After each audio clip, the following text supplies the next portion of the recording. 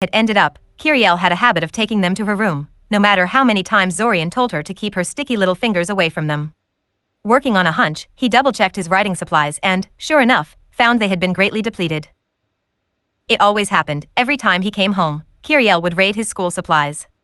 Putting aside the ethical problems inherent in breaking into your brother's room in order to steal his things, what on earth was she doing with all those pencils and erasers? This time he specifically bought extras with his sister in mind, but it still wasn't enough. He couldn't find a single eraser in his drawer, and he bought a whole packet of them before coming home. Why Kiriel couldn't simply ask mother to buy her some books and pens of her own was never really clear to Zorian. She was the youngest, and the only daughter, so mother was always happy to spoil her. The dolls she talked mother into buying her were 5 times more expensive than a couple of books and a stack of pencils.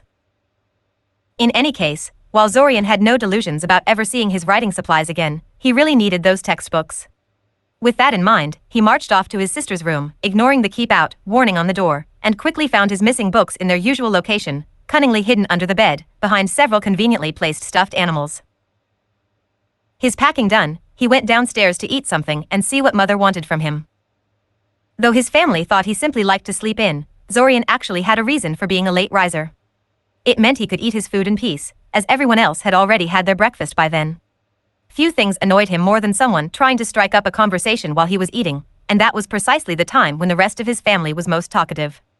Unfortunately, mother wasn't willing to wait for him today, and immediately descended upon him when she saw him coming down. He didn't even finish his descent down the stairs, and she had already found something about him she didn't like. "You don't really intend to go out looking like that, do you?" she asked. "What's wrong with this?" asked Zorian. He was wearing a plain brown outfit, little different from the ones other boys wore when they were going into the city. It seemed just fine to him. "You can't go out looking like that," his mother said with a long-suffering sigh. "What do you think people will say when they see you wearing that?" "Nothing?" Zorian tried. "Zorian, don't be so difficult," she snapped at him. "Our family is one of the pillars of this town. We're under scrutiny every time we leave the house. I know you don't care about such things, but appearances are important to a lot of people. You need to realize you're not an island, and you can't decide things as if you were alone in the world. You are a member of this family, and your actions inevitably reflect on our reputation. I will not let you embarrass me by looking like a common factory worker. Go back to your room and put on some proper attire." Zorian restrained himself from rolling his eyes just long enough to turn his back on her. Maybe her guilt trip would have been more effective if this was the first time she tried it on him. Still, it wasn't worth the argument, so he changed into a pricier set of clothes. It was totally excessive, considering he'd be spending the whole day in the train, but his mother nodded approvingly when she saw him coming down the stairs. She had him turn and pose like a show animal for a while before pronouncing him fairly decent. He went to the kitchen and, to his annoyance, mother followed after him. No eating in peace today, it seemed. Father was thankfully on one of his business trips, so he wouldn't have to deal with him today.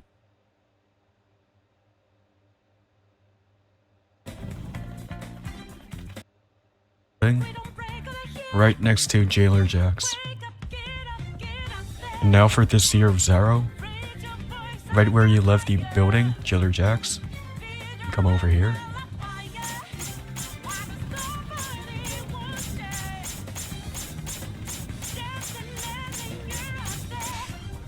You're gonna see this NPC right here.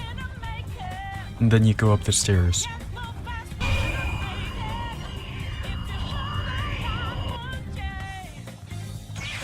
One's gonna spawn right here. Second spawn location is right here.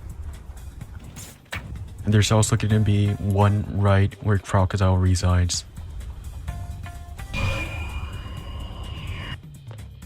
As you can see, right here.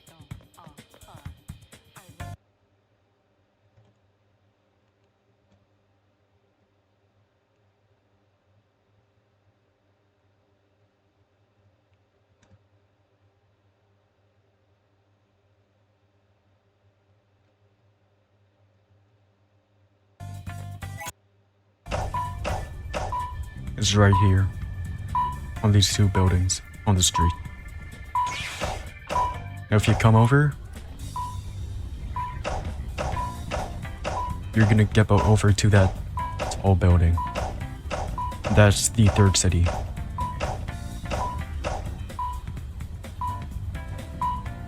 Now for the cup, you can spawn right here. And it can also spawn behind this tree. If you come over to this building, one will also spawn right here, as you can see. And if you come to the front, there's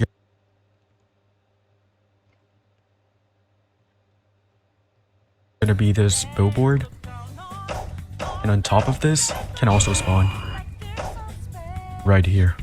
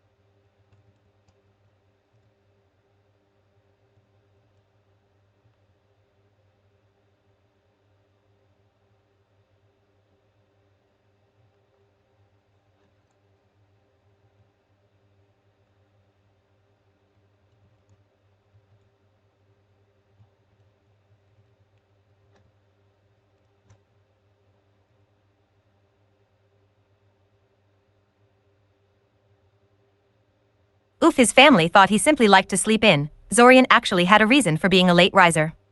It meant he could eat his food in peace, as everyone else had already had their breakfast by then. Few things annoyed him more than someone trying to strike up a conversation while he was eating, and that was precisely the time when the rest of his family was most talkative. Unfortunately, Mother wasn't willing to wait for him today, and immediately descended upon him when she saw him coming down. He didn't even finish his descent down the stairs, and she had already found something about him she didn't like. "You don't really intend to go out looking like that, do you?" she asked.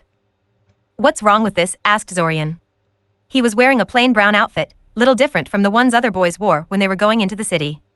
It seemed just fine to him. "You can't go out looking like that," his mother said with a long-suffering sigh. "What do you think people will say when they see you wearing that?" "Nothing?" Zorian tried. "Zorian, don't be so difficult," she snapped at him. "Our family is one of the pillars of this town. We're under scrutiny every time we leave the house.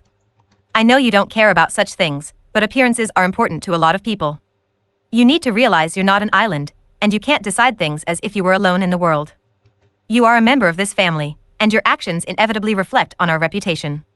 I will not let you embarrass me by looking like a common factory worker. Go back to your room and put on some proper attire." Zorian restrained himself from rolling his eyes just long enough to turn his back on her. Maybe her guilt trip would have been more effective if this was the first time she tried it on him. Still, it wasn't worth the argument, so he changed into a pricier set of clothes. It was totally excessive, considering he'd be spending the whole day in the train, but his mother nodded approvingly when she saw him coming down the stairs. She had him turn and pose like a show animal for a while before pronouncing him fairly decent. He went to the kitchen and, to his annoyance, Mother followed after him. No eating in peace today, it seemed. Father was thankfully on one of his business trips, so he wouldn't have to deal with him today. He entered the kitchen and frowned when he saw a bowl of porridge already waiting for him on the table. Usually he made his own breakfast, and he liked it that way, but he knew his mother never accepted that. This was her idea of a peace gesture, which meant she was going to ask something of him he wouldn't like. I figured I'd prepare something for you today, and I know you've always liked porridge, she said. Zorian refrained from mentioning he hadn't liked it since he was about 8. You slept longer than I thought you would, though. It's gone cold while I've waited for you. Zorian rolled his eyes and cast a slightly modified heat water spell on the porridge, which was instantly returned to a pleasant temperature. He ate his breakfast in silence while Mother talked to him at length about a crop-related dispute one of their suppliers was involved in, dancing around whatever topic she wanted to broach. He effortlessly tuned her out.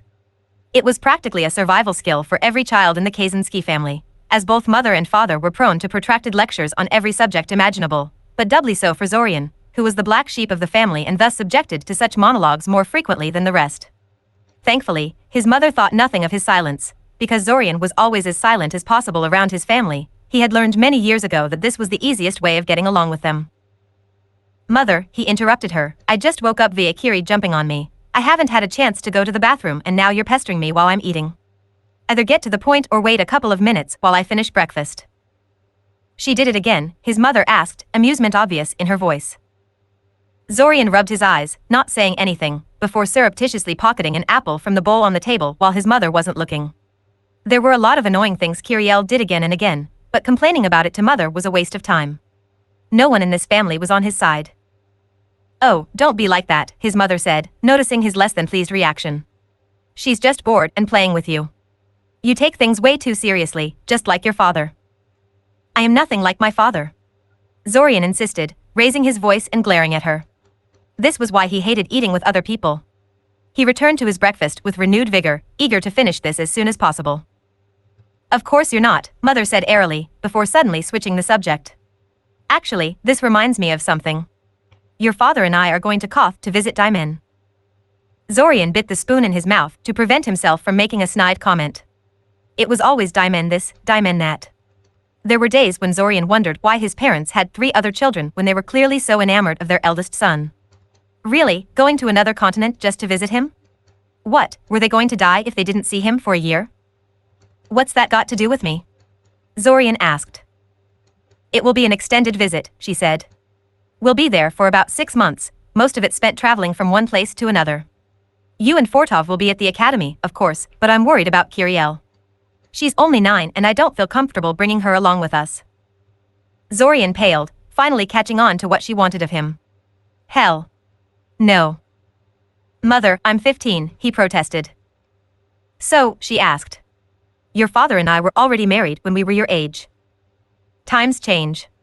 Besides, I spend most of the day at the academy, Zorian responded. Why don't you ask Fortov to take care of her? He's a year older and he has his own apartment. Fortov is in his 4th year, his mother said sternly.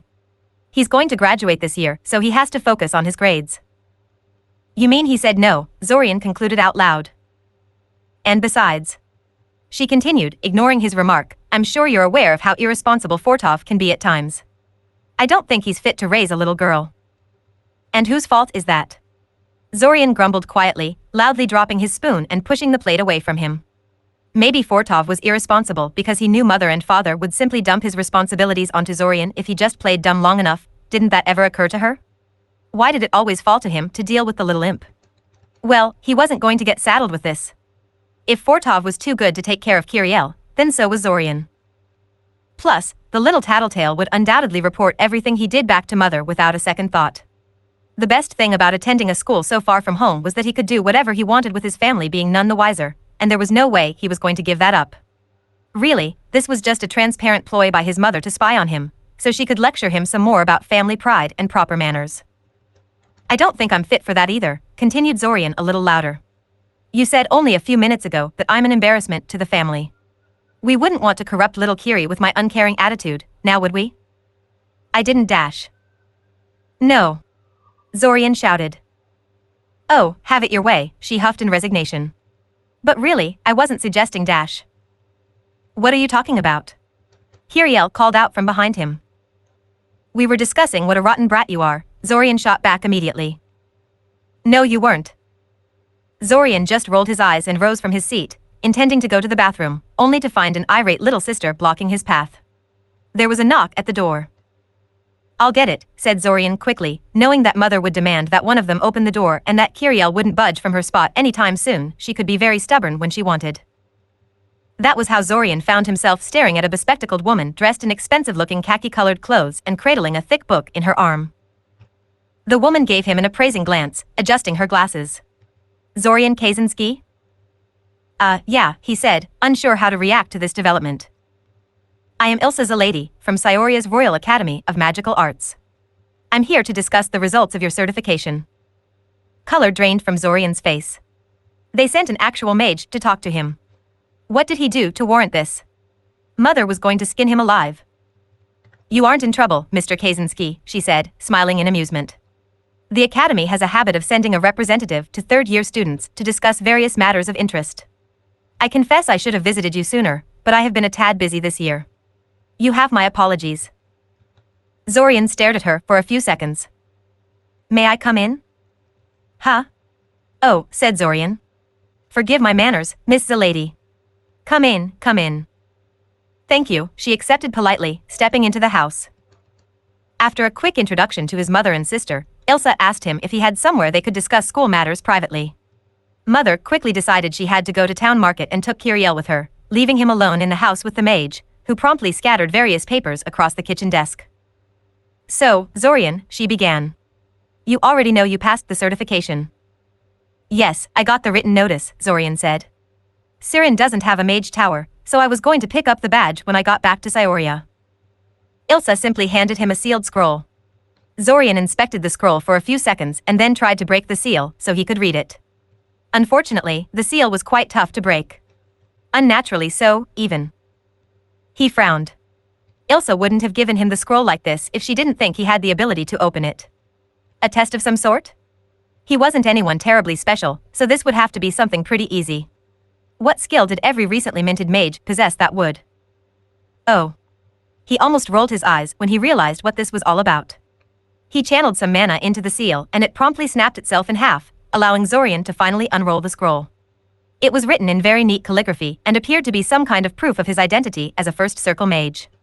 He glanced back at Ilsa, who nodded approvingly, confirming to Zorian that he had just passed a test of some sort. You don't really have to pick up your badge until you finish school, she said. The badge is pretty expensive and nobody is really going to bother you about it unless you plan to open a shop or otherwise sell your magical expertise. If they do bother you for whatever reason, just refer them to the academy and we'll clear things up. Zorian shrugged. While he did intend to break away from his family, he'd prefer to wait until graduation, and that was 2 years away. He motioned on for her to continue. Very well, then. The records say you lived in the academy housing for the past 2 years. I assume you intend to continue? Zorian nodded and she reached into one of her pockets and handed him a rather strange key. Zorian knew how locks in general worked, and could even pick simpler ones with enough time, but he couldn't figure out how this key was supposed to work. It had no teeth to fit in with the tumblers inside the lock. On a hunch, he channeled some mana into it, and faint golden lines immediately lit across the surface of the metal. He looked at Ilsa in a silent question. Housing for third years works differently than you are used to, she told him. As you're likely aware, now that you are a certified first circle mage, the academy is authorized to teach you spells of the first circle and above. Since you'll be handling sensitive material, greater security is required, so you'll be moving into a different building. The lock on your door is keyed to your mana, so you'll have to channel some of your personal mana into the key like you did just now before it will unlock. Ah, said Zorian. Idly he spun the key in his hand, wondering how exactly they got a hold of his mana signature. Something to research later, he supposed. Normally I would be explaining to you in detail what it means to be a third-year student at Scioria's Magical Academy, but I hear you have a train leaving soon, so why don't we jump straight to the main reason I'm here, your mentor and electives. You can ask me anything you wish to know afterwards. Zorian perked up on this, especially the mention of mentor. Each third year was given a mentor that they met with once a week, who was supposed to teach students in ways not possible in a standard class format, and otherwise help them reach their maximum potential. A choice of one's mentor could make or break one's magical career, and Zorian knew he had to choose carefully. Fortunately, he had asked around among older students to find out which ones were good and which ones were bad, so he figured he would at least be able to get an above-average one. So which mentors can I choose from? Zorian asked. Well, actually, I'm afraid you can't, Ilsa said apologetically. Like I said, I was supposed to get to you sooner. Unfortunately, all but one of the mentors have filled their quota of students at this point. Zorian had a bad feeling about this. And this mentor is? Svim Chow. Zorian groaned, burying his face in his hands. Of all the teachers, Svim was widely agreed upon as the worst mentor you could possibly get. It just had to be him, didn't it? It's not that bad, Ilsa assured him.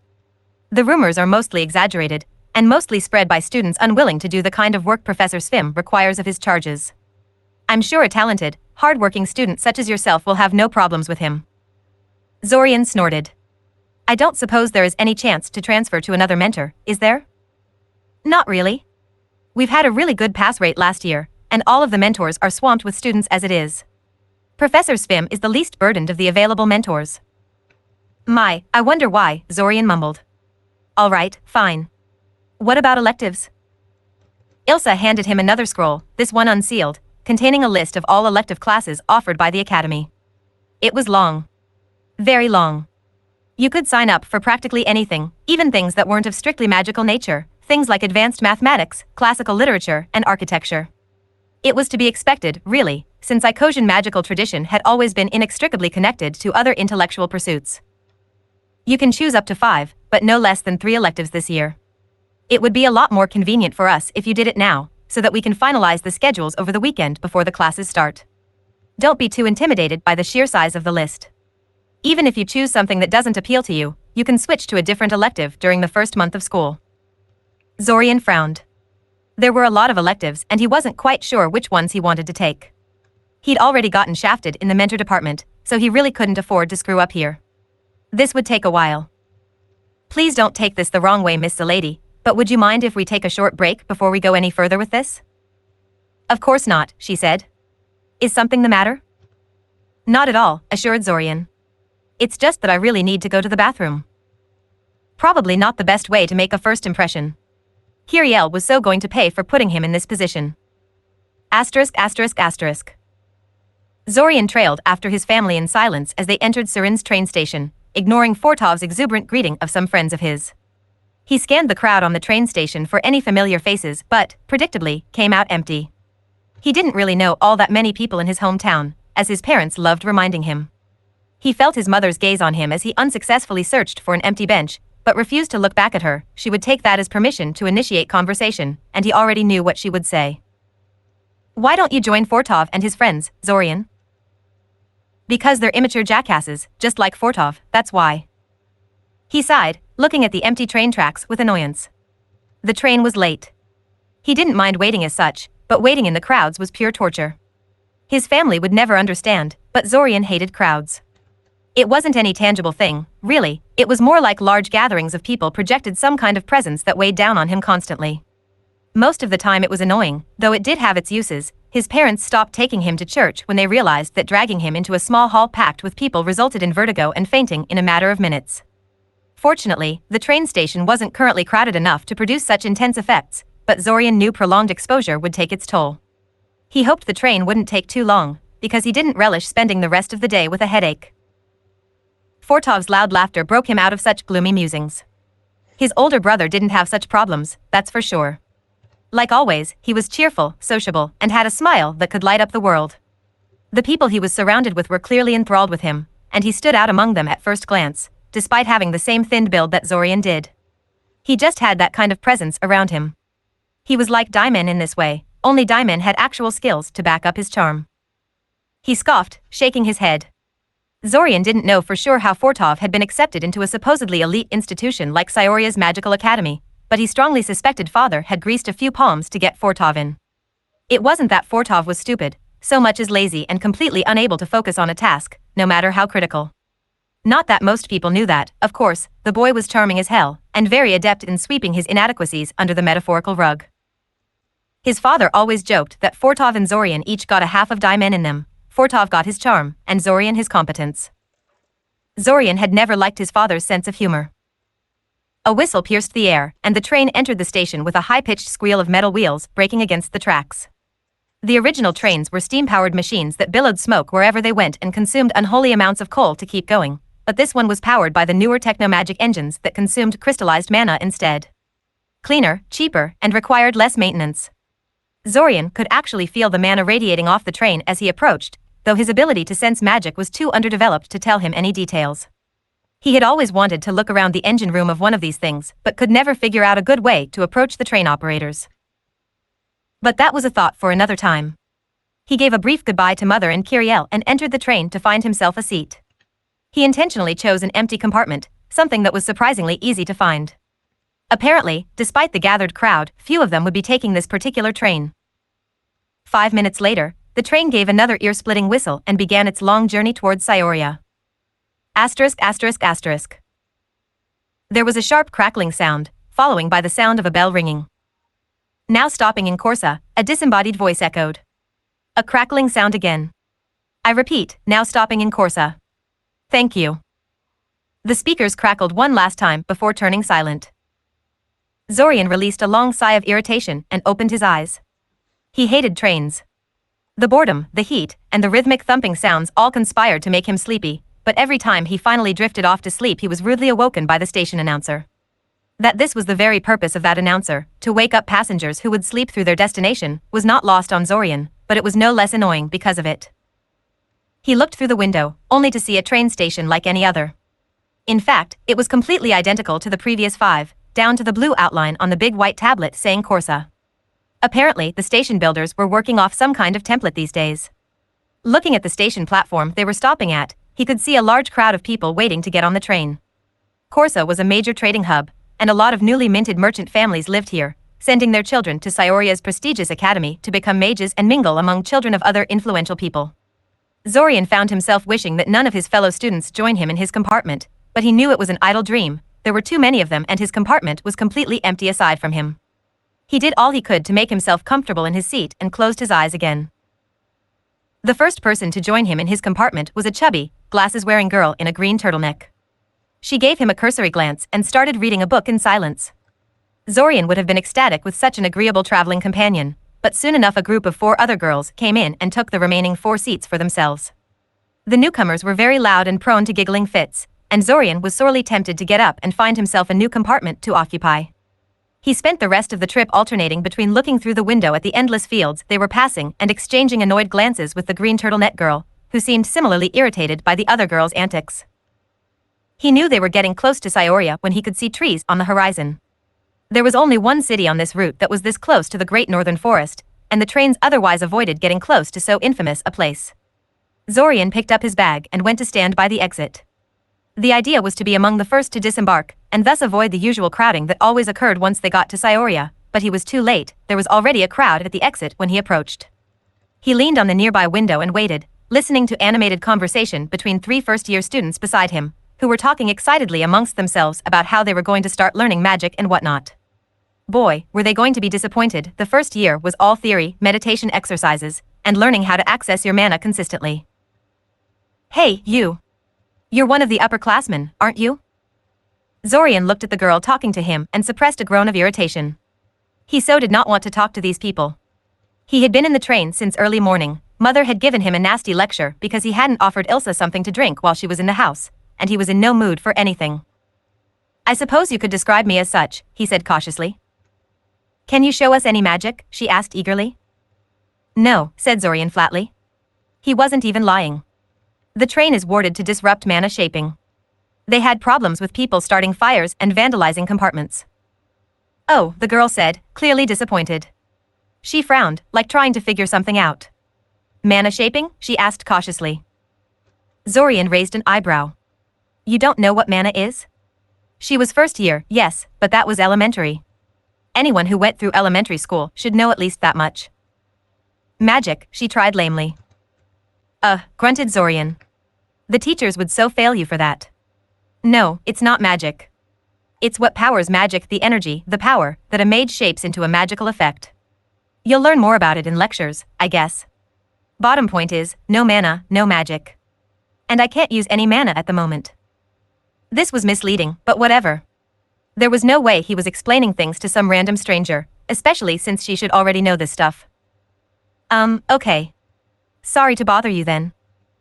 With a lot of squealing and steam-letting, the train stopped at Scioria's train station, and Zorian disembarked as fast as he could, pushing past the odd first years staring at the sight before them.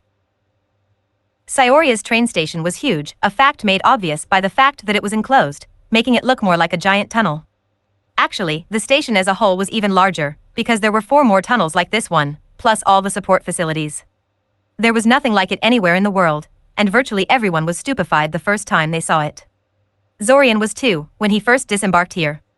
The feeling of disorientation was amplified by the sheer number of people that went through this terminal, whether they were passengers going in and out of Scioria, workers inspecting the train and unloading luggage, newsboys shouting headlines, or homeless people begging for some change.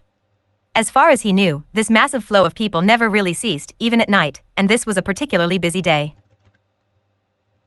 He looked at the giant clock hanging from the ceiling and, finding out he had plenty of time, bought himself some bread from the nearby bakery and then set course for Scioria's central plaza, intending to eat his newly acquired food while sitting on the edge of the fountain there. It was a nice place to relax. Scioria was a curious city. It was one of the most developed and largest cities in the world, which was at first glance strange, as Scioria was dangerously close to monster-infested wilderness and wasn't in a favorable trade location. What really catapulted it to prominence was the massive circular hole on the west side of the city, probably the most obvious dungeon entrance ever and the only rank 9 mana well known to exist. The absolutely massive quantities of mana gushing out from the underworld had made the spot an irresistible magnet for mages. The presence of such a huge number of mages made Scioria unlike any other city on the continent, both in the culture of the people living there and, more obviously, in the architecture of the city itself. A lot of things that would be too impractical to build elsewhere were routinely done here, and it made for an inspiring sight if you could find a good spot to watch the city from. He froze in his tracks when he noticed a swarm of rats staring at him from the bottom of the stairway he was about to descend. Their behavior was strange enough, but his heartbeat really sped up when he took notice of their heads. Were their brains exposed? He swallowed heavily and took a step back, slowly retreating from the stairwell before turning around and fleeing in a full sprint. He wasn't sure what they were, but those were definitely not normal rats. He supposed he shouldn't be so shocked, though. A place like Scioria attracted more than mages. Magical creatures of all breeds found such places just as irresistible. He was just glad the rats didn't pursue him, because he had nothing in the way of combat spells. The only spell he knew that could be used in a situation like this was the Spook Animal spell, and he had no idea how effective that would have been against such clearly magical creatures. Somewhat shaken but still determined to get to the fountain, he tried to circle the rat gathering by going through the nearby park, but luck just wasn't on his side today. He promptly ran into a little girl crying her eyes out on the bridge he had to cross, and it took him 5 minutes just to get her to calm down enough to find out what happened. He supposed he could have just pushed past her and left her there to cry, but not even he was that cold-hearted. The B-bike, she blurted out finally, hiccuping heavily. It fell in, she wailed. Zorian blinked, trying to interpret what she was trying to tell him. Apparently realizing she wasn't making any sense, the girl pointed towards the creek running underneath the bridge. Zorian looked over the edge of the bridge and, sure enough, there was a children's bicycle half-submerged in the muddy waters. Huh, Zorian said. Wonder how that happened? It fell in, the girl repeated, looking as if she was going to cry again. All right, no need for waterworks, I'll get it out okay? Zorian said, eyeing the bicycle speculatively. You'll get dirty, she warned quietly. Zorian could tell from her tone of voice that she hoped he would get it out anyway. Don't worry, I have no intention of wading through that mud, Zorian said. Watch. He made a few gestures and cast a levitate object spell, causing the bike to jerkily rise out of the water and into the air. The bike was a lot heavier than the objects he usually practiced with, and he had to levitate the bike a lot higher than he was used to, but it was nothing outside his capabilities. He snatched the bike by its seat when it was close enough and placed it on the bridge. There, Zorian said. It's all muddy and wet, but I can't help you there. Don't know any cleaning spells. Oh okay, she nodded slowly, clutching her bicycle like it was going to fly out of her hand the moment she let go. He bid her goodbye and left, deciding his relaxing time at the fountain just wasn't meant to be. The weather seemed to be worsening pretty quickly too. Dark clouds were brewing ominously across the horizon, heralding rain. He decided to simply join the diffuse line of students trudging towards the academy and be done with it. It was a long way from the train station to the academy, since the station was on the outskirts of the city and the academy was right next to the hole. Depending on how physically fit you were, and how much luggage you had to drag around, you could get there in an hour or two. Zorian wasn't particularly fit, what with his skinny physique and shut-in ways, but he had purposely packed light in anticipation of this journey. He joined the procession of students that was still streaming from the train station in the direction of the academy, ignoring the occasional first year struggling with excessive baggage. He empathized with them because his asshole brothers didn't warn him to keep the luggage at a minimum either, and he was like them the first time he arrived at the train station, but there was nothing he could do to help them. The threat of rain and bad luck aside, he felt invigorated as he drew closer to Academy grounds. He was drawing on the ambient mana suffusing the area around the hole, replenishing the mana reserves he spent levitating that girl's bicycle. Mage academies are almost always built on top of mana wells for the express purpose of exploiting this effect. An area with such high ambient mana levels is a perfect place for inexperienced mages to practice their spellcasting, since any time they run out of mana they can supplement their natural mana regeneration by replenishing their mana reserves from their very surroundings. Zorian took out the apple he still carried in his pocket and levitated it over his palm. It wasn't really a spell, so much as raw mana manipulation, a mana shaping exercise that was supposed to help mages improve their ability to control and direct magical energies. It looked like such a simple thing, but it took Zorian 2 years before he mastered it fully. Sometimes he wondered if his family was right and he really was too focused on his studies. He knew for a fact that most of his classmates had much more tenuous control over their magic, and it didn't appear to be inhibiting them too much. He dismissed the mana construct holding the apple in the air and let it fall down on his palm. He wished he had some kind of rain protection spell. The first drops of rain were already starting to fall. That, or an umbrella. Either would work just fine, except an umbrella didn't require several years of training to use. Magic can be such a rip-off at times, said Zorian gloomily. He took a deep breath and started running. Asterisk asterisk asterisk. Huh. So there is a rain protection spell, mumbled Zorian as he watched raindrops splattering upon an invisible barrier in front of him. He extended his hand over the edge of the barrier, and it passed unimpeded. He withdrew his suddenly rather wet hand into the safety of the barrier and followed the boundary as far as his eyes could see. From what he could tell, the barrier encircled the entire academy compound, no small feat, as academy grounds were quite extensive, in a protective bubble that stopped the rain, and only rain from penetrating it. Apparently, the academy upgraded its wards again, because they didn't have this feature the last time it was raining. Shrugging, he turned around and continued towards the administration building of the academy. It was too bad the barrier didn't also dry you out when you passed it, because he was soaking wet. Thankfully, his bag was waterproof, so his clothes and textbooks weren't in any danger of getting ruined. Slowing down to a leisurely stroll, he studied the collection of buildings that made up the academy. The wards weren't the only thing that was upgraded, the whole place looked prettified, for a lack of a better term. Every building was freshly painted, the old brick road was replaced by a much more colorful one, the flower patches were in full bloom, and the small fountain that hadn't worked for years was suddenly functional. Wonder what that's all about, he mumbled.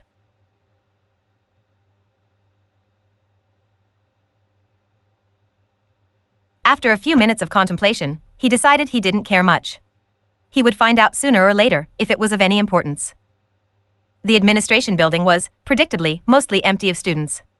Most of them took shelter from the rain instead of pressing on like Zorian, and those that didn't often didn't live on academy grounds and thus had no reason to come here today.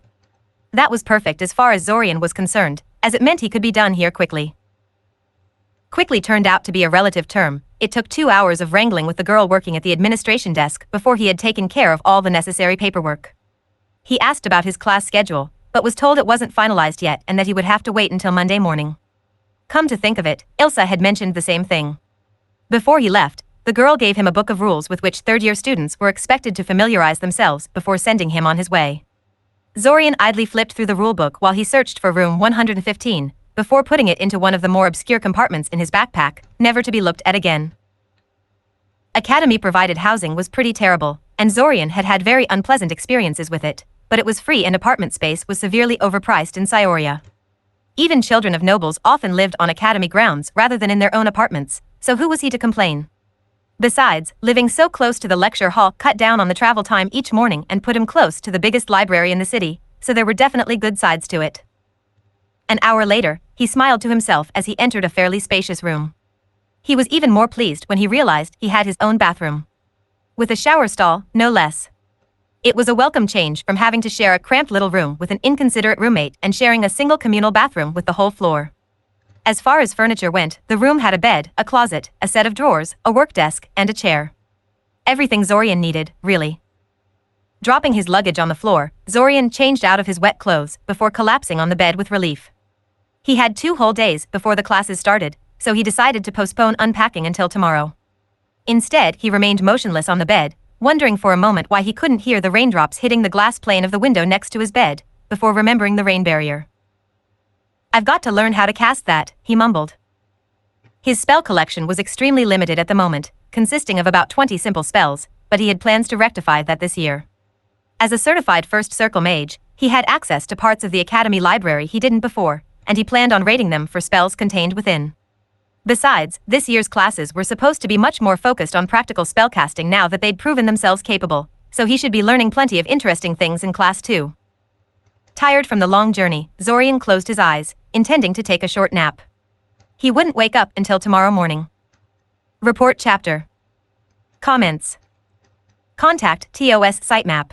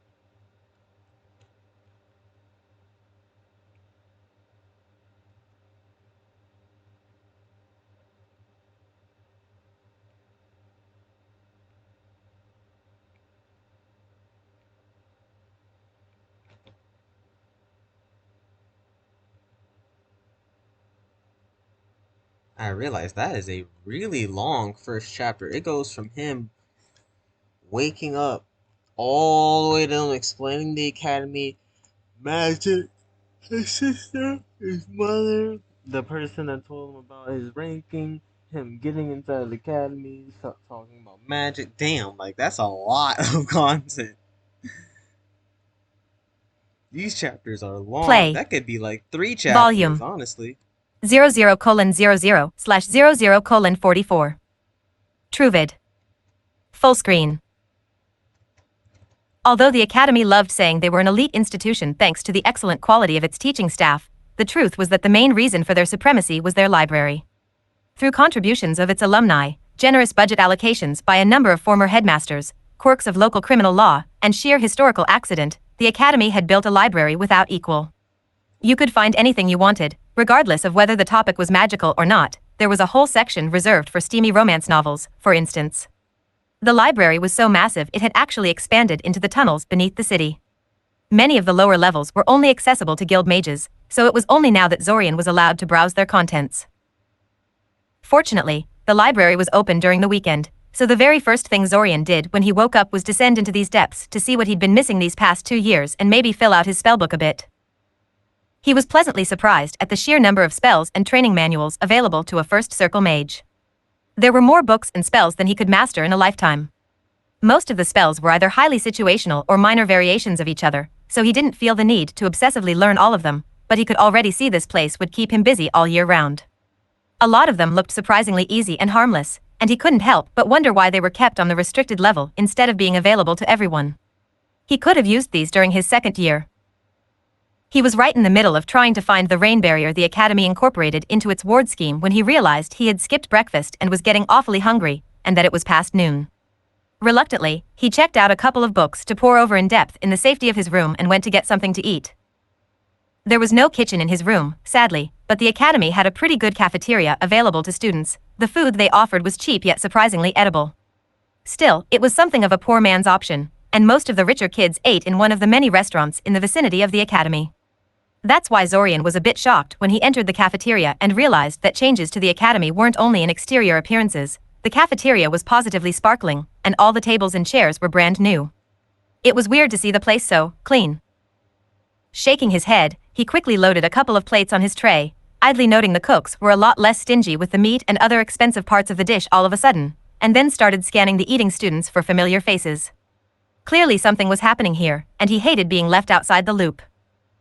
Zorian. Over here. How fortunate. Zorian immediately set off towards the chubby boy, gesturing for him to come over. Zorian had learned over the years that his exuberant classmate was firmly plugged into the Academy gossip network, and knew pretty much everything and everyone. If anyone would know what was going on, it would be Benisek. Hello Ben, Zorian said. I'm surprised to see you in Syoria so soon. Don't you usually come with the last train? I should be asking you that. Benisek half shouted. Zorian never understood why the boy had to be so loud all the time. I came here so early, but you're already here. You came back 2 days before classes start, Ben, Zorian said, resisting the urge to roll his eyes at him. Only Benisek would think that coming a couple of days early is some great feat worth mentioning. That's not all that early. And I just got back yesterday. So did I, Benisek said. Damn. If you had contacted me, we could have arranged to travel together or something. You must have been bored out of your mind here, all alone for a whole day. Something like that, agreed Zorian, smiling politely. So are you excited? Benisek asked, suddenly changing the topic. About what? Zorian asked. Funny, hadn't Kiriel asked him the exact same question? The start of a new year. We're 3rd years now, that's when the real fun starts. Zorian blinked. To his knowledge, Benisek was one of those people who weren't terribly concerned about their success in the arcane arts. He already had a guaranteed post in his family business, and was here simply to obtain the prestige of being a licensed mage. Zorian had half expected him to drop out immediately following certification, yet here he was, just as excited as Zorian to finally start delving into the real mysteries of magic. Now he felt pretty bad about writing him off so quickly. He really shouldn't be so presumptuous. Oh, that. Of course I'm excited. Though I must admit, I never knew you actually cared about your education. What are you talking about? Asked Benisek, eyeing him suspiciously. The girls, man, I'm talking about the girls. The younger ones love upperclassmen like us. The new batch of first years will be all over us. Zorian groaned. He should have known. Anyway, said Zorian, recovering quickly, since I know you're always gossiping around Dash. Informing myself about the current state of things, Benisek cut in, his voice assuming a mock lecturing quality. Right. What's with the Academy being all sparkly and clean all of a sudden? Benisek blinked. You didn't know? Oh man, people have been talking about this for months. Just which rock do you live under, Zorian? Surin is a glorified village in the middle of nowhere, as you very well know, Zorian said. Now spill. It's the summer festival, Benisek said. The whole city is getting ready for it, not just the Academy. But there's a summer festival every year, Zorian said, confused. Yeah, but this year is special. Special? Zorian asked. How? I don't know, some astrological bullshit, Benisek whined, waving his hand dismissively. Why does it matter? It's an excuse to have an even bigger party than usual. Don't look a gift horse in the mouth, I say. Astrodash began Zorian with a quirked eyebrow when something occurred to him. Wait, you mean planar alignment? Yeah, that, Benisek agreed. What's that anyway? Do you have a couple of hours? On second thought, I don't want to know, Benisek quickly backpedaled, chuckling nervously. Zorian snorted. So easy to scare. The truth was that Zorian knew very little about planar alignments, and probably couldn't speak about them longer than 30 seconds. It was a pretty obscure topic. Zorian strongly suspected that Benisek was right, and that it was being used simply as an excuse to have a bigger party. So what did you do over the summer? Benisek asked. Zorian groaned. Ben, you sound like my elementary school literature teacher. Now, children, for your homework you will write a short essay about what you did during the summer holidays. I'm just being polite, Benisek said defensively. No need to snap at me because you wasted your summer away. Oh, and you spent it productively? Zorian challenged. Well, not voluntarily, Benisek admitted sheepishly. Father decided it was time I start learning the family craft, so I spent all summer helping him and acting as his assistant. Oh. Yeah, Benisek agreed, clacking his tongue. He also made me choose estate management as one of my electives.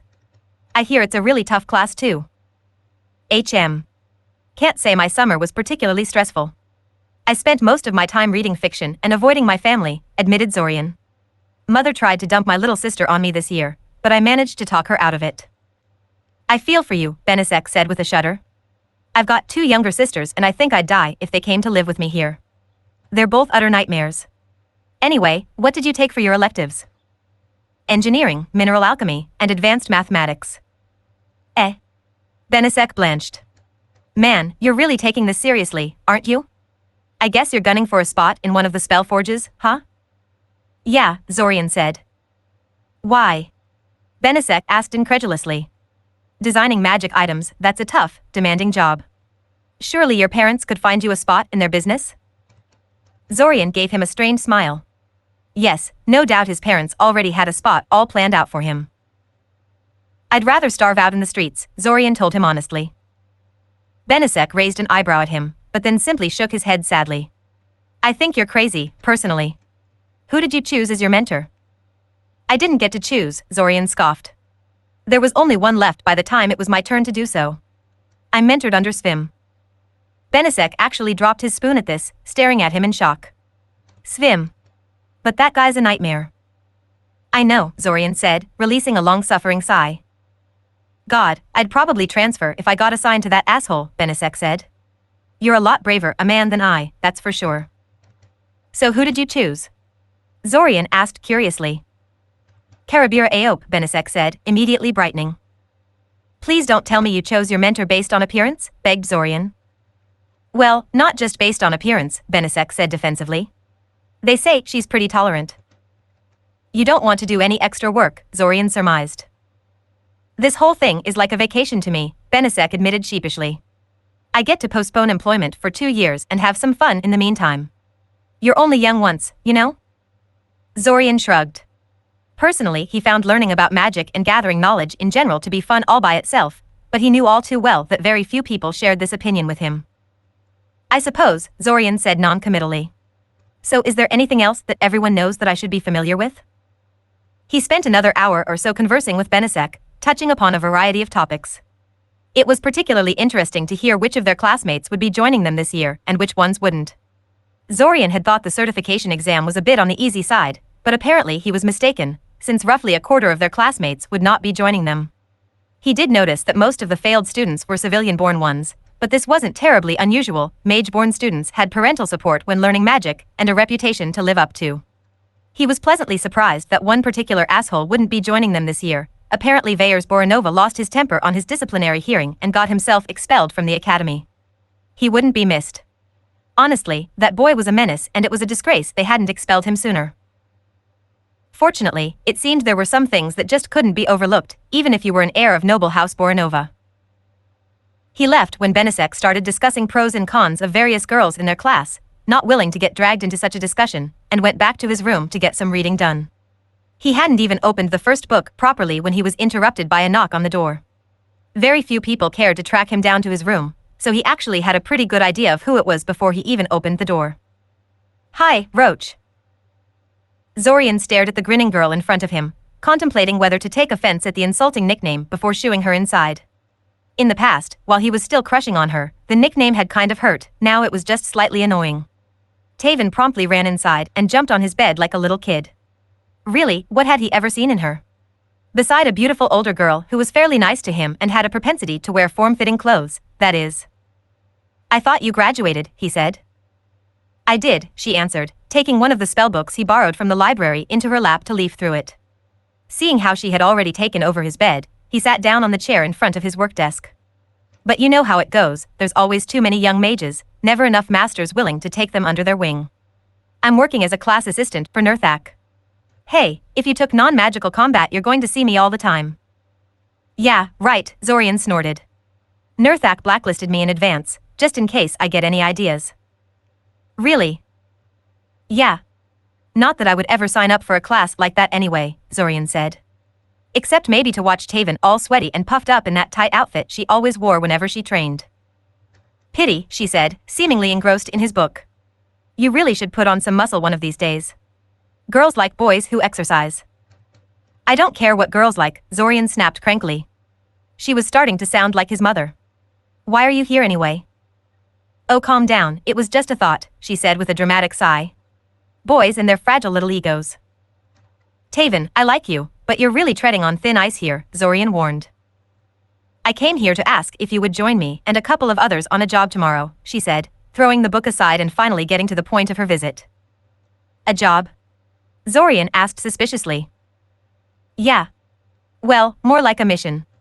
You know those job postings people tack onto the big board inside the administrative building?" Zorian nodded. Whenever a mage in the city wanted something done for cheap, he posted a job offer there for interested students. The payout was generally miserable, but students had to collect points by doing these, so everyone had to do a number of them. Most people didn't start doing these before their 4th year, unless they really needed the money, and Zorian fully intended to follow this tradition. "There is a pretty nice one there," Taven said. "It's actually just a simple find and retrieve in the tunnels below the city that dash." "A sewer run?" asked Zorian incredulously, cutting her off. "You want me to go on a sewer run?" "It's good experience." Taven protested. "No," said Zorian, crossing his arms. "No way." "Oh come on, Roach, I'm begging you." Taven whined. "We can't apply until we find a 4th member of the team. Would it kill you to make this tiny sacrifice for your old friend?" "It very well might," Zorian said.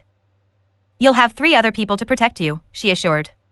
"We've been there hundreds of times and nothing really dangerous ever happens down there. The rumors are mostly exaggerated."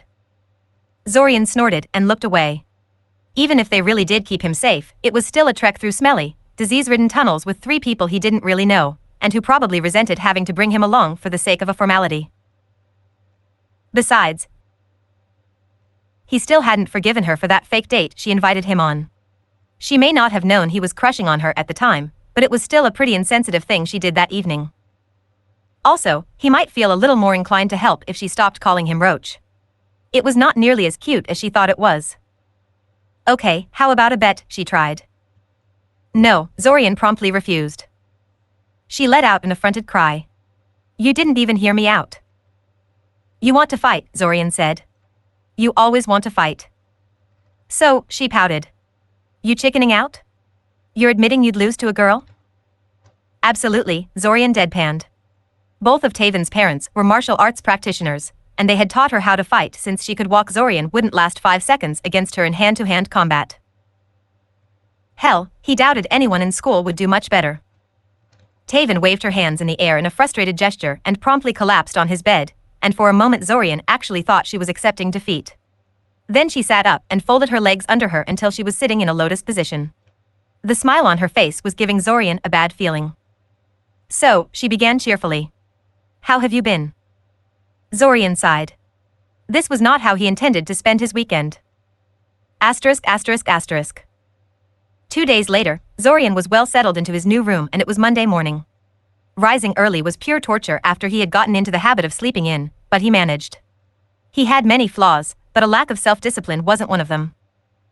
He had managed to fend off Taven after 3 hours of verbal wrangling, though he was in no mood for anything after that and put off reading for another day after her visit. In the end, he spent the entire weekend lazing around, actually somewhat impatient for the classes to start. The first class of the day was Essential Invocations, and Zorian wasn't quite sure what it was supposed to teach. Most of the other classes on his schedule had a clear subject of study visible from the very name of the subject, but invocation was a general term. Invocations were what most people thought about when someone said magic, a few arcane words and strange gestures and poof. Magic effect. It was actually more involved than that, a lot more involved, but that was the visible part, so that's what people focused on. Clearly the academy felt the class was important, because they had a period scheduled for it every day of the week.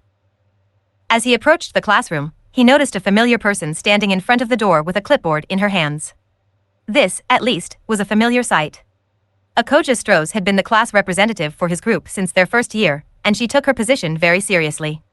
She gave him a harsh look when she noticed him, and Zorian wondered what he had done to annoy her now. "You're late," she stated when he got close enough. Zorian raised an eyebrow at this. "The class doesn't start for at least 10 more minutes. How can I be late?" "Students are supposed to be in the classroom and ready for class 15 minutes before the class starts," she stated. Zorian rolled his eyes. This was ridiculous, even for Akoja.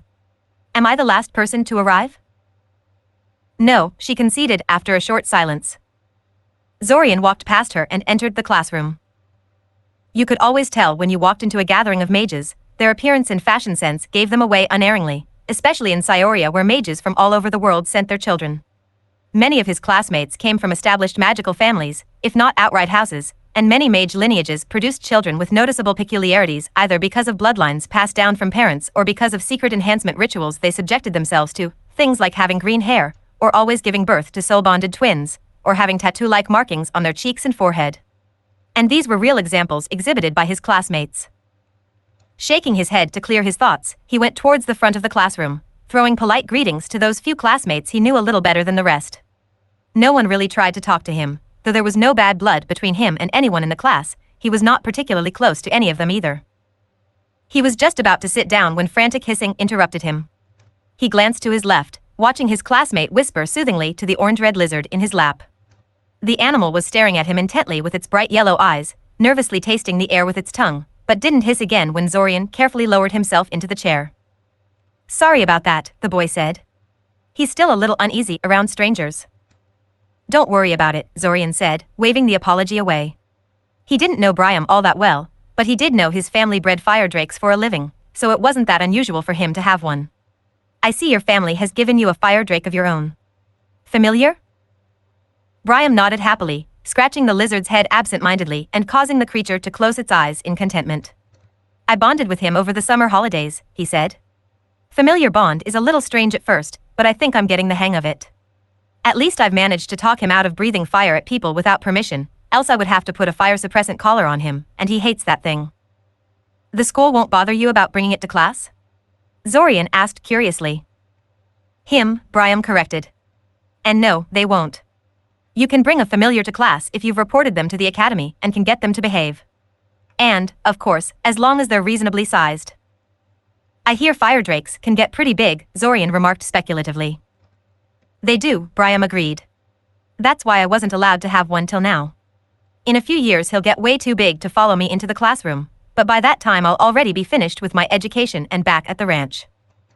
Satisfied the creature wouldn't try to take a bite out of him during class, Zorian let his attention wander elsewhere. He mostly spent his time studying the girls as covertly as possible. He blamed Benisek for this, since he usually wasn't in the habit of ogling his classmates. No matter how cute some of them were. "Hot, isn't she?" Zorian jumped in surprise at the voice behind him and cursed himself for being caught so unawares. "I don't know what you're talking about," he said quickly, turning as calmly as possible in his seat to face Zack. The cheery, smiling face of his classmate told him he wasn't fooling anyone. "Don't be so flustered," Zack told him happily. "I don't think there's a single boy in class who doesn't occasionally daydream about our resident red-headed goddess." Zorian snorted. Actually, he wasn't looking at Rainey at all, but at the girl she was talking to. Not that he was going to correct Zack about that. Or anything, really. Zorian had mixed feelings about Zack. On the one hand, the raven-haired boy was charming, confident, handsome, and popular, and thus reminded him uncomfortably of his brothers, But on the other hand, he was never mean or inconsiderate to Zorian, and would often chat with him when everyone else was content to ignore him. As a result, Zorian was never quite sure how to act around him. Besides, Zorian never discussed his tastes in women with other boys. The academy rumor mill breathed rumors about who liked who, and Zorian knew all too well how even relatively innocuous rumors could make your life miserable for years to come. From your wistful tone, I'm guessing she's still immune to your charm, Zorian said, trying to shift the focus of the conversation away from him. She's tricky, Zack agreed. But I've got all the time in the world. Zorian raised an eyebrow at that, not sure what the other boy was implying. All the time in the world? Thankfully, he was saved from further conversation when the door noisily opened and the teacher entered the classroom. Zorian was honestly surprised to see Ilsa walk into class with the huge green book that all teachers carried, though he really shouldn't have been. He already knew Ilsa was a teacher at the academy, so there was nothing unusual about her teaching this class. She gave him a smile before setting the book down on her desk and clapping her hands together to silence those students who were too engrossed in their own conversations to notice the teacher in the room. Settle down everyone, the class has started, Ilsa said, accepting the list of present students from Akosia, who remained standing beside Ilsa at attention, like a soldier in front of a superior officer. Welcome, students, to your first class of the new school year. I am Ilsa Zalady and I will be your teacher for this class. You are third-year students now, meaning you have passed your certification and joined us in our illustrious Magi community. You have proven yourself to be intelligent, driven, and capable of bending mana, the lifeblood of magic, to your will. But your journey is just beginning. As all of you have noticed, and many of you have complained about, you have only been taught a handful of spells so far, and all of them are mere cantrips. You'll be pleased to know this injustice ends now. A cheer erupted from the students, and Ilsa allowed them to go wild for a second before gesturing them to be silent again. She certainly had a flair for theatrics. Much like the students, really, that cheer certainly wasn't because they were honestly unable to contain their excitement. But what exactly are spells, she asked. Can anyone tell me? Oh great, Zorian mumbled. A review session. Hesitant mumbling erupted in the classroom until Ilsa pointed to one particular girl, who repeated her answer of structured magic. Indeed, spells are structured magic. To cast a spell is to invoke a particular mana construct. A construct that is, by its very nature, limited in what it can do. This is why structured spells are also called bounded spells. The shaping exercises you have been doing for the past 2 years, the ones that you all think are a useless chore, are unstructured magic. In theory, unstructured magic can do anything. Invocations are simply a tool to make your life easier. A crutch, some would say. To cast a bounded spell is to sacrifice flexibility and force mana into a rigid construct that can only be modified in minor ways. So why does everyone prefer invocations? She waited for a few moments before continuing. In an ideal world, you would learn how to perform all your magic in an unstructured manner, bending it to your will as you please. But this is not an ideal world. Unstructured magic is slow and hard to learn, and time is precious. And besides, invocations are good enough for most purposes. They can do amazing things. Many of the things you can accomplish with invocations have never been reproduced using unstructured magic. Others. She took out a pen from her pocket and placed it on the table before casting what Zorian recognized as a simple torch spell. The pen erupted in soft light that illuminated the room. Well, at least now he knew why the curtains were closed in the classroom. It was hard to effectively demonstrate light spells in broad daylight. The spell was nothing new to Zorian, though, since they were taught how to cast it last year. The torch invocation is one of the simplest spells, and one that you should already know by now. It is comparable to the light-emitting shaping exercise that you should also know by now. Ilsa then launched into an explanation about the relative advantages and disadvantages of the torch spell compared to the shaping exercise, and how it related to structured versus unstructured magic in general. For the most part, it was nothing that Zorian hadn't known from books and lectures already, and Zorian amused himself by drawing various magical creatures in the margins of his notebook while she talked. From the corner of his eye he could see Akosia and a number of other people furiously writing everything down, even though this was just a review session and they almost certainly had all of this already written in their last year's notebooks. He didn't know whether to be impressed with their dedication or disgusted by their single-mindedness. He did notice, however, that some of the students had animated their pens to copy down the entire lecture while they listened. Zorian personally preferred to write notes himself, but he could see how such a spell would be useful, so he quickly jotted down a reminder to find the spell they used to do that. Ilsa then began discussing dispelling, another topic they had covered exhaustively during the previous year, and also one of the key areas they had to be proficient in to pass the certification process. To be fair, it was a complex and vital topic. There is no one-size-fits-all solution to effectively dispelling a structured spell, and without knowing how to dispel your own spells, experimenting with structured magic could be disastrous. Still, one would think the Academy would assume they knew it by now and move on. Somewhere along the line Ilsa decided to spice up her explanation with examples and performed some kind of summoning spell that resulted in several stacks of ceramic bowls popping into existence on her table. She told Akosia to distribute the bowls to everyone, and then had them use the levitate object spell to make the bowls hover over their tables. Compared to levitating that little girl's bicycle out of the river, this was insultingly easy. I see you've all managed to levitate your bowls, Ilsa said. Very good. Now I want you to cast the de-illuminator spell on it. Zorian raised his eyebrows at this. What would that achieve? Go on, Ilsa urged. Don't tell me you have already forgotten how to cast it? Zorian quickly made a couple of gestures and whispered a short chant while concentrating on the bowl. The item in question wobbled for a second before finally dropping out of the air like any normal heavier-than-air item.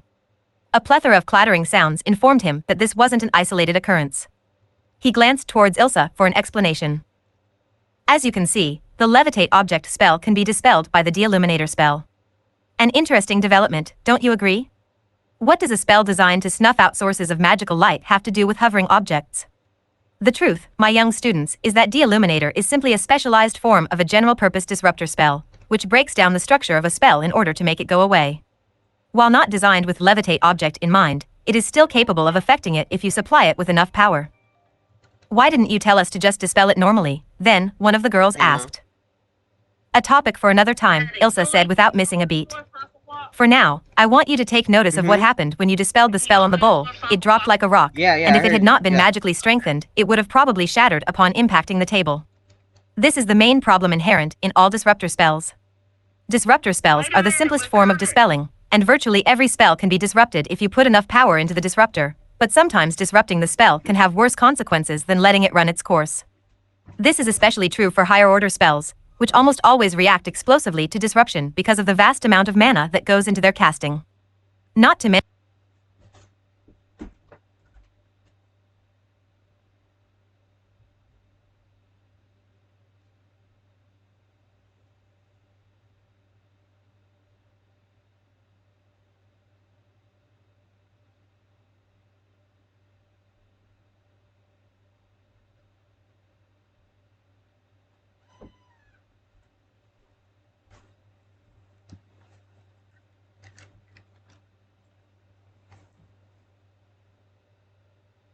mention that enough power.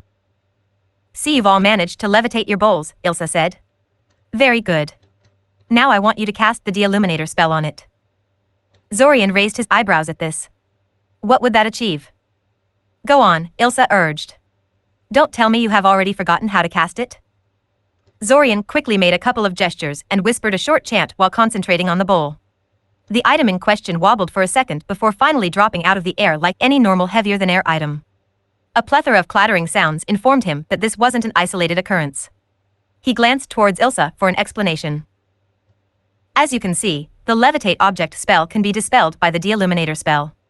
An interesting development, don't you agree? What does a spell designed to snuff out sources of magical light have to do with hovering objects? The truth, my young students, is that de-illuminator is simply a specialized form of a general-purpose disruptor spell, which breaks down the structure of a spell in order to make it go away. While not designed with levitate object in mind, it is still capable of affecting it if you supply it with enough power. Why didn't you tell us to just dispel it normally, then, one of the girls asked. A topic for another time, Ilsa said without missing a beat. For now, I want you to take notice of what happened when you dispelled the spell on the bowl. It dropped like a rock, and if it had not been magically strengthened, it would have probably shattered upon impacting the table. This is the main problem inherent in all disruptor spells. Disruptor spells are the simplest form of dispelling, and virtually every spell can be disrupted if you put enough power into the disruptor, but sometimes disrupting the... Say all of that again. Mm-hmm.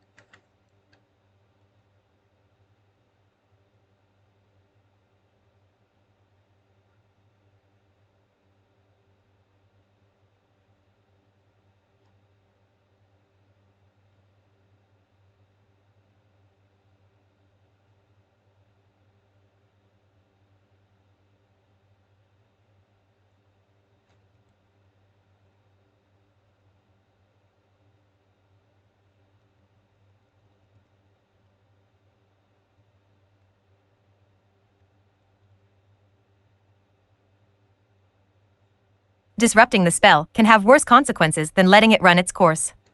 This is especially true for higher-order spells, which almost always react explosively to disruption because of the vast amount of mana that goes into their casting. Not to mention that enough power can be far more than any mage can provide. Place your bowls on the table and put a few torn pages from your notebook into it. Zorian was somewhat surprised by Ilsa's sudden request, but did as she said. He always found tearing paper to be somewhat cathartic, so he filled the bowl with a bit more paper than necessary, and then waited for further instructions. I want you all to cast the ignite spell on the paper, followed immediately by the de-illuminator on the resulting fire to dispel it, Ilsa said. Zorian sighed. This time he had caught on to what she was doing, and knew the flames would not be dispelled by the de-illuminator, but he did as she said anyway. The flames didn't even flicker, and the fire died out on its own when it ran out of fuel. I see all of you can cast the ignite spell perfectly, Ilsa said. I suppose I shouldn't be surprised, heating things is something that is very easy to do with magic. That and explosions. None of you managed to dispel the flames, though. Why do you suppose that is? Zorian snorted, listening to several other students trying to guess the answer. Guess being the operative word, because they seemed to be throwing random answers around in hopes of making something stick. Normally he never volunteered for anything in class, he disliked the attention, but he was getting tired of the guessing game and Ilsa didn't seem willing to supply the answer herself until someone figured it out. Because there's nothing to dispel, he called out. It's just a regular fire, started by magic but not fueled by it. Correct, Ilsa said. This is another weakness of disruptor spells. They break down mana constructs, but any fundamentally non-magical effects caused by the spell are unaffected. With that in mind, let us return to our immediate problem. 2 hours later, Zorian filed out of the classroom with his fellow classmates, actually a bit disappointed. He learned precious little during the lecture, and Ilsa said she would spend an entire month rounding out their basics before moving on to more advanced stuff. Then she gave them an essay on the topic of dispelling.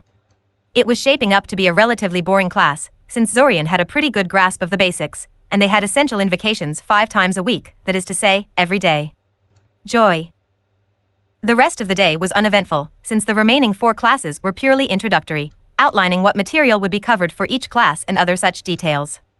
Essential alchemy and operation of magical items looked promising, but the other 2 classes were just more of the same thing they'd had for the past 2 years. Zorian wasn't sure why the academy felt that they needed to continue learning about the history of magic and magical law into the 3rd year of their education, unless they were deliberately trying to annoy everyone. This was especially true because their history teacher, an old man by the name of Zenemir Algai, was very enthusiastic about his subject and gave them an assignment to read a 200-page history book by the end of the week. It was a poor way to start the week in Zorian's opinion. Asterisk. The next day opened with combat magic, which was taught in a training hall instead of a classical classroom. Their teacher was an ex-battle mage named Kirin. It only took one look at him for Zorian to realize this was not going to be your average class.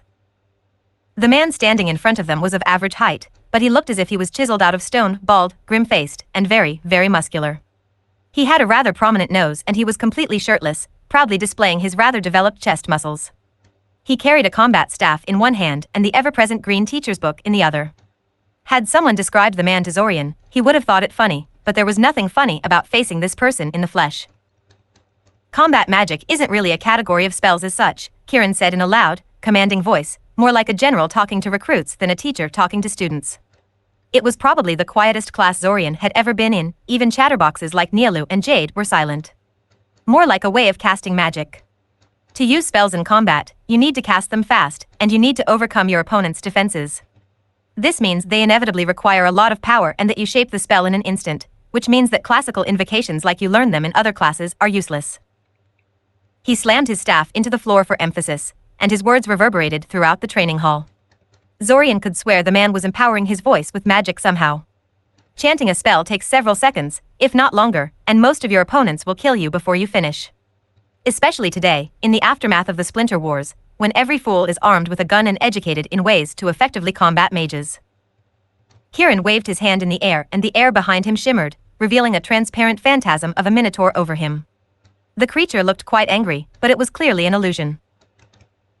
A lot of combat spells used by mages of old relied on people being awed by magic, or unfamiliar with its limitations. Today, every child that went through elementary school knows better than to be scared away by an obvious illusion like this one, much less a professional soldier or a criminal. Most of the spells and tactics you will find in the library are hopelessly obsolete. Kieran stopped and rubbed his chin in thought. Also, it is somewhat hard to focus on spellcasting when someone is actively trying to kill you, he remarked offhandedly. He shook his head. As a consequence of all this, nobody casts combat spells as classical invocations anymore. Instead, people use spell formulas, like the one imprinted on my staff, to cast specific spells quicker and easier. I won't even be teaching you how to cast combat spells without these items, since teaching you how to use classical invocations effectively in battle would take years. If you're really curious, you can always browse the library for the right chants and gestures and practice on your own. Then he handed them each a rod of magic missile and had them practice firing the spell at the clay dolls on the other end of the training hall, until their mana ran out. While he was waiting for the girl in front of him to run out of mana, Zorian studied the spell rod in his hand. It was a perfectly straight piece of wood that fit well into Zorian's hand and could be grasped at each of the two ends without any change in effect, that being a bolt of force emerging from the tip of the rod pointing away from the caster. When it was finally his turn, he realized that casting with the aid of a spell formula was almost insultingly easy. He didn't even have to think about it much, just point the rod in the desired direction and channel mana through it. The spell formula in the rod did almost everything by itself. The real problem was that Magic Missile took a lot more mana than any other spell that Zorian had encountered, and he had burned through his mana reserves in only 8 shots. Drained of mana and a little disappointed in how quickly he ran out, Zorian observed Zack as he fired Magic Missile after Magic Missile with lazy confidence. Zorian couldn't help but feel a bit envious of the boy. The amount of mana Zack had to have used by now was easily 3 or 4 times bigger than his maximum. And Zack didn't appear to be slowing down at all either. Well, I'm going to let you all go, even though the class isn't officially over yet, Kieran said. You're all out of mana, with the exception of Mr. Novita here, and combat magic is all about practice. As parting words, I must caution you to use your newly acquired combat magic with restraint and responsibility. Otherwise, I will personally hunt you down. If it were any other professor saying this, Zorian would have laughed, but Kieran might just be crazy enough to do it. Then it was time for spell formula class, which was the very branch of magic that was used to build the focusing aids they used in their combat magic class.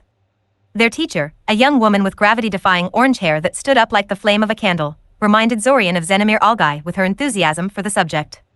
Zorian actually liked spell formulas, but not quite as much as Nora Boole thought was appropriate.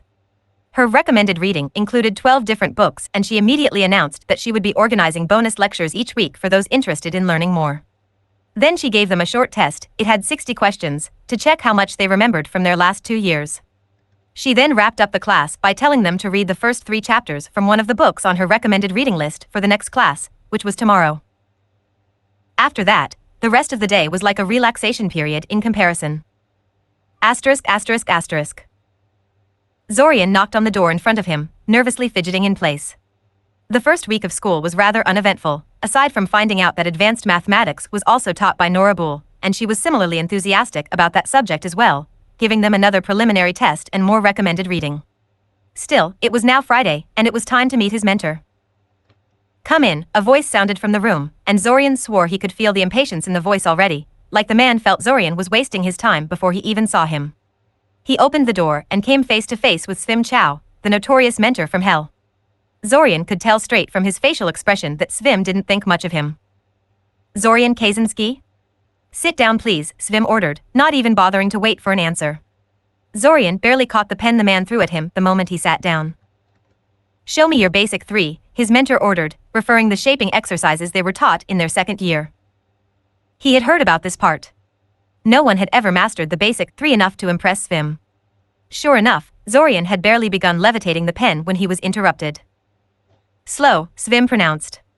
It took you a full second of concentration to snap into a proper mindset. You must be faster. Start over. Start over. Start over. Start over. He kept saying that, again and again, until Zorian realized it had been a whole hour since they had started with this. He had completely lost track of time in his attempt to focus on the exercise instead of his growing desire to ram the pen into Svim's eye socket. Start over. The pen immediately rose into the air, before Svim was even done talking. Really, how could he possibly get any faster than this with the exercise? He lost focus when a marble collided with his forehead, disrupting his concentration. You lost focus, Svim admonished. You threw a marble at me, protested Zorian, unable to quite accept that Svim had really done something so childish. What did you expect would happen? I expected you to maintain focus on the exercise anyway, Svim said. Had you truly mastered the exercise, such a minor disturbance would not have impeded you. It seems I have once again been regretfully proven right. The inadequacy of current academy curricula has stunted the growth of another promising student. It seems we have to start with the very basics of mana shaping. We will go through each of the basic 3 until you can do them flawlessly. Professor, I had those exercises mastered a year ago, Zorian protested. He was not wasting his time with the basic 3. He had already spent too much time refining those in his opinion. You have not, Svim said, sounding as if he was affronted. Zorian would even suggest such a thing. Being able to perform the exercise reliably is not the same as mastering it. Besides, doing this will teach you patience and how to control your temper, which is clearly something you are having trouble with. Those are important skills for a mage to have. Zorian's lips pressed themselves into a thin line. The man was intentionally pissing him off, Zorian was sure of it. Apparently, the rumors were right and these sessions were going to be one giant exercise in frustration. Let us start with the levitation exercise, Svim said, oblivious to Zorian's musings. Start over. He was starting to hate those 2 words. Report chapter. Comments. Contact TOS sitemap.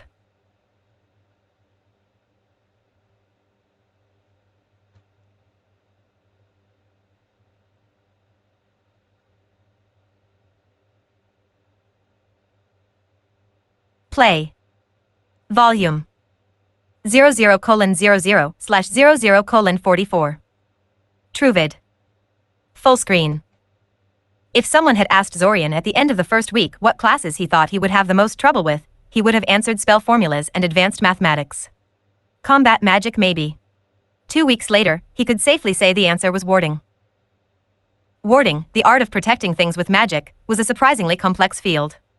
You had to take into account what the thing you're trying to protect is made of, what its dimensions and geometry were, how the ward is going to react with the already existing magic, or you could just slap a general-purpose warding invocation on your target and hope for the best. But the professor would fail you for that answer, so that wasn't an option in the classroom. But these complexities aside, the class should have been a breeze, or at least not this confusing. Zorian was a patient, methodical person when it came to magecraft, and had slogged through worse offenders than warding with decent results. The problem was that their teacher, a stern woman with hair cut so short she might as well have gone all the way and shaved her head completely, didn't know how to teach. At all. Oh, she clearly knew the subject matter very well, but she simply didn't know how to translate that knowledge into a proper lecture. She was leaving a lot of things out of her lectures, apparently not realizing that just because they were obvious to her, they were not obvious to her students. The textbook she assigned for the class wasn't much better, and read more like a manual for a professional warder than a student's textbook. Question 6. You are tasked with building a research outpost on a first-degree mana well in the Sorokian Highlands. The building is meant to support a staff of 4 at any particular time, and the prospectors have expressed concerns over heavy presence of winter wolf packs and an infestation of borer wasps in the surrounding area. You have a budget of 25,000 pieces and are assumed to be a certified second circle warder. Assuming only mana extracted from mana well is available for powering the wards, which combination of wards do you feel would be the best choice for the outpost? Explain your reasoning. Draw basic floor plans of the planned outpost and explain how the planned room placement and shape of the building itself affect ward effectiveness. Do you think the issue of the borer wasp infestation is best resolved by using a vermin repellent ward or by careful choice of building materials? Explain your reasoning. Assume that you are commissioned to build not 1 but 5 outposts. The budget remains the same. How does this change your answer? Do you believe it is better to make the wards identical for all 5 outposts, or do you feel some amount of difference between them is in order? Explain the advantages and disadvantages of each approach. Zorian rubbed his eyes in frustration. How was he supposed to answer a question like this? He didn't take the architecture elective, and wasn't aware that you had to take it to do well in your warding class. Not to mention that the question assumed they knew what the market rates were buying the necessary materials, or that they knew where the Sorokian Highlands were. Zorian was quite good at geography, and he had no idea, though considering the presence of monsters like winter wolves, he suspected they were somewhere in the northern forest. At the very least he knew how to answer the third part of the question. The correct answer was definitely wards. Even if the outpost was made inedible to borer wasp larvae, it would still make a prime place to build a nest. Considering how territorial those insects were, you didn't want them living anywhere near you. Theoretically, the careful choice of materials options would free up mana that would otherwise be spent on maintaining vermin-repellent wards, but those wards required very little mana flow to stay active. Especially if they were keyed specifically to borer wasps. His thoughts were interrupted by a girlish giggle coming from the back of the classroom. Zorian didn't even have to turn around to know what was happening. Zach was entertaining the students around him again. He wished the teacher would penalize the guy for the disruption he was causing, especially in the middle of an exam, but Zach was a bit of a darling to the stern woman because he was the only student acing her exams. No doubt the guy had already finished his test with 100% accuracy. Which, by the way, made no sense whatsoever. During their first 2 years, Zach was a below-average student, more distinguished because of his charm than magical talent. Kind of like a nicer version of Fortov, actually. This year, though, he was acing everything. Everything. He had a wealth of knowledge and a work ethic he hadn't had at the end of their second year, far in excess of what could be gained through the normal passage of time. How does one get so much better in the span of a single summer? 15 minutes later, he threw his pencil down on the table, calling it quits. He only filled in 8 out of 10 questions, and he wasn't sure how correct these 8 were, but it would have to do. He would have to set aside a couple of days for warding self-study, because the lectures were making less and less sense with every passing day. The only other student that stayed in the classroom as long as he did was Akosia, and she handed in her paper only a few seconds after he did and followed him outside. Of course, they stayed in the classroom so long for very different reasons. He stayed so he could scrape in a few stray points.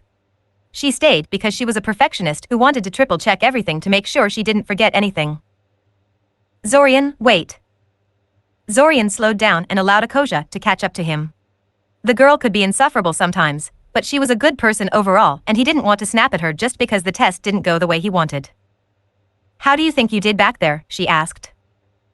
Badly, he answered, not seeing the point in lying.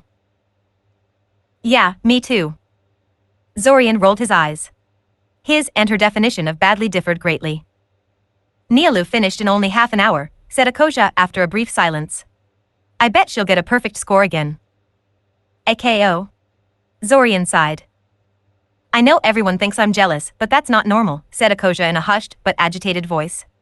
I'm pretty smart and I study all the time, and I'm still having problems with the curriculum. And we've both been in the same class as Nialu for the past 2 years, and she was never this good. And now she's beating me in every single class. Kind of like Zach, said Zorian. Exactly like Zach, she agreed. They even hang out together, 2 of them and one other girl I don't know, behaving like they're in their own private little world. Or like they're a couple, said Zorian, before frowning. Triple? What's the word for a romantic relationship between 3 people? Akosia scoffed. Whatever. The point is the 3 of them do nothing but waste time together and antagonize the teachers and get perfect scores anyway. They even refused the chance to get transferred to first-tier groups. Can you believe that? You're too worked up over this, Zorian warned. Aren't you a little bit curious how they do it? Asked Akosia. Of course I am, scoffed Zorian. It's hard not to be. But what can I do about it? Besides, Zach has never done anything to me. I don't want to cause problems for him just because he has suddenly discovered his inner prodigy. Zorian felt Benisek join them suddenly, simply popping up from behind a corner so he could walk beside them. Sometimes Zorian wondered if the chubby boy could smell gossip. I know what you mean, Benisek said. I always thought Zach was no good at anything. You know, like me? Ha. Well, there's no way he got this good at everything over one summer break, Zorian said. I guess he was pulling the wool over our eyes all this time. Man, that's so stupid, said Benisek. If I were that good, I'd make sure everyone knew it. I don't think he was faking lack of skill for 2 years straight, Akosia huffed. He would have slipped at least occasionally. Well, what's left then? Zorian asked. He refrained from listing some of the more obscure ways such a rapid growth could be accomplished with magic, because most of them were criminal, and he was sure the Academy checked Zach to make sure he wasn't a shape-shifting imposter or possessed by the ghost of a long-dead mage. Maybe he knows the answers in advance, she suggested. Only if he's an oracle, Benisek said. Boole gave him an oral exam last Tuesday when you went home early, and he was rattling off answers like he swallowed the textbook. The conversation died down as all 3 filed into the alchemy classroom, which was really more of a big alchemy workshop than a typical classroom. There were about 20 tables, each one full of various containers and other equipment. All ingredients for the day's lesson were already set out in front of them, though some would require additional preparation before they could be used in whatever process they were learning about that day. He was pretty sure they weren't going to be putting live cave crickets into the boiling solution, for instance. Alchemy, like warding, was a complicated art, but their alchemy teacher knew her stuff and knew how to teach, so Zorian wasn't having any issues with the class. Technically, they had to work in groups of 2 or 3 students because there were not enough tables and equipment, but Zorian always paired up with Benisek, which translated to working alone in practice. The only problem was getting Benisek to shut up and stop distracting him during class. "Hey Zorian," Benisek whispered to him not so quietly. "I never noticed it until now, but our teacher is kind of hot." Zorian gritted his teeth. The blasted idiot couldn't keep his voice down if his life was on the line. There was no way she didn't hear that. "Benisek," he whispered back to his partner. "I need good grades in alchemy to get my dream job when I graduate. If you screw this up for me, I will never speak to you again." Benisek grumbled mutinously before returning to his ogling. Zorian refocused on grinding the borer wasp husks into a fine powder needed for the particular type of glue they were supposed to be making. Admittedly, Aslan Maravosky did look surprisingly good for a 50-year-old woman. Some kind of cosmetic treatment probably, she was their alchemy teacher, after all. Maybe even a true youth potion, though those were really rare and usually imperfect in some way. "I don't see why you like this class so much," grumbled Benisek. "I'm not even sure I'd call it magical. You don't need mana for it. It's all searching for herbs this, cutting the roots the right way that, it's like cooking. Hell, we're making glue, of all things. You should leave that to girls." Benisek. "It's true," he protested. "Even our teacher is a girl. A hot girl, but still. I read somewhere that alchemy traces its roots back to witches' covens, with their potions and whatnot. Even now the best alchemical families are descended from witches. I bet you didn't know that, huh?" As a matter of fact, he did know that. He was, after all, tutored in alchemy by an honest-to-God's traditional witch before he went to the academy. She was so traditional, in fact, that she scoffed at the name alchemy and referred to her skill strictly as potion making. But that wasn't the sort of stuff you wanted people to know, for a wide variety of reasons. "If you don't shut up right now, I won't let you partner with me anymore," Zorian told him seriously. "Hey," protested Benisek. "Who's going to help me with that stuff, then? I'm not good at this." "I don't know," said Zorian innocently. "Maybe you should find some girl to help you." Fortunately, the teacher was currently too busy fawning over Zach's newest masterpiece to pay attention to Zorian's table. Somehow the boy managed to make some kind of enhancement potion out of the provided ingredients, and that was apparently very impressive. Aslan didn't appear to mind that Zach completely ignored the assignment to make magical glue and did his own thing. Zorian shook his head and tried to concentrate on his own work. He wondered whether he would have gotten the same reaction if he did something like that, or if he would be accused of showing off. The few times Zorian tried to wow the teachers, he was simply told to work on his basics and not to get cocky, because arrogance kills. Was it because Zach was the heir of noble house Novita? Or something else? It was in moments like these that he understood exactly how Akoja felt about all this. Asterisk, asterisk, asterisk. "And that concludes today's lesson," said Ilsa. "Before you leave, however, I have an announcement to make. As some of you know, the Academy traditionally organizes a dance on the eve of the summer festival. This year is no exception. The dance will take place in the entrance hall next Saturday. For those of you who are unaware, attendance is mandatory this year." Zorian groaned, slamming his forehead into the table in front of him, causing the rest of the class to snicker. Ilsa pointedly ignored his reaction. "For those of you who don't know how to dance, dance lessons will be held every day at 8 in the evening in room 6. Those of you who do know how to dance still have to come to at least one of these lessons to prove so. I will not have you embarrass me on the night of the dance. Dismissed. Miss Strohs, Mr. Kaczynski, stay after class please." "Oh great," Zorian mumbled. He probably should have restrained himself from reacting so strongly to the pronouncement. Truthfully, he intended to skip the dance, regardless of how mandatory it was. Did Ilsa realize that? No, he could detect no disapproval in posture, and he was pretty sure she'd be rather annoyed if she sensed his plans. "Now then." Ilsa began when he and Akoja were the only students left. "I assume you both know how to dance." "Sure," said Zorian. Akoja fidgeted. "I'm not very good at it." "No matter," Ilsa said. "We'll iron out any gaps you may have easily enough. The reason I told you to stay behind is that I want you to help me with the dance lessons." Zorian considered refusing outright. It wasn't something he wanted to spend his time on, but he figured this could be a favor that would make Ilsa forgive him a transgression or two. Like, say, not showing up to the mandatory dance? Before he could express his tentative agreement, however, Akoja decided in his place. "How can we help?" she said, clearly pleased they were chosen for this honor. Zorian raised an eyebrow at the way she presumed to speak for him, but let it slide for the moment. We only have 5 days to teach everyone how to dance, Ilsa said. That's why we're going to use magic to help. Animation spells, Zorian guessed. Yes, Ilsa said, then quickly moved to explain for Akoja's benefit. There is a spell that will guide a person's limbs and body through whatever dance it is designed for.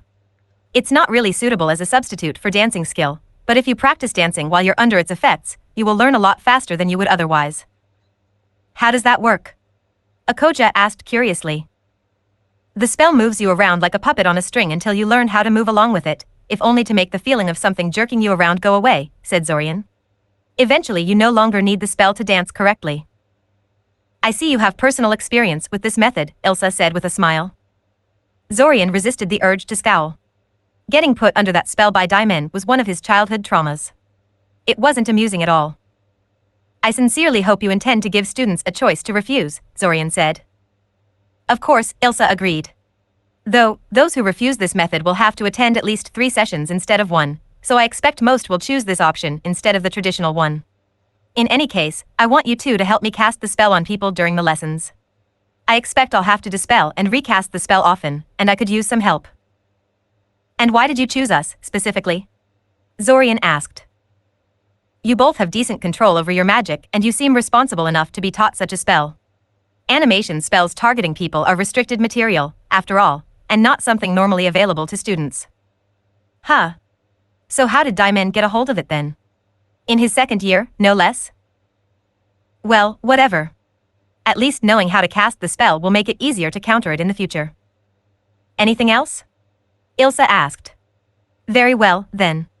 Come to my office after the last class and I'll set up some dummies for you to practice on before moving on to people. Poorly controlled, the spell is intensely uncomfortable. We don't want to give anyone traumas. Zorian narrowed his eyes. He didn't. Not even Daimen would. Oh, who is he kidding? Of course he would have. Practicing such a spell on your own little brother was right up Damon's alley. Miss Strohs, you can leave, I have something else to discuss with Mr. Kaczynski. Ilsa began to speak the moment Akoja was gone, catching Zorian somewhat by surprise. He shook his head to clear his thoughts, trying to ignore his annoyance with Daimen in favor of paying attention to what Ilsa was saying. So Zorian, she said with a faint smile. How are you getting along with your mentor? He's having me work on my basic 3, Zorian told her flatly. We're still on the levitation exercise. Yes, even after 4 weeks, Svim was still making him levitate a pencil over and over again. Start over. Start over. Start over. The only thing Zorian learned in those sessions was how to dodge marbles that Svim kept throwing at him. The jerk seemed to have an endless supply of those things. Yes, Professor Svim likes his students to have a firm grasp of the basics before moving on to advanced topics, Ilsa agreed. That or he hates his students. Zorian personally thought his theory was a lot more plausible. Well, I just wanted to tell you that you might be able to change mentors soon, Ilsa said. One of my students will be dropping out after the summer festival, and I'll have a vacancy to fill. Unless something comes up, you're almost certain to be the one I pick. That is, if you're actually interested in a transfer. Of course I'm interested. Zorian half-shouted, much to Ilsa's amusement. He frowned for a moment. Unless you also plan to throw marbles at me? Is that some kind of standard training method? No, Ilsa chuckled. Svim is special that way. Well, I just wanted to see how you feel about this before doing anything. Have a nice day. It was only after he was out of the classroom that he realized this development greatly complicated his plan to skip out on the dance. He couldn't afford to annoy his potential new mentor too much, else he'd be stuck with Svim for the rest of his education. Well played, Professor. Well played. Asterisk asterisk asterisk. Why can't we just cast that spell ourselves once the dancing starts? Zorian let out a long-suffering sigh. You can't make an animation spell do something you don't know how to do yourself. You don't know how to dance, hence you cannot animate anyone to dance either. Also, how are you going to break the spell once the dance ends if you can't move your arms where you want them to be? This really isn't the sort of spell you should be casting on yourself. Really, there were so many problems with that idea that Zorian struggled to put them all into words. Are these people thinking about the questions they're asking at all? So how many dances do we have to learn? 10, said Zorian, bracing himself for the cries of outrage. Sure enough, a rumble of complaints erupted after that statement. Thankfully, Ilsa took over the lesson at this point, instructing everyone to pair up and scatter throughout the spacious room to give everyone enough space. Zorian could already feel a headache coming and cursed himself from letting Ilsa talk him into this. Even though room 6 was fairly spacious, there were a lot of people and the invisible pressure they gave off was particularly strong today. You alright? Benisek asked, putting his hand on Zorian's shoulder. I'm fine, Zorian said, waving his hand off. He didn't like to be touched much.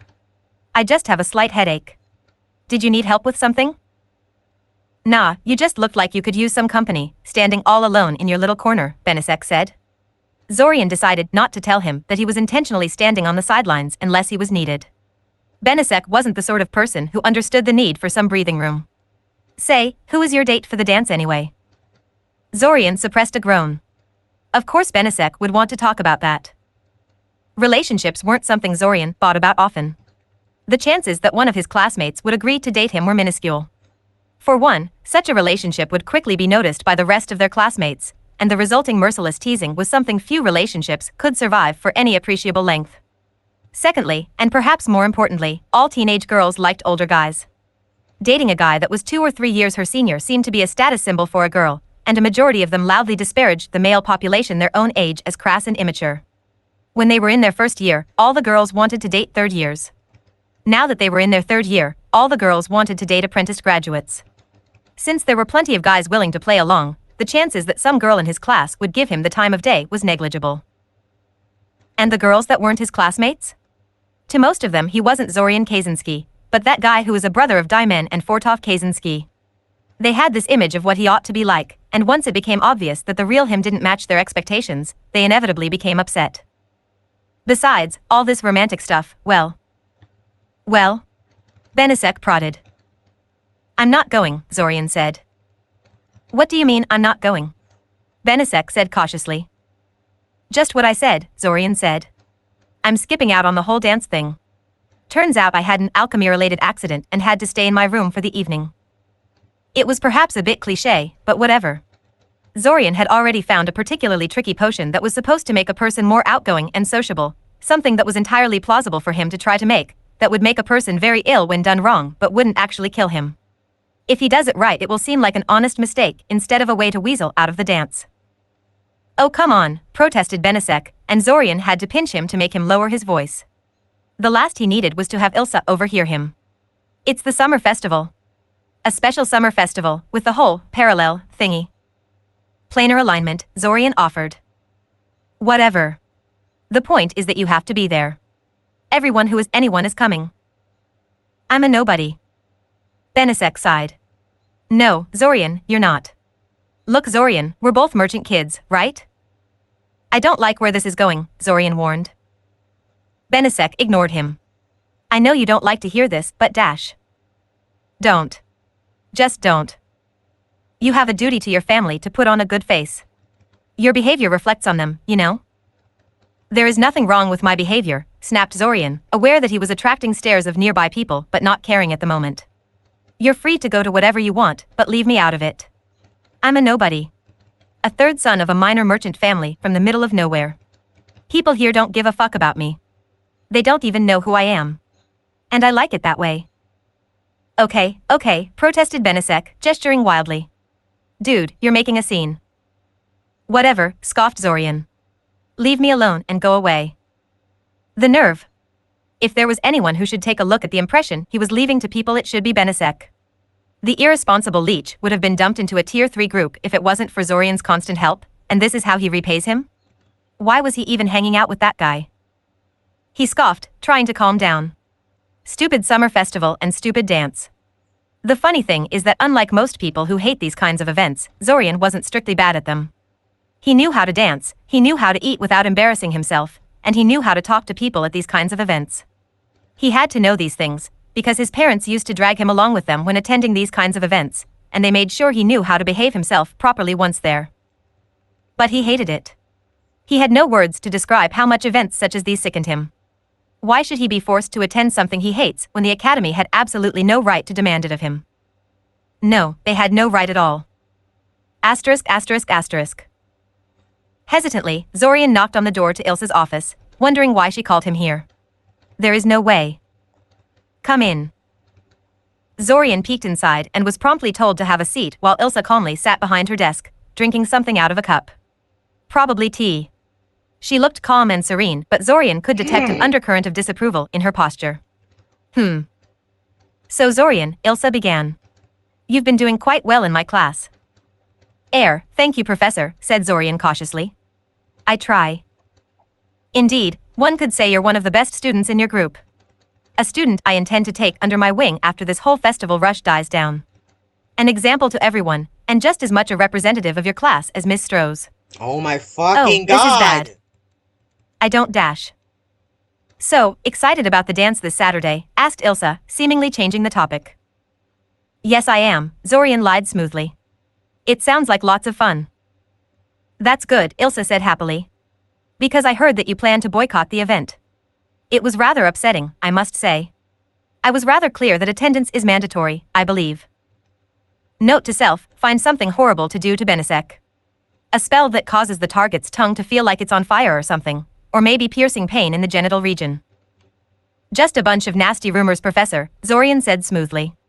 I would never dream of intentionally boycotting the dance. If I am unable to attend dash. Zorian, Ilsa cut him off.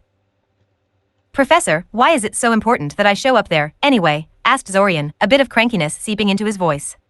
He knew it was a bad idea to blow up on a teacher, but damn, this whole thing was pissing him off. I have a medical condition, you know? Crowds give me headaches. She snorted. They give me headaches too, if it makes you feel any better. I can give you a potion for that. The fact is I'm one of the organizers of the dance, and if too many students are absent I'll end up with a black mark on my record. Especially if someone as prominent as yourself were to not show up. Me? Prominent. I'm just an average student. Zorian protested. Not nearly as average as you think, Ilsa said. Just getting this far requires extraordinary intelligence and dedication, especially for a civilian-born student like yourself, who wasn't exposed to magic your entire life. People keep an eye out for people like you. Also, you're Damon's younger brother, and we both know how famous he is. Zorian's lips stretched into a thin line. Zorian was sure the last reason was what it all came down to in the end, and all the other arguments were just excuses and attempts to butter him up. Even with his brother on a whole different continent, Zorian still couldn't escape from his shadow. You don't like to be compared to him, she guessed. No, Zorian admitted in a clipped tone. Why is that? She asked curiously. Zorian considered sidestepping the question. His family was a sore subject for him, but uncharacteristically decided to go for honesty. He knew it wouldn't do much, but he felt like venting at the moment. Everything I do is always compared to Daimen and, to a slightly lesser extent, Fortov. It has been that way since I was a child, before Daimen ever became famous. My parents have never been shy about playing favorites, and since they were always interested chiefly in social achievements, I was always found wanting. My family has no use for a withdrawn bookworm, and made that abundantly clear over the years. Until recently, they ignored me completely, treating me more like I was my sister's babysitter than their son. But something happened recently that caused them to take notice of you? Ilsa surmised. Fortov happened, Zorian growled out. He bombed several exams, had to be bailed out by father's connections. He has shown himself to be generally unreliable, which is a problem, because he was supposed to be the spare heir for the family business, just in case Daimen dies on one of his escapades. So now I am suddenly taken out of the metaphorical closet so they can groom me for the role. But you don't want to be the spare, she guessed.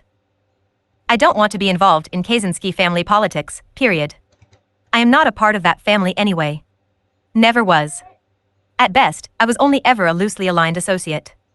I appreciate them feeding me and funding my education, and I'm willing to reimburse them for that when I get a job, but they have no right to ask something like that of me. I won't hear it. I think so. He would have I have my own responded to life you and my own otherwise. plans, none of which involve playing second fiddle to my older brother and wasting time on insipid social events where people suck up to each other nonstop. He decided to stop there, because he was just making himself angrier. Plus, he suspected Ilsa didn't empathize with him much. Most people thought he was simply being overdramatic about his family. They weren't the ones who had to live with them. When she realized he wasn't going to say anything more, Ilsa leaned back and took a deep breath.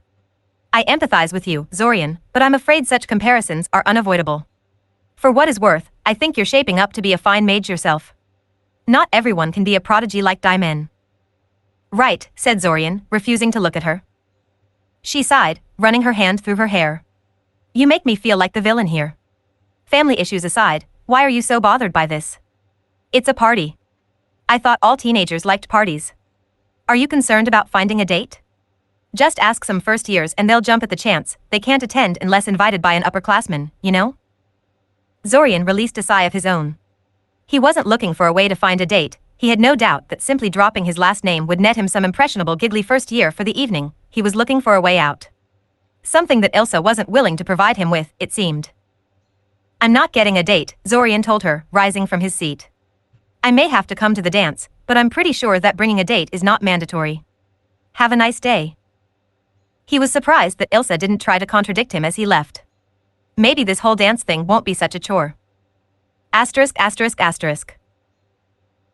Zorian trudged through the corridors of his residence building wearily, not in any real hurry to get to his room. The teachers had refrained from giving them any substantial homework over the weekend, knowing that everyone would be too preoccupied with the summer festival to get any work done. Normally all that free time would be a godsend to Zorian, but just thinking about what he would have to endure tomorrow was enough to make Zorian lose the will to do anything fun or productive, so he fully intended to go to sleep the moment he arrived at his room. As he entered his residence building, he noted that someone was already in a celebratory mood, because the walls of the corridor he was passing through were full of colorful splotches in vivid yellow, green, and red. Zorian. Just the man I was looking for. Zorian jerked in shock at the loud voice behind him and whirled around to face the man who invaded his personal space. He scowled at the grinning idiot in front of him. Why are you here, Fortov? He asked. What, I can't visit my little brother, he protested. You too good to hang out with Big Bro? Cut the crap, Fortov. You never come to me when you just want to hang out with someone. What do you need help with, now? That's totally not true, he huffed. You're my favorite brother, you know? Zorian stared at him impassively for a few seconds. Diamond isn't here so you'll settle for me, huh? Diamond is an asshole, Fortov snapped. Ever since he got famous he's always too busy to help out his younger brother. I swear, that guy only thinks about himself.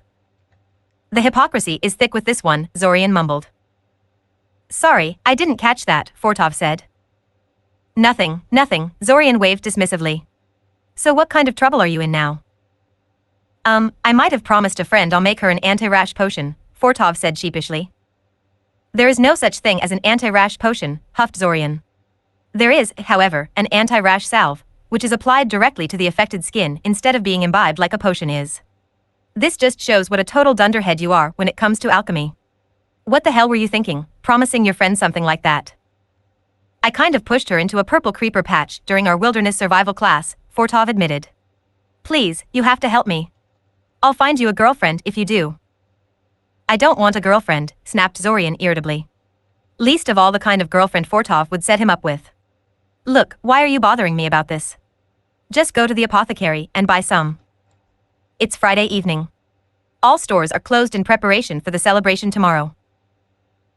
Well, that's too bad, because I can't help you, said Zorian. First 2 years are all theory and lab safety, and I'm just starting my 3rd year. We haven't done any serious alchemy in class so far. So true, and yet such a bald-faced lie. He hadn't done all that much alchemy in class, but he had done quite a bit of private study in his free time. He could make an antidote for the purple creeper rash easily, but why should he spend his expensive alchemical ingredients? Oh man, come on. You can speak 3 different languages and you know all the silly shaping exercises they make us learn, but you can't even do something so basic? What the hell are you doing in your room all day long if not learning how to do stuff like that? You're one to talk. Zorian snapped. You're a year older than me, you should be perfectly capable of doing this yourself. You know I never cared for alchemy. Too fiddly and boring for me, Fortov said with a dismissive wave. Besides, I can't even make vegetable soup without ruining Mom's kitchenware. Do you really want me around alchemical equipment? Well, when he put it that way. I'm tired, Zorian said. I'll make it tomorrow. Are you crazy?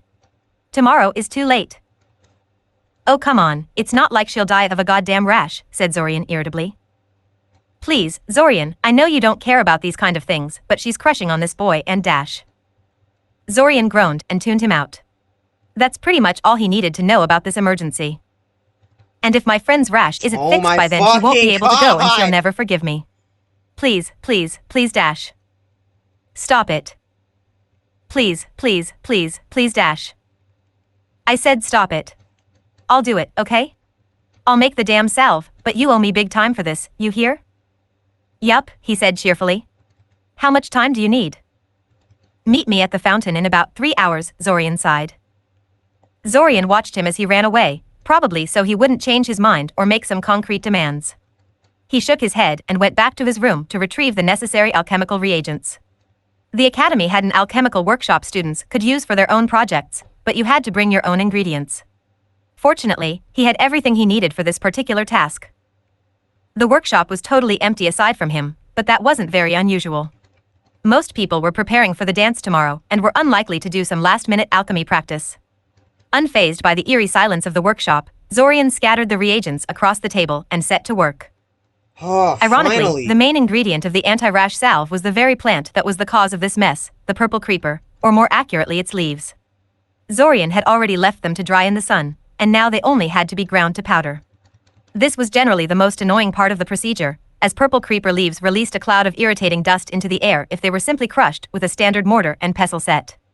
The textbooks he read had all sorts of fancy ways to deal with this, usually involving expensive equipment, but Zorian had a much simpler solution. He wrapped the leaves in a slightly wet piece of cloth, then wrapped the whole thing in a piece of leather, and then hammered the resulting lump until he felt no resistance. The irritating dust would bond with the cloth and the leaf pieces wouldn't. After mixing the leaf dust with 10 drops of honey and a spoon of oblia berry juice, he put the whole thing over a low fire, stirring the contents until they achieved uniform color and consistency. Then he removed the bowl from the fire and sat down while he waited for the stuff to cool. That was very impressive work, a rather feminine voice sounded behind him. Nice improvisation with the creeper leaves. I'll have to remember that trick. Zorian recognized the owner of the voice though, and Kale wasn't really female, despite some nasty rumors. He turned around to face the Morlock boy, studying his bone-white hair and intense blue eyes for a moment before returning his attention to cleaning the alchemical equipment he had used. No reason to get barred from using the workshop because he failed to clean up after himself. He struggled to formulate a response while Kale was inspecting the salve with a practiced eye. The boy was rather mysterious, having only joined their group this year by transferring from God's knows where, and not being very talkative. Plus, he was a Morlock. How long had the boy been watching him? Sadly, he had a tendency to lose track of his surroundings when he worked on something so he couldn't tell. It's nothing special, Zorian finally said. Now your work, that's impressive. I get the notion that you're on a whole different level from the rest of us when it comes to alchemy. Even Zack can't beat you most of the time, and he seems to be acing everything these days. The white-haired boy smiled mildly.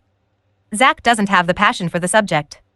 Alchemy requires a craftsman's touch and a lot of patience, and no matter how extensive his knowledge is, Zack just doesn't have the mentality for it. You do. If you had as much practice with alchemy as Zack apparently does, you'd surpass him for sure. Ah, so you think he has prior experience, too? Zorian inquired.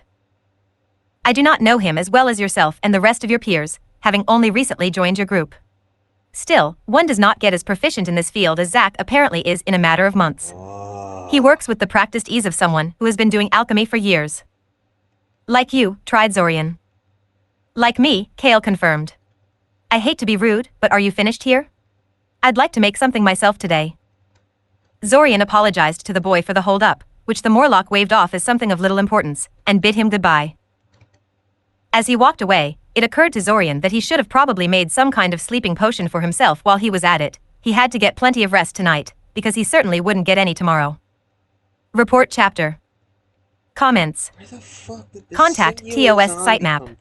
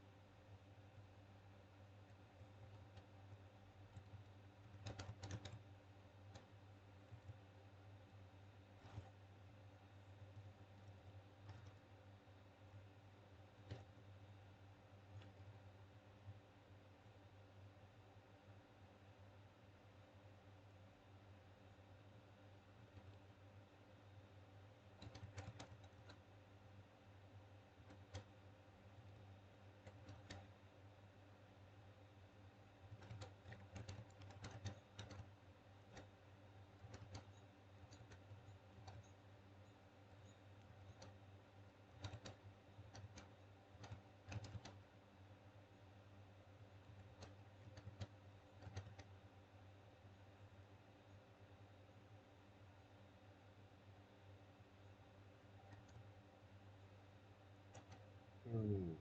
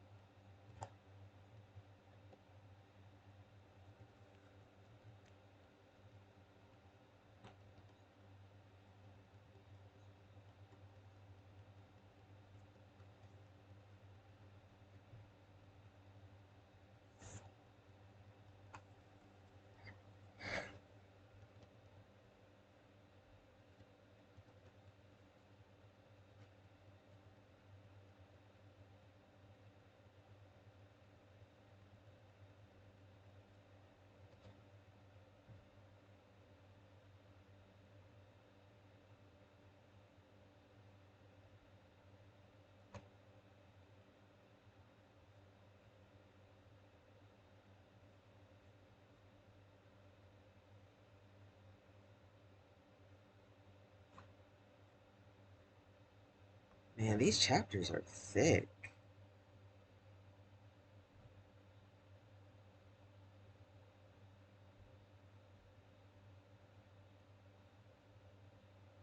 Play. Volume. 00:00/00:44. TrueVid. Full screen.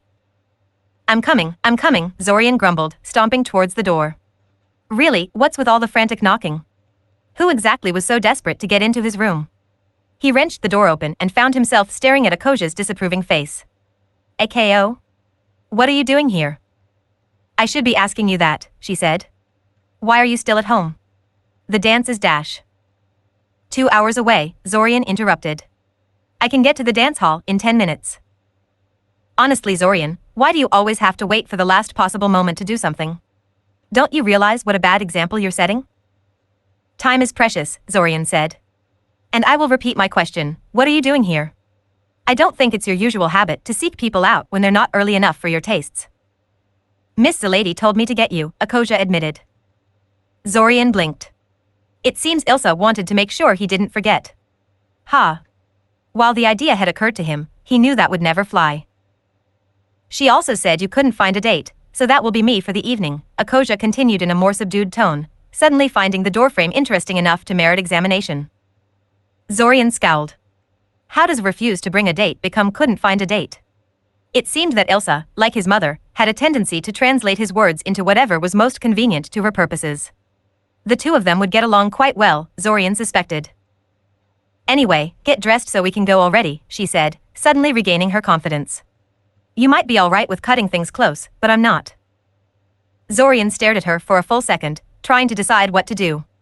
He was half tempted to slam the door in her face and refuse to participate in this farce, but he supposed it wasn't Akoja's fault that she got roped into this.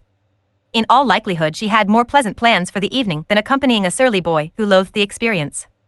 He shooed her into the room and went into the bathroom to get dressed. He really had to marvel at Ilsa's manipulation skills, though, if it was just him going to this thing, he would have come dressed in casual clothes, spent the absolute minimum of time there before leaving, and avoided people like a plague throughout the entire evening. Now, he didn't want to ruin Akoja's evening, which meant he would have to make at least a token effort. Yes, Ilsa and his mother would get along like two peas in a pod. The walk to the dance hall was a quiet one. Zorian refused to strike up a conversation, despite sensing that Akoja found the silence awkward. The silence suited him just fine, and he knew he would be comfortable with very few things this evening. He would enjoy the peace while it lasted.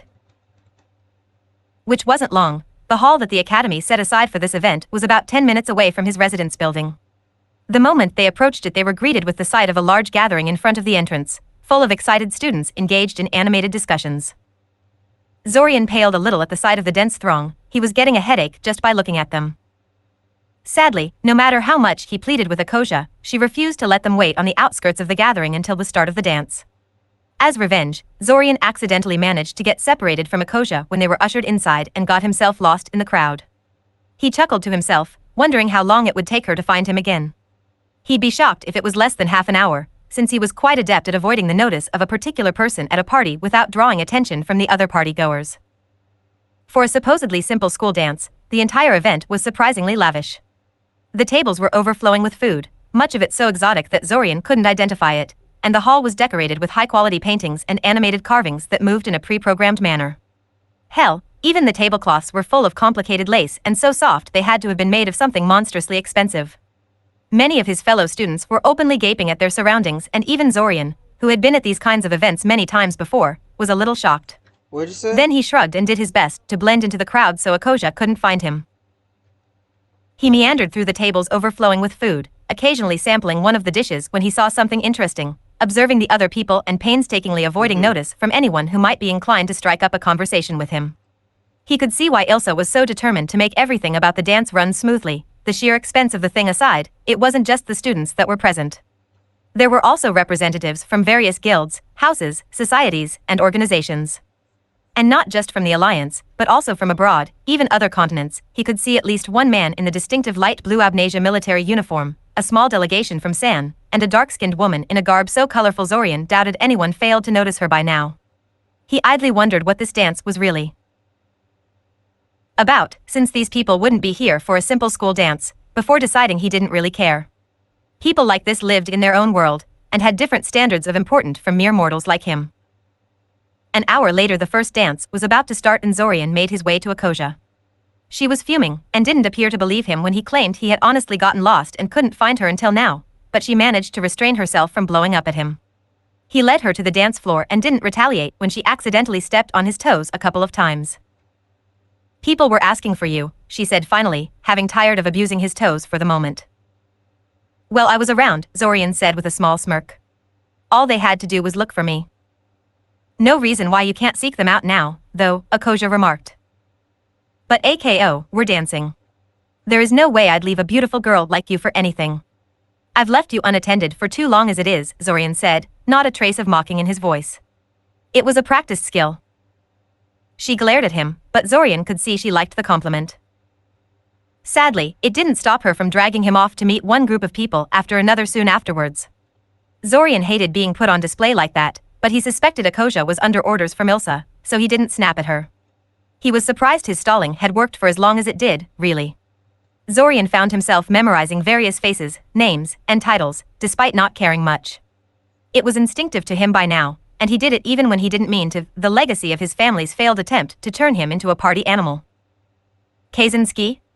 Oh, are you by chance related to Dash? Daimen and Fortov Kaczynski, yes, Zorian said, doing his best to keep the annoyance out of his voice. Oh my, how fortunate, she said. I must say your brother isn't half bad with the violin.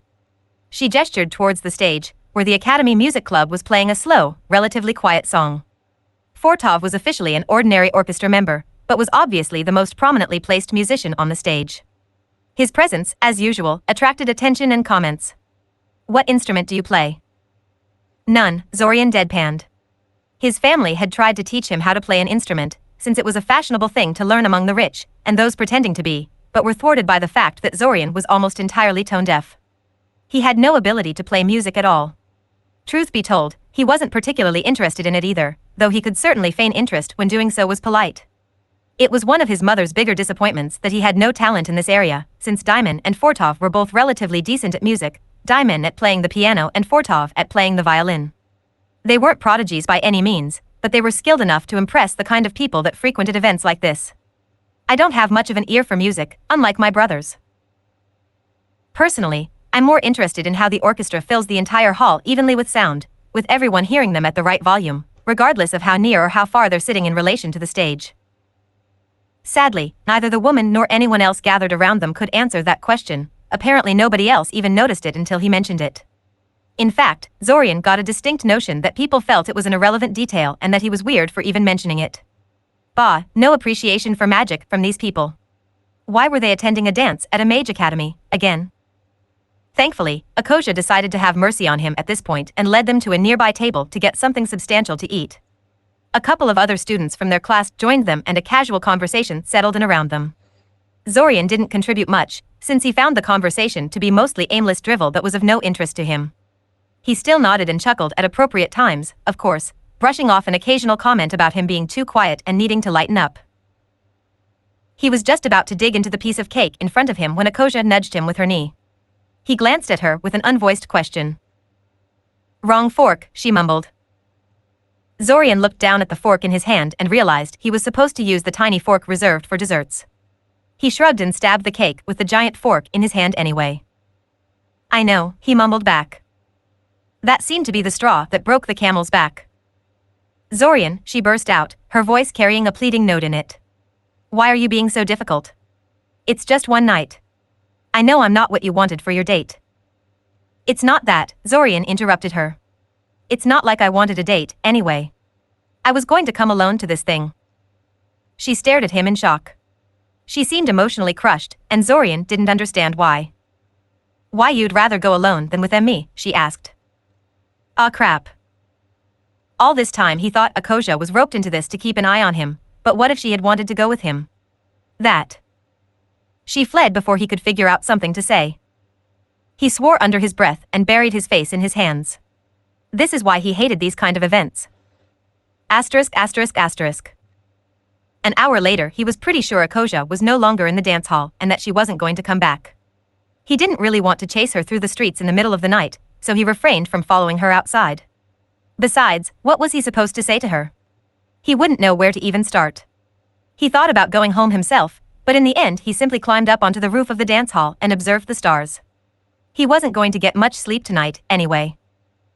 To keep his mind occupied, he silently named all the stars and constellations he could see. Due to his interest in the topic as a child and the astronomy class they had in their first year at the academy, he knew quite a bit. It was a full hour before he ran out of things to name and describe. Monday was going to be awkward. Zorian had no doubt their little drama was overheard and would be the topic of conversation for several weeks to come. Considering that Akosia was a bit of a teacher's pet in most of the subjects, the teachers could very well decide to make his life more difficult in the days to come as well. Damn it all. It was the sound of fireworks that broke him out of his thoughts. It was midnight apparently, and the festival had officially started. Zorian relaxed a little as he watched various fireworks blossom against the night sky, each exploding in its own unique way. It was beautiful. Most of them dissolved into quickly fading motes of light after the initial explosion, but a couple of them remained whole and consistently bright, more like flares than fireworks. They arced through the sky before dipping down and falling back to earth like falling stars. He frowned. Weird. Shouldn't they be exploding by now? The flare falling closest to him slammed into the nearby Academy residence building and detonated. The explosion was so loud and so bright that Zorian was momentarily blinded and deafened, stumbling back and collapsing to his knees as the entire building shook beneath his feet. Blinking spots out of his vision, his ears still ringing from the sound of the explosion, Zorian scrambled back to his feet. He stared at the spot where the stricken residence building once stood. Virtually the entire building had been leveled to the ground, everything. He fled before he could. An hour later he was pretty sure Akosia was no longer in the dance hall and that she wasn't going to come back. He didn't really want to chase her through the streets in the middle of the night, so he refrained from following her outside. Besides, what was he supposed to say to her? He wouldn't know where to even start. He thought about going home himself, but in the end he simply climbed up onto the roof of the dance hall and observed the stars. He wasn't going to get much sleep tonight, anyway.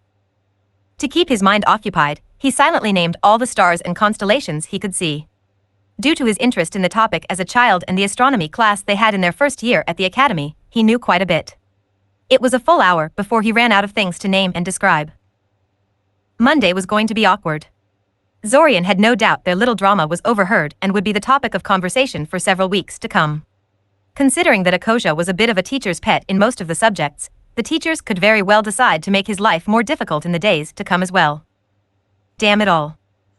It was the sound of fireworks that broke him out of his thoughts. It was midnight apparently, and the festival had officially started. Zorian relaxed a little as he watched various fireworks blossom against the night sky, each exploding in its own unique way. It was beautiful. Most of them dissolved into quickly fading motes of light after the initial explosion, but a couple of them remained whole and consistently bright, more like flares than fireworks. They arced through the sky before dipping down and falling back to earth like falling stars. He frowned. Weird. Shouldn't they be exploding by now? The flare falling closest to him slammed into the nearby Academy residence building and detonated. The explosion was so loud and so bright that Zorian was momentarily blinded and deafened, stumbling back and collapsing to his knees as the entire building shook beneath his feet. Blinking spots out of his vision, his ears still ringing from the sound of the explosion, Zorian scrambled back to his feet. He stared at the spot where the stricken residence building once stood. Virtually the entire building had been leveled to the ground, everything flammable in the vicinity of the impact site was burning, and strange flaming shapes were emerging from the epicenter of the destruction. Wait a minute, that's his residence building. He collapsed to his knees again as the implications of this hit him. If he had opted to stay in his room like he had originally planned, he'd have been dead right now. It was a sobering thought. But what the hell was happening here? That was no firework, that's for sure. It looked and sounded more like a high-level artillery spell. It was hard to tell if it was simply a consequence of his hearing being damaged, but he noticed the faint sounds of celebration had stopped. Looking over the city, he noticed that what happened to the residence building wasn't an isolated occurrence. Wherever one of the flares hit, it left devastation in its wake. He only had a few seconds to ponder this before he noticed another batch of flares start ascending into the sky from the distance. This particular barrage was not masked by fireworks, so it was pretty obvious that they were artillery spells. They were under attack. As the flares started dropping back to Earth, Zorian began to panic. What the hell was he supposed to do? Running away would be pointless since he didn't know what the flares were targeting. He could very well be running straight into the area of effect if he ran blindly. Wait a minute, why does he have to do anything? There are a bunch of capable mages in the building, he should just notify them and have them handle it. He rushed down into the dance hall. He had barely stepped onto the stairway when he ran into Ilsa and Kirin. Zorian. What are you doing here? Ilsa demanded. Air, I just went out for some fresh air, Zorian fumbled. But that's not important right now. I agree, Kirin said. Kid, what was that blast? Don't tell me this is something you did? Hardly, Zorian said. Some kind of flares are falling all over the city, destroying everything they hit. Looks like some kind of powerful artillery spell. Ilsa and Kirin shared a look between each other before turning back to him. Go join Akoja and the others in the dance hall, Ilsa told. We'll see what is happening and teleport everyone into the shelters if necessary. The both pushed past him and rushed to the roof, leaving Zorian to stumble into the dance hall in a daze. Akoja. Akoja wasn't in the dance hall. She left. Because of him. She was out there, maybe even already dead. He shook his head and banished such thoughts out of his mind. He took out his divination compass and quickly cast a divination spell to locate her. He wasn't sure if it was going to work, since the spell he used could only find people you were familiar with, in other words, friends and family. Thankfully, it seemed that being classmates with her was enough of a connection for the spell to work.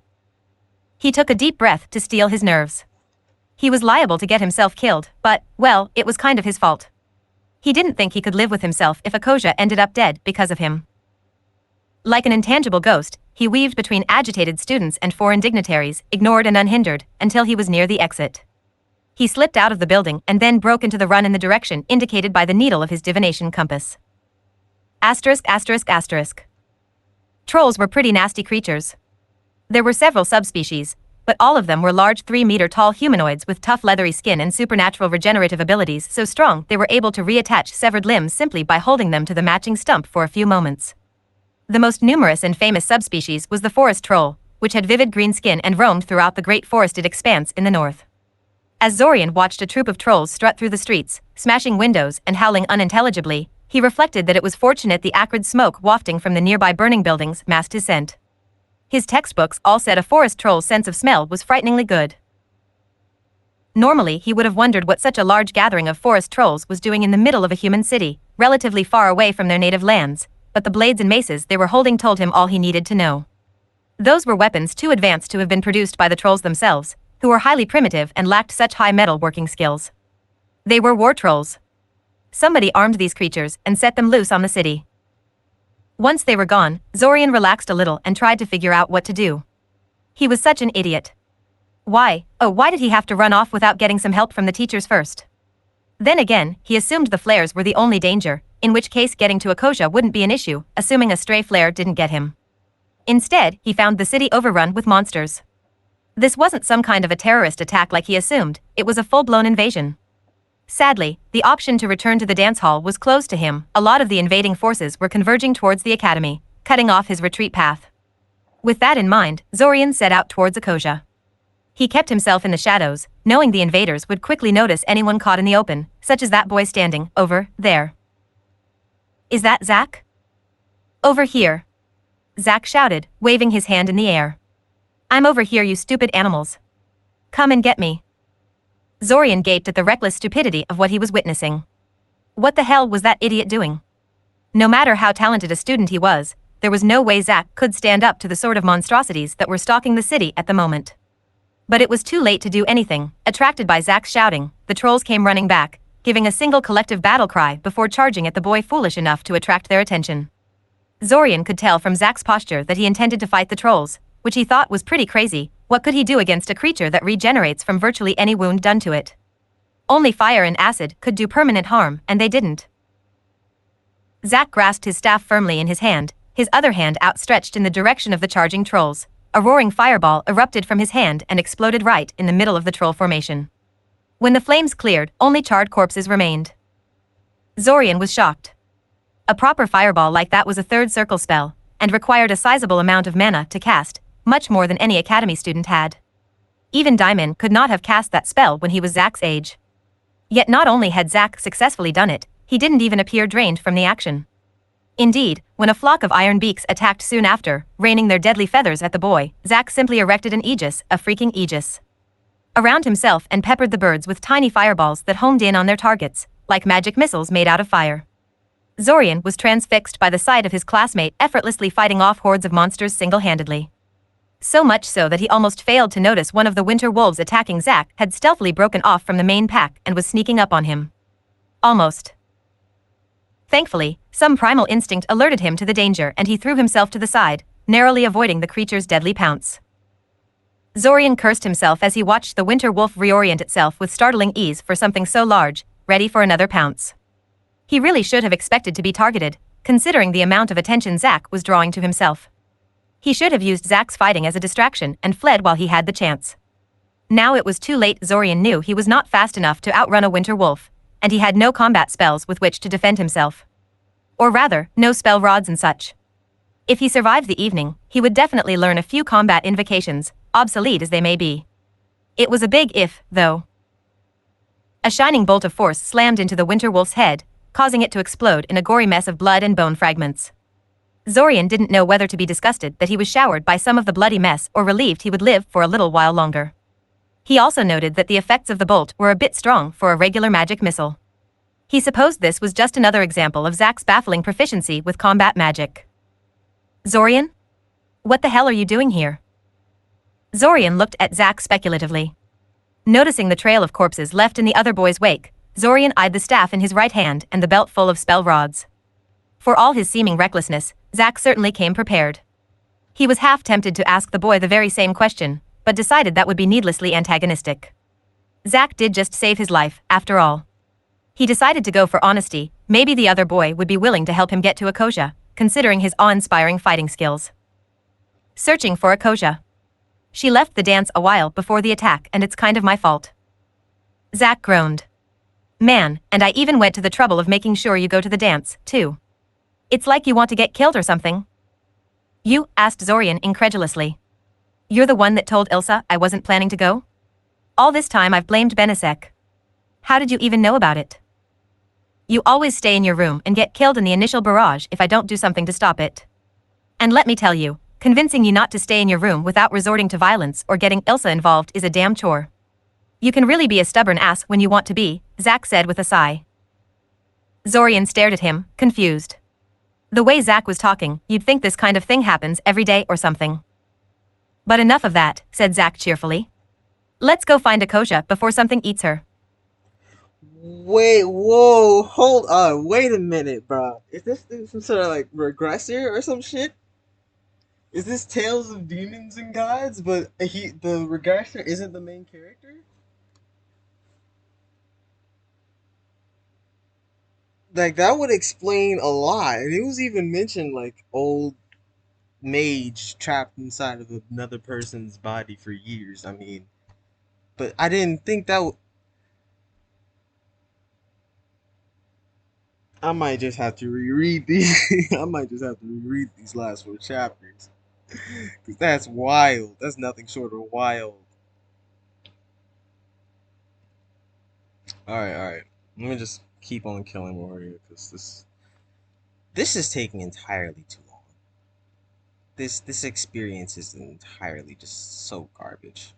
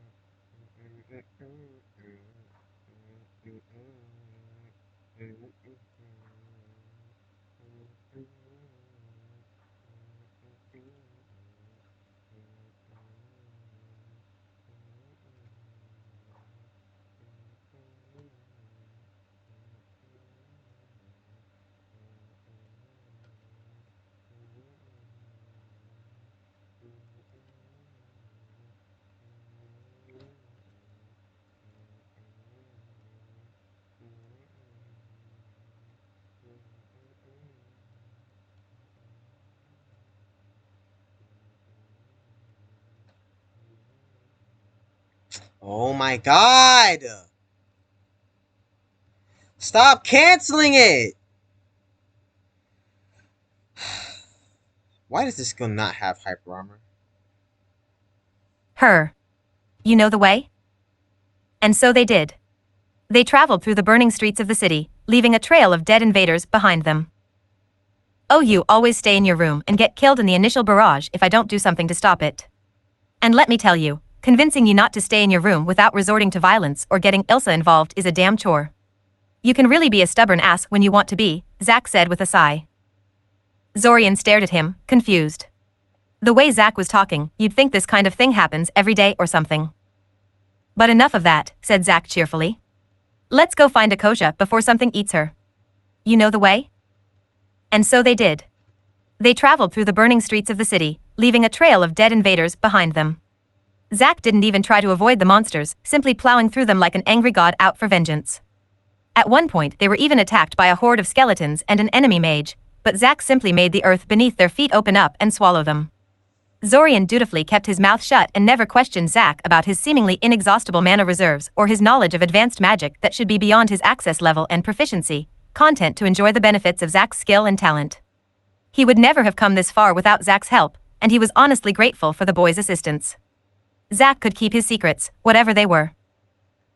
They eventually found Akosha barricaded in the upper floor of one of the houses. Apparently she was chased there by a pack of winter wolves and then refused to leave for fear that the creatures were waiting for her to come out. Smart, really. Smarter than what Zorian had done, that's for sure. Fortunately, there was no trace of winter wolves around the house at this point, not that Zack was likely to have had any trouble with them if they were present, so they moved to the slightly frustrating task of convincing Akosha that it was safe to unbarricade the door. Apparently her experience with the winter wolves had shaken her up pretty badly. Zorian was certain she would blame him for causing her to leave the safety of the dance hall, so he was quite surprised when Akosha immediately latched onto him when she finally opened the door, hugging him and sobbing into his shoulder. I thought I was going to die, she wailed. There were these huge birds flinging iron feathers everywhere and the winter wolves and... Zorian opened his mouth in confusion, unsure how to deal with such an emotional outburst. He shot Zack a pleading look, but the boy merely grinned at him cheekily, apparently amused by the reaction. Ah, young love, Zack nodded to himself knowingly. But I'm afraid you'll have to continue your heartfelt reunion back in the shelters. Yes. Akosha shouted immediately, raising her face out of Zorian's shoulder. She totally ignored Zack's jab about them being in love, though Zorian suspected it was because she hadn't even heard that part. She was still clutching his torso with an iron grip, as if afraid he'd disappear if she let go. It was kind of painful, but he refrained from telling her so. The shelters. We'll be safe there. Zack flinched back for a moment before catching himself. It was so quick Akosha didn't appear to have noticed, but Zorian did. So the shelters weren't safe either? But apparently they were still safer than where they were right now, because Zack appeared determined to go through with it. Great, said Zack cheerily, clapping his hands in satisfaction. He took one of the spell rods out of his belt and handed it to Akosha. You hold on too, Zorian. What is that? Zorian asked suspiciously. The rod had none of the markings that might identify what it was for, which made Zorian a bit leery of it. Using unknown magical objects without identifying what they're for was a big no-no if you wanted to remain healthy and alive into your old age. It's a teleport rod, Zack said. It's programmed to transport whoever is holding it to the shelters. I've set it to a 30-second delay, so hold it before you're left behind. But what about you? Akoja asked. You need to hold on too before it activates. Ah, no, Zack said, waving her off. I still have unfinished business here. Unfinished business. Akoja protested. Zack, this isn't a game. These things are going to kill you. I'm perfectly capable. Zorian wasn't sure what tipped him off, exactly. He just got a vague feeling of dread and knew he had to react immediately, much like what happened when the Winter Wolf tried to get a jump on him earlier. Wrenching himself free from Akoja's grip with a sudden jerk, he pushed Zack out of the way of the incoming spell. An angry red ray surged through the air in front of them, passing right where Zack's head was only a few moments ago, and hit the wall behind them. The jagged beam of red light bit deep into the wall, gouging a deep trench in it and shrouding the area in a cloud of fine dust. Crap, Zack said. He found me. Quick, hold the rod before dash. Akoja winked out of existence as the rod teleported her away to safety. It activates, finished Zack in a long-suffering tone. Damn it, Zorian, why didn't you hold on? You'd be dead, then. Zorian protested. He wasn't going to let a person who helped him so much tonight die from a stray spell if he could help it. Besides, whoever had cast it would surely fall to Zack's magical might, just like the rest of the creatures and enemy mages they had encountered so far. Just how bad could this enemy caster be, really? A sudden gust of air blew the dust away and a gaunt humanoid figure stepped into view. Zorian actually gasped in surprise as he took in the appearance of the thing in front of them. It was a skeleton wreathed in sickly green light. Its bones were black with a strange metallic sheen, as if they were not bones at all, but rather a facsimile of a skeleton made out of some kind of black metal. Encased in gold-decorated armor, with a scepter held tightly in one of its skeletal hands and a crown full of purple gemstones, the creature looked like some long-dead king risen from the dead. It was a lich. It was a thrice-damned lich. Oh, they were so going to die. The lich swept its empty eye sockets over them. As Zorian's eyes met the black pits that once held the lich's eyes, an uncomfortable feeling washed over him, like the lich was peering into his very soul. After less than a second, the lich lazily shifted its attention to Zack, apparently dismissing Zorian as something of no consequence. So. The lich spoke, its voice resonant with power, you're the one that has been killing my minions. Zorian, run away while I deal with this guy, Zack said, clutching the staff in his hand. Without waiting for a response, Zack launched a barrage of magic missiles towards the lich, who retaliated with a trio of purple beams as it erected an aegis around itself with a single wave of its bony hand. 2 of them were aimed at Zack, but sadly enough the lich saw fit to aim one towards Zorian's retreating form. While it failed to hit Zorian directly, the beam's impact with the nearby ground created a sizable explosion that drove stone shrapnel into his legs. The pain was immense, and Zorian collapsed on the ground in an instant, unable to take a single step further. Over the next 5 minutes, Zorian painfully dragged himself behind a nearby cart, hoping that it would shield him from at least some of the destructive power that was being thrown around in the battle. Zack was keeping the lich occupied enough that it didn't send any more spells after Zorian, which was fortunate because Zorian was no longer in any state to evade them. He watched with growing unease as Zack and the lich exchanged various destructive spells that Zorian couldn't even identify, realizing with rising dread that his prediction of their grisly death was well-founded. No matter how good Zack was, he was not even in the same league as the lich. The thing was toying with the other boy, and was bound to tire of the game sooner or. He winced as a spear-like red bolt punched straight through Zack's aegis and impaled the boy through his flank. He suspected the hit was in a non-vital spot only because the lich wished to gloat a little more, and his suspicions were all but confirmed when the creature didn't finish Zack off with anything destructive, opting instead to hurl Zack into the air with a single casual gesture. Zack collided with the wall near where Zorian was taking cover, and groaned in pain. Apparently not in any sort of hurry, the lich approached slowly. It seemed unconcerned that Zack was rising shakily to his feet, a spell rod clenched tightly in his left hand. Zorian could see that his right hand was pressed tightly against the bleeding wound on his flank. You put up quite a fight, child, the lich said. Impressive for someone who is supposed to be a mere academy student. Not impressive enough, Zack gasped out, the spell rod dropping from his hand as he clutched the wound on his flank with both hands, apparently in great pain. I guess. I'll have to try harder next time. The Lich chuckled. It was strange sound, hardly fitting the creature. Next time? Silly child, there will be no next time. There is no way I'm letting you live, surely you know that? Bah, Zack spat, straightening himself with a grimace. Enough talking, just get it over with. You seem surprisingly unconcerned considering you're about to die, the Lich remarked conversationally. Ah, whatever, said Zack, rolling his eyes. It's not like I'll be dead for good.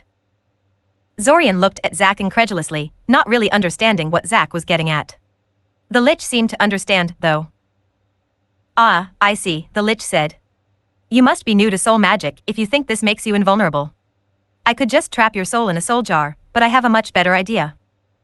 The Lich casually gestured towards Zorian, and he suddenly felt his entire body freeze up as if it was encased in some alien force. Another wave and Zorian was hurled with great speed towards the shocked Zack, where he painfully slammed into the other boy. They both ended up on the ground in a tangle of limbs, and Zorian was relieved that at least the unknown force paralyzing him was gone. It doesn't matter if your soul can be reincarnated elsewhere if someone mutilates it beyond recognition before it gets there, the Lich said. After all, the soul may be immortal, but no one said it cannot be altered or added to. Dimly, Zorian could hear the Lich chanting in some strange language that definitely wasn't standard Icosian used in traditional invocations, but any curiosity about this was washed away by a wave of pain and unidentifiable wrongness that suddenly slammed into him. He opened his mouth to scream, but then his world suddenly erupted into bright light before suddenly going completely black. Report chapter. Comments. Contact TOS sitemap.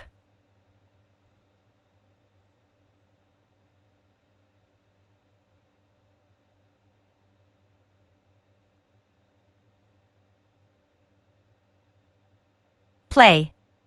Volume. 00:00/00:44. Truvid. Full screen. Zorian's eyes abruptly shot open as sharp pain erupted from his stomach. His whole body convulsed, buckling against the object that fell on him, and suddenly he was wide awake, not a trace of drowsiness in his mind. Good morning, brother, an annoyingly cheerful voice sounded right on top of him. Morning, morning, morning. Zorian stared at Kiriel in shock, trying to understand what happened. The last thing he remembered was the Lich casting that spell at him and Zack, and then blackness. His eyes darted left and right, taking in his surroundings and confirming his suspicions. He was in his room, back in Sirin. That didn't make any sense, though. He was pleased that he survived the whole experience, but at the very least he expected to wake up in the hospital or something. And Kiriel shouldn't be this casual with him after he went through so harrowing an experience, not even she was this inconsiderate. Besides, this entire scene was eerily familiar. Kiri? Yes? What day is it? Zorian asked, already dreading the answer. Thursday. He scowled. I meant date, Kiri. First of Chariot. You're going to the academy today. Don't tell me you forgot, Kiriel prodded. Literally, she accompanied her words with a well-placed jab at his flank, sticking her bony little index finger in between his ribs. Zorian slapped her hand away, hissing in pain. I did not forget. Zorian snapped. He stopped there. What was he supposed to tell her? Frankly, he had no idea what was going on himself. Wait a minute. You know wait what? A minute, he said wait after a minute. Wait a minute. Wait a minute. Why is it? No, I didn't. No. Why isn't the message there? No, there's no way. There's no way. There's no way. There's no way. There's no way.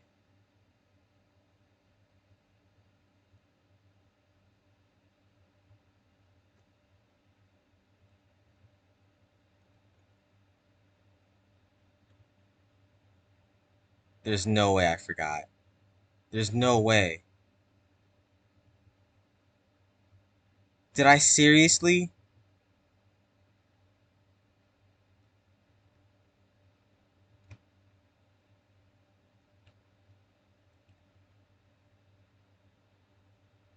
Oh! No! I completely forgot to get the quest.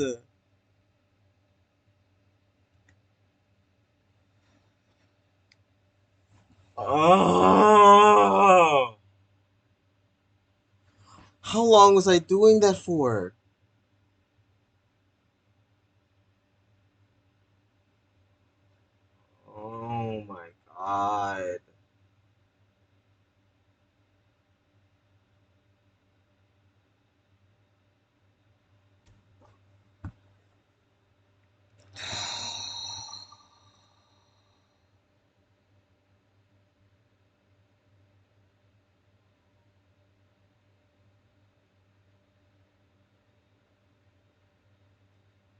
Nothing can describe the sheer amount of pain I feel at playing this game right now.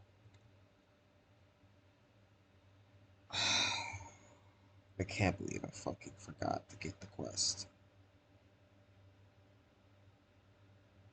I can't believe I freaking forgot.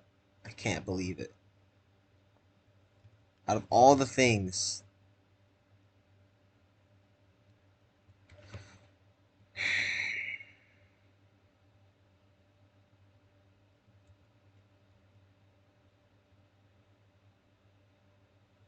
After a moment of silence. Never mind that, I think it's high time you got off of me. Before Kiriel could answer, Zorian unceremoniously flipped her over the edge of the bed before jumping up himself. He snatched his glasses from the set of drawers next to his bed and his eyes swept through his room with more attention to detail this time, seeking anything out of place, anything that might unmask this as a giant, if rather tasteless, prank. While his memory wasn't flawless, he had a habit of arranging his belongings in very specific ways to detect nosy family members rummaging through his belongings. He found nothing massively out of place, so unless his mysterious reenactor knew his system inside and out, unlikely, or Kiri finally decided she'd respect the sanctity of his room while he was away, hell would sooner freeze over. This really was his room like he left it when he went to Syoria.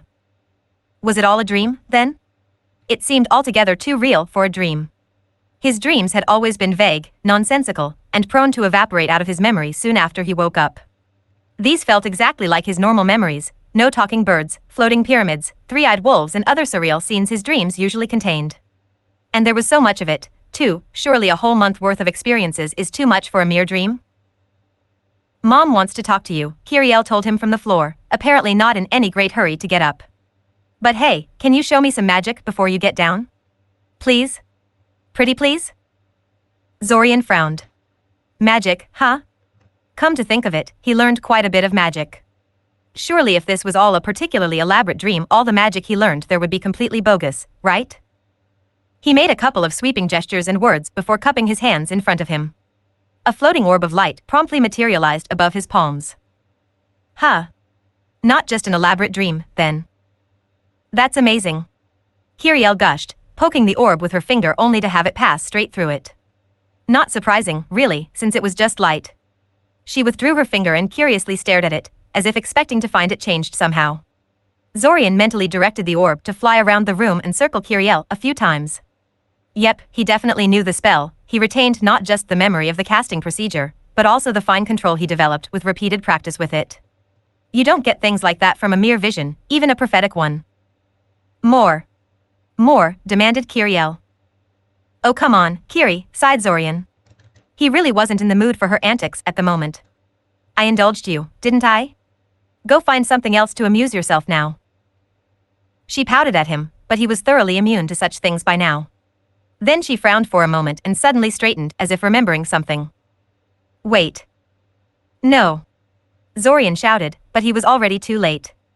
Kiri already ran into the bathroom and slammed the door behind her. Damn it, Kiri, why now? Why not before I woke up? Sucks to be you, she answered. Zorian leaned forward until his forehead collided with the door. I had forewarning and I still fell for it. He frowned. Forewarning, indeed. Whatever his future memories were, they seemed to be fairly reliable. Was Syoria really going to get invaded during the summer festival, then? What should he do about that? What could he do about that? He shook his head and marched back to his room. He would not even contemplate that sort of question until he found out more about what had happened to him. He locked the door so he would have some privacy and sat on his bed. He needed to think. Okay. So he lived through a whole month of school before something happened, and then he woke up in his room back in Sirin, as if the entire month never happened. Even with magic factored in, that was preposterous. Time travel was impossible. He didn't have any books in his room that discussed the topic at any appreciable length, but all of the passages that dealt with time travel agreed that it couldn't be done. Even dimensional magic could only warp time, speeding it up or slowing it. It was one of the few things mages agreed was beyond the ability of magic to accomplish. So how, then, was he living through it?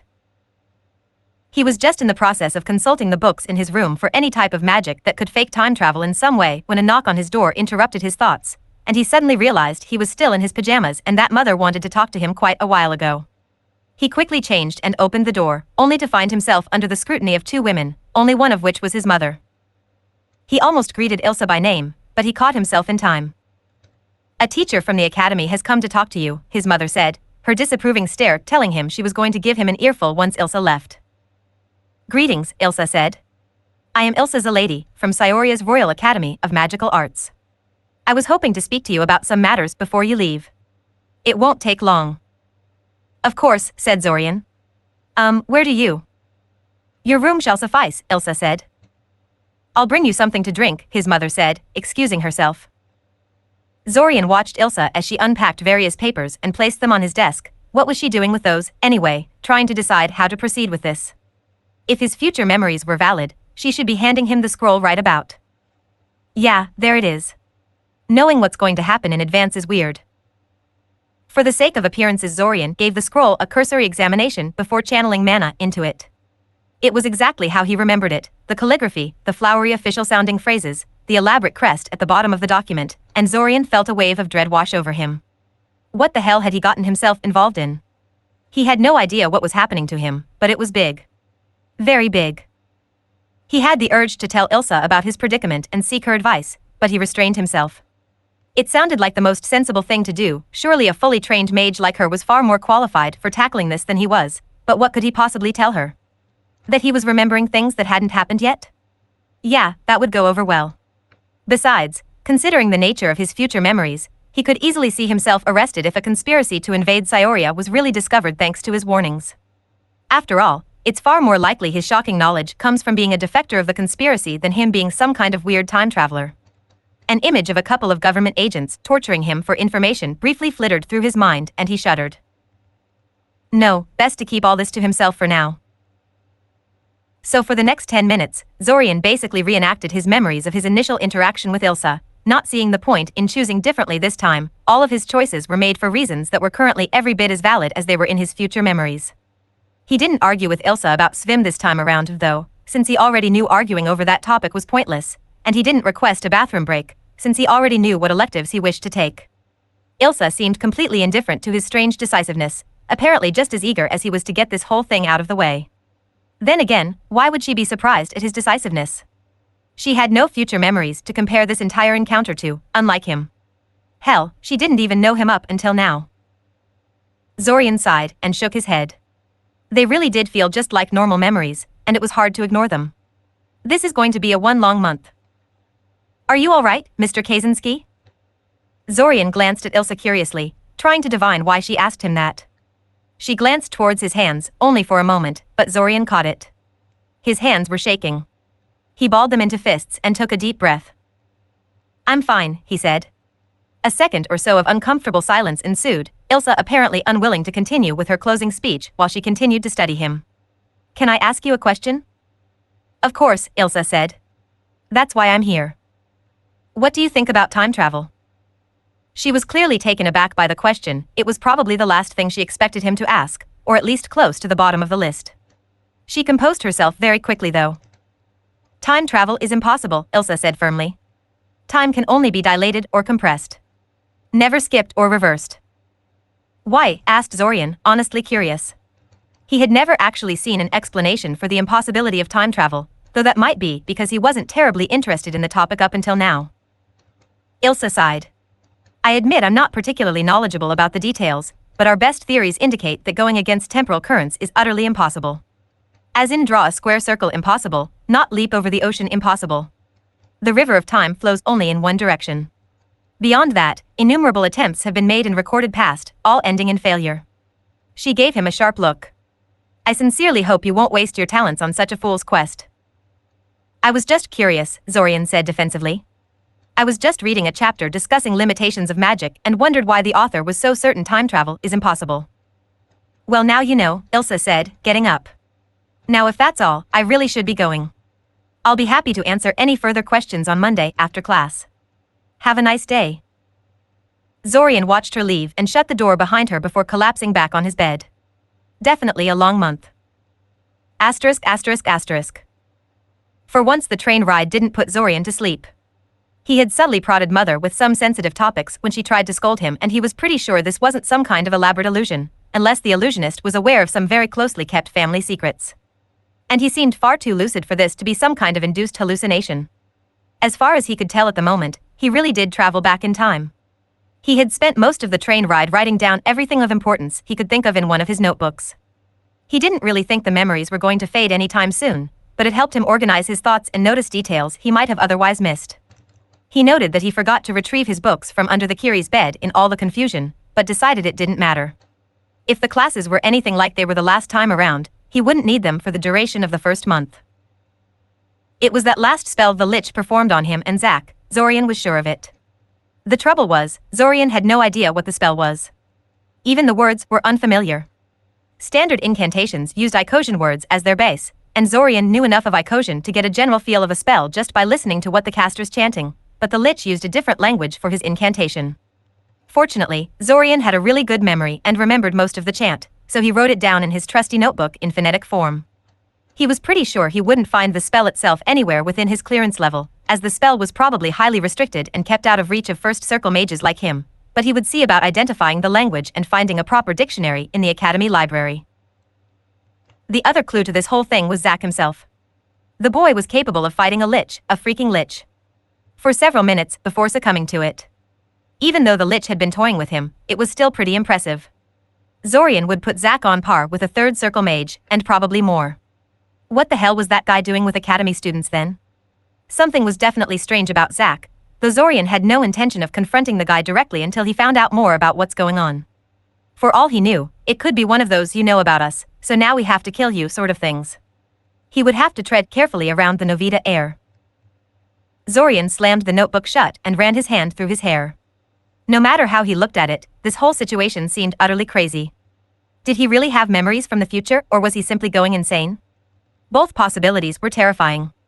He was in no way qualified to tackle something like this on his own, but he didn't know how to get other people to help him without being carted off either to a madhouse or an interrogation chamber. He resolved to think about it later. As in, tomorrow later. This whole thing was simply too weird, and he needed to sleep on it before he decides anything. "Excuse me, is this seat free?" Zorian glanced at the speaker, recognizing her after a second of recollection. The nameless green turtleneck girl that joined him in his compartment when they took a stop at Corsa. Of course, the last time she didn't bother to ask for permission before taking a seat. What changed? Ah, it didn't matter. What did matter is that last time she was soon followed by 4 other girls.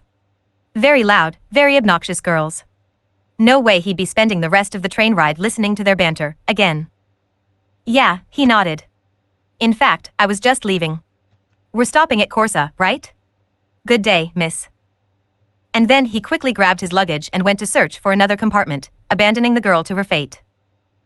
Maybe these future memories are good for something, after all. Asterisk, asterisk, asterisk. Bam. Roach. Bam. Bam. Bam. Roach, open the thrice-damned door. I know you're in here. Zorian rolled over in his bed and groaned. What the hell was Taven doing here this early? No, wait. He snatched the clock from his dresser and brought it in front of his face. She wasn't early, he just slept past noon. Huh. He distinctly remembered going straight to the academy from the train station and falling asleep minutes after reaching his room, yet he still overslept like this. Apparently dying and then awakening in the past is tiresome business. Bam. Bam. Bam. Bam. Bam. I'm coming, shouted Zorian. Stop banging on my door, already. Naturally, she just kept banging on it with more enthusiasm. Zorian rushed to make himself presentable and stomped towards the door. Wrenching the door open, he gave Taven a withering look, which she promptly ignored. Finally, she said. What the hell took you so long? I was sleeping, Zorian growled. Really? Yes, ground out. But dash. I was tired, Zorian snapped. Very tired. And what the hell are you waiting for? Get inside.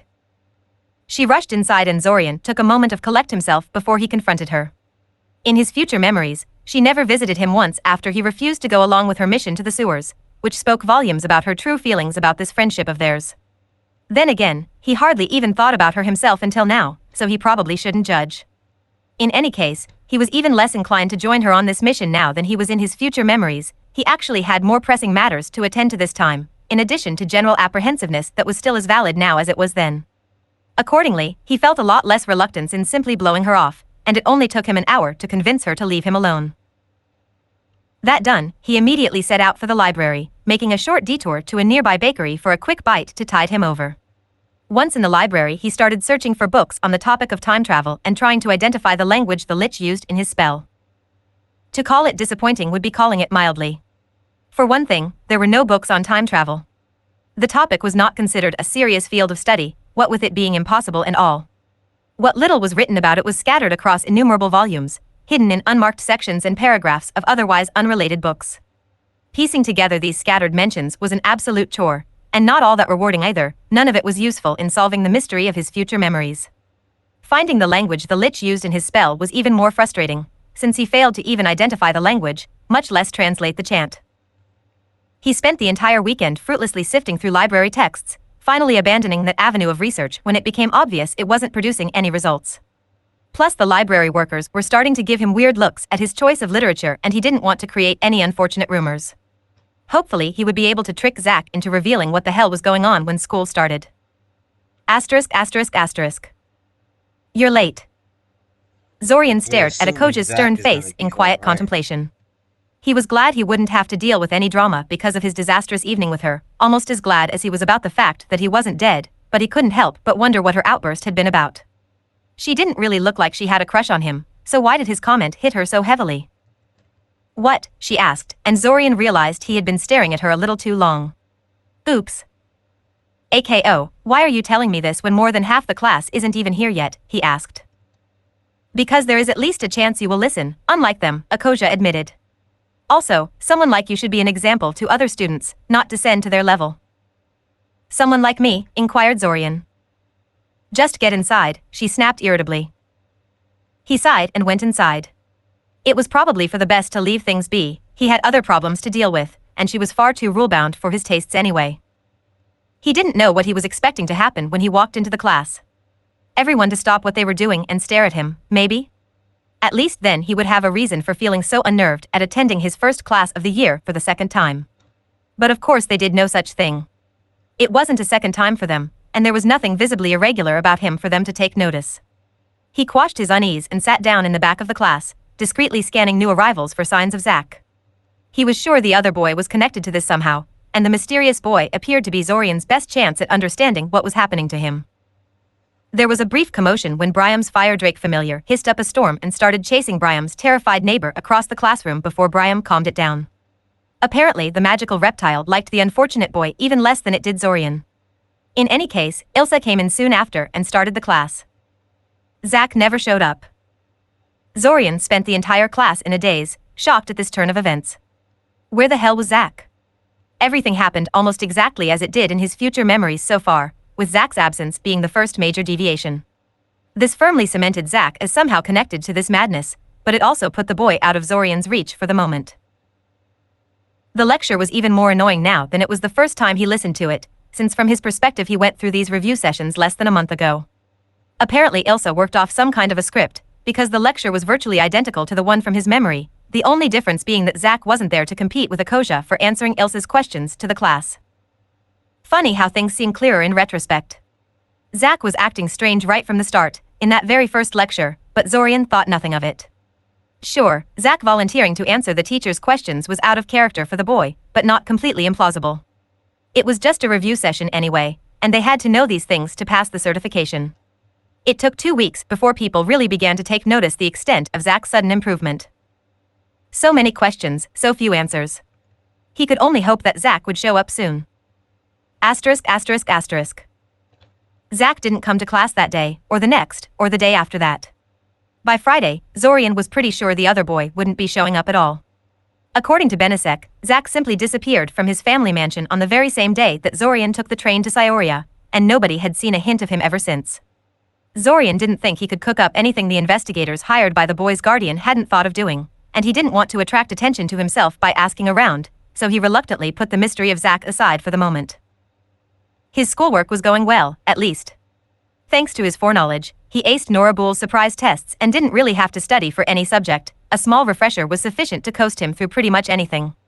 Once his warding class really gets going, that's probably going to change, but for now he had all the free time he wanted to deliberate on what he should do about the rapidly approaching summer festival and the accompanying assault. Sadly, with Zack absent, Zorian had hit dead ends in all the clues he had, and was now at loss how to proceed. "Come in." Zorian opened the door to Svim's office and defiantly met the man's gaze. He was pretty confident in the accuracy of his future memories by now, Zack's mysterious absence aside, so he knew this was going to be another exercise in frustration. He was tempted to boycott the meetings, but he suspected it was his stoic perseverance in the face of the man's antagonism that eventually convinced Ilsa to take him under her wing.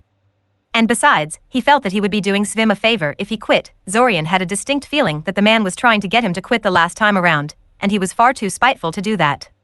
He sat down without prompting, a little disappointed that the man hadn't remarked upon his intentionally rude gesture.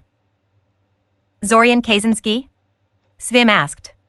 Zorian nodded and expertly snatched the pen that the man had thrown at him out of the air, having expected it this time. "Show me your basic 3, the man ordered, not in the least bit surprised at the feat of coordination. Instantly, without even an extra deep breath, Zorian opened his palm, the pen practically jumping out of his palm and into the air. "Make it spin," Svim said. Zorian's eyes widened. What happened to start over? His current attempt wasn't any worse than what he displayed during their last session before that fateful dance, and Svim's only response that night had been start over, just like any other time. What changed now? "Are you having problems with hearing?" Svim asked. "Make it spin." Zorian blinked, finally realizing he should be focusing on the current session instead of his memories. What do you mean make it spin? That's not part of the basic 3. Svim sighed dramatically and slowly took another pen and levitated it over his own palm. Instead of just hanging in the air like Zorian's, however, Svim's pen was spinning like a fan. "I have no idea how to do that," Zorian admitted. "We weren't taught how to do that in classes." "Yes, it is criminal how badly the classes are failing our students," Svim said. "Such a simple variation of a levitation exercise should not be beyond the grasp of a certified mage. No matter, we shall correct this deficiency before we move on to other matters." Zorian sighed. Great.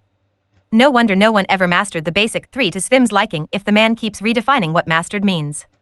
There were probably hundreds of small variations of each of the basic 3, enough to spend decades learning them all, so little wonder no one could exhaust them all in 2 measly years. Especially considering Svim's standards for labeling the skill mastered. "Go on," Svim urged. "Start." Zorian focused intensely on the pen hanging above his palm, trying to figure out how to do that. It should be relatively simple. He just had to affix a stabilization point in the middle of the pen and put pressure on the ends, right? At least, that's the first thing that popped into his head. He had just managed to get the pen to move a bit when he felt a familiar object impact into his forehead. Zorian glared at Svim, cursing himself for forgetting about the man's damnable marbles. Svim glanced at the pen that was still hovering over Zorian's palm. "You didn't lose focus," Svim remarked. "Good." "You threw a marble at me," Zorian accused. "I was hurrying you up," Svim said, unrepentant. "You're too slow. You must be faster. Faster, faster, faster. Start over." Zorian sighed and returned to his task. Yup, definitely an exercise in frustration. Asterisk asterisk asterisk. Between his unfamiliarity with the exercise and Svim's constant interruptions, Zorian only managed to get the pen to wobble by the end of the session, which was a little humiliating, actually. His above-average shaping skills were one of the few things that set him aside from his fellow mages, and he felt he should have done much better, despite Svim's repeated sabotage attempts. Fortunately, a book describing the exercise in detail was easy to find in the Academy library, so he would hopefully master it by next week. Well, not master it, not in the sense that Svim wanted him to, but he at least wanted to know what he was doing before he tackled his next session with Svim. Of course, normally he wouldn't be willing to pour that much effort into a lousy shaping exercise, but he needed a distraction. At the beginning, the entire time travel situation was so patently ridiculous that he found it easy to remain calm and collected. Some part of him kept expecting that the whole thing was a double dream or something, and that he would wake up one day and not remember a thing. That part was becoming panicked and agitated now that it became obvious that the situation he faced was real. What the hell was he supposed to do? Zack's mysterious absence weighed heavily upon him, inflaming his paranoia and making him reluctant to tell anyone about the invasion. Zorian was not a fundamentally selfless person and didn't want to save people only to screw himself over in the end. Whatever his future memories really were, they were in essence his second chance at life. He was pretty sure he died at the end of his future memories, and he had no intention to squander it. He did consider it his ethical duty to warn people of the danger threatening the city, but there had to be a way to do it without destroying his life or reputation. The simplest idea would be to warn as many people as possible, thus ensuring that at least some of them take the warning seriously, and do so face to face, since written communications can be ignored in a way that is not really possible in personal interactions. Unfortunately, that would almost certainly paint him as a madman until he's eventually vindicated by the actual assault. If there is an assault, that is, what if the conspirators decide to lay low upon having their plans unmasked and the invasion doesn't happen? What if nobody takes him seriously until it's too late and then decide to turn him into a scapegoat in order to shift responsibility away from themselves? What if one of the people he tries to warn is part of the conspiracy and has him killed before he can tell anyone else? What if, way too many what ifs. And he had a sneaking suspicion that one of those what ifs was responsible for Zach's disappearance. As a result of these musings, the idea of staying anonymous appealed to him more and more with each passing day. The problem was that sending a message to a bunch of people without having it traced back to you was not at all simple when magic got involved. Divinations weren't all powerful, but Zorian had only academic understanding of their limitations, and his precautions probably wouldn't hold against a motivated search by a skilled diviner. Zorian sighed and started outlining a tentative plan into his notebook, completely ignoring their history teacher's enthusiastic lecture. He had to figure out who to contact, what to put into the letters, and how to ensure they couldn't be traced back to him. He somehow doubted the government would allow authors to publish instructions on how to evade detection from law enforcement, but he would still check the library to see what they have on the topic.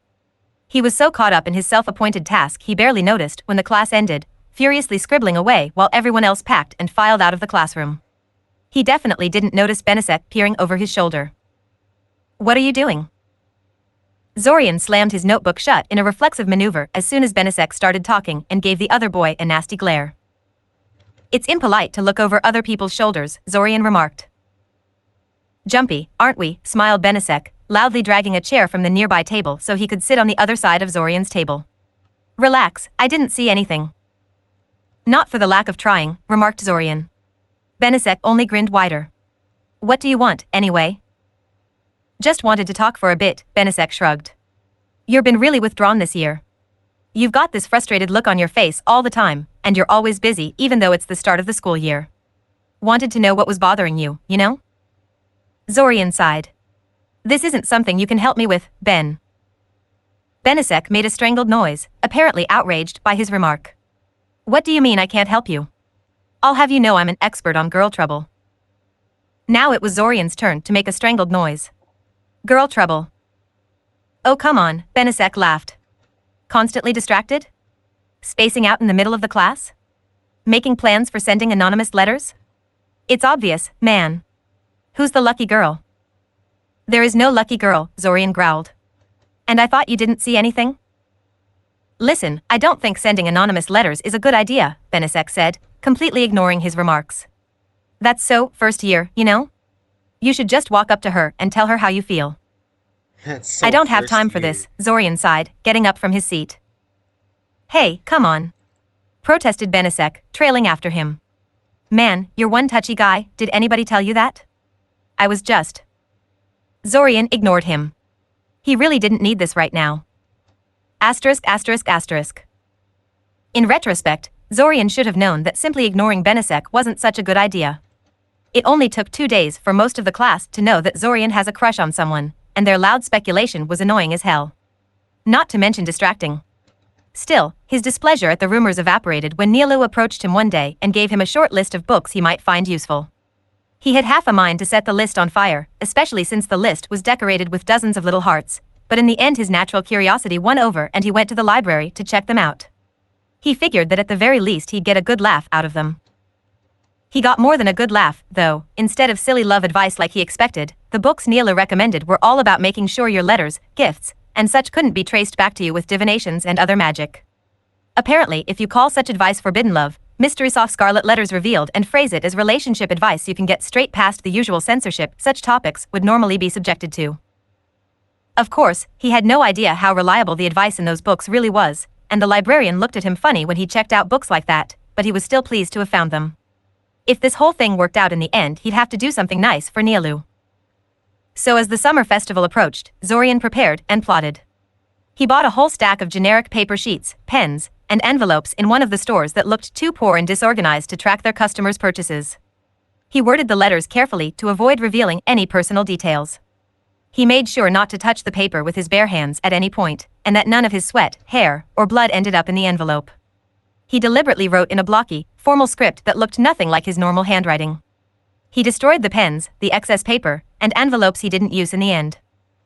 And then, a week before the festival, he put the letters in different public postal boxes all over Syoria and waited.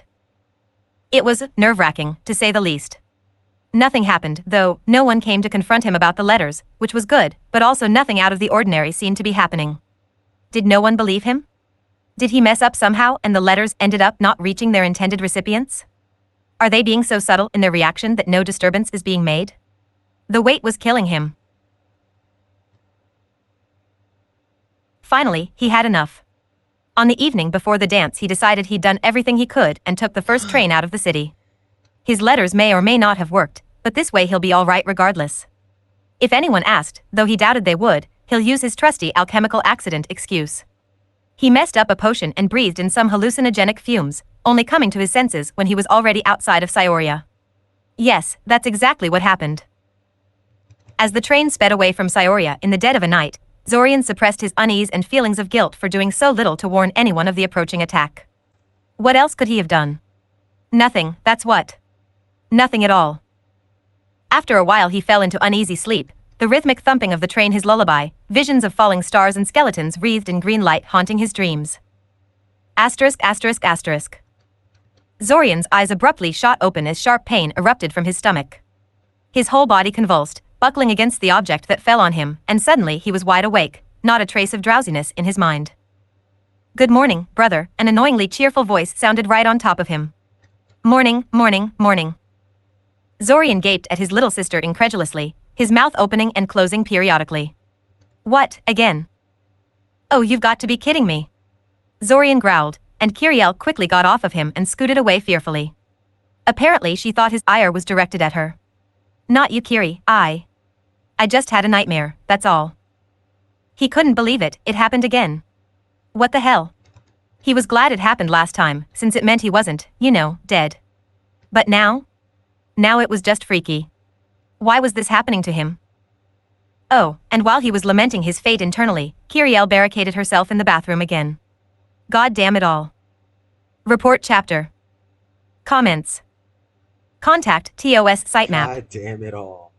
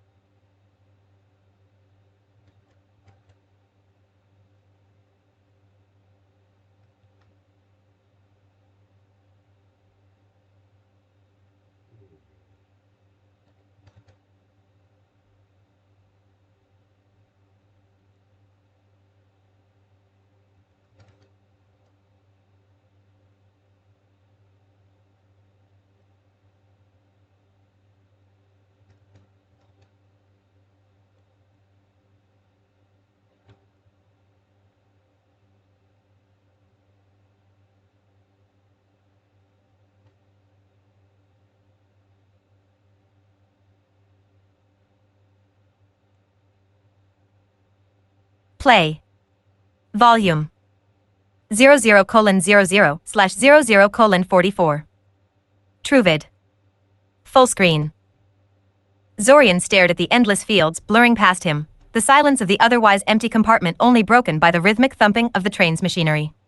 He looked calm and relaxed, but it was only a practiced facade and nothing more. His mask of stoicism might have seemed silly, as there was no one around to judge him, but over the years Zorian had found that acting calm on the outside helped him achieve calm more easily on the inside as well. He needed any help he could get in achieving inner peace now, because he was about to start panicking like a headless chicken. Why was this happening again? The first time it had happened, he was dead sure the Lich was responsible. The spell had hit him, and then he woke up in the past. Cause and effect. He hadn't been hit by some mysterious spell this time, though, not unless someone had snuck into the train compartment while he was sleeping, which he found very unlikely.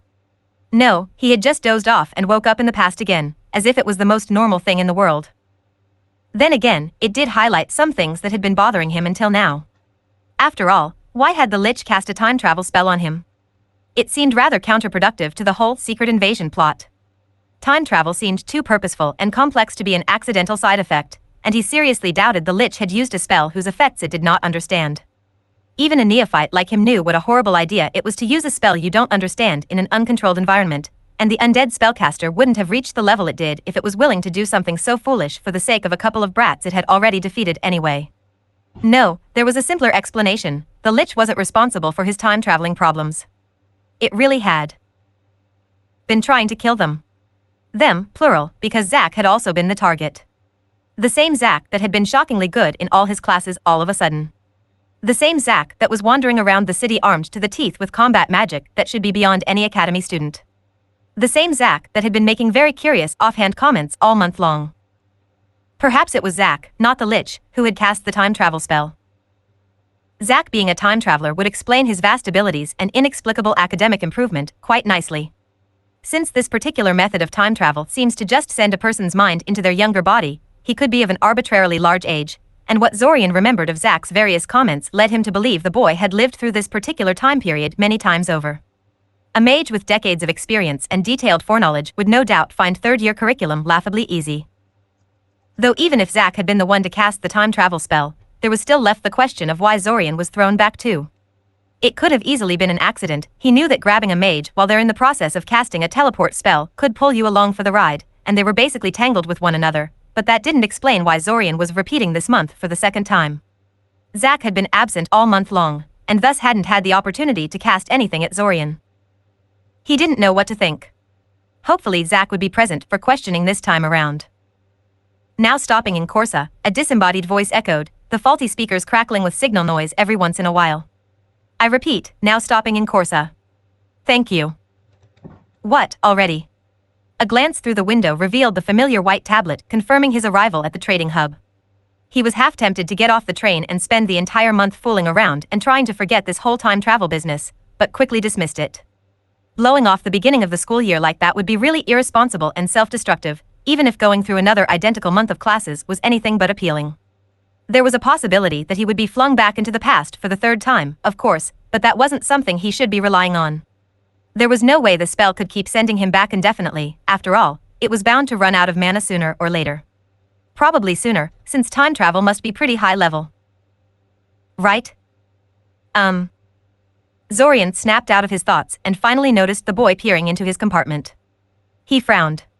He specifically chose this compartment because it was completely empty during his second attempt at life. After he had left the green turtleneck girl to her giggling fate, he had come here for some peace, so this time he decided to be proactive and went here right from the start. Apparently, it wasn't that simple. He supposed that his very presence attracted the boy. Some people just plain liked company and would avoid empty compartments. Yes? Zorian said politely, hoping the boy just wanted to ask him something instead of trying to find a seat. He was mistaken. Do you mind if I sit here? No, go right ahead, said Zorian, giving the boy a forced smile. Damn. The boy smiled brightly at him and quickly dragged his luggage in. A lot of luggage. First year, right? Zorian asked, unable to help himself. So much for his plan on remaining silent and creeping the boy out into leaving the compartment. Oh well. Yeah, the boy agreed. How did you know? Your luggage, Zorian remarked. You do realize the academy grounds are pretty far from the main station? Your arms are going to fall off by the time you get there. The boy blinked. Apparently he didn't know. It's really not that bad, right? Zorian shrugged. You better hope it doesn't rain. Haha, the boy laughed nervously. I'm sure I'm not that unlucky. Zorian smirked. Ah, the benefits of foresight. Or was it hindsight? Language really wasn't designed with the possibility of time travel in mind. Ah. I didn't introduce myself. The boy suddenly blurted out. I'm Bjorn Ivarin. Zorian Kaczynski. The boy's eyes lit up immediately. Like Dash. Like Diamond Kaczynski, yes, Zorian said, suddenly finding the window incredibly interesting. The boy stared at him expectantly, but if he had expected further elaboration from Zorian on the subject, he was about to be sorely disappointed. The last thing Zorian wanted to do was talk about his eldest brother. So, are you related to Diamond Kaczynski, or is your last name just a coincidence? Asked the boy after a lengthy pause. Zorian pretended he couldn't hear him, and instead retrieved his notebook from the neighboring seat and studied it intently. It was almost completely empty, since all his previous notes about the invasion and the mystery of his future memories were now gone, lost in a future he left behind him. It wasn't much of a loss, since the vast majority of those notes had been worthless, hollow speculations and dead-end leads that hadn't got him any closer to solving this mystery. Still, he had written down a few things he remembered from his previous notes, like the spell chant the Lich had uttered before killing him. Yes, Zack was likely responsible for all of this, but he couldn't be sure. After judging the silence to have lasted for a fittingly awkward amount of time, Zorian looked up from his notebook to fixate a look of confusion at the waiting boy. Huh? Did you say something? Zorian pretended, frowning slightly as if he honestly hadn't heard a word of the question he was asked. Never mind, the boy backpedaled. It's not important. Zorian gave the boy a genuine smile. At least he could take a hint. He talked to the boy for a while, mostly just answering the boy's questions about first-year curriculum, before growing bored with it and starting to feign interest in his notebook again, hoping he will take the hint. What's so interesting about that notebook, anyway? He asked, either oblivious to Zorian's disinterest in continued conversation or deliberately ignoring it. Don't tell me you're studying already? No, these are just notes on some personal research, said Zorian. It's not going too well, so I'm a little frustrated with it. My mind keeps drifting to it. Especially when the alternative was talking to an overly inquisitive first year. The Academy Library Dash. First thing I tried, Zorian sighed. I'm not stupid, you know? The boy rolled his eyes at him. Did you search for the books yourself, or did you ask the librarian to help you? Mother works as a librarian, and they have these special divination spells that let them find things in minutes that would take you decades if you search by title and skimming alone.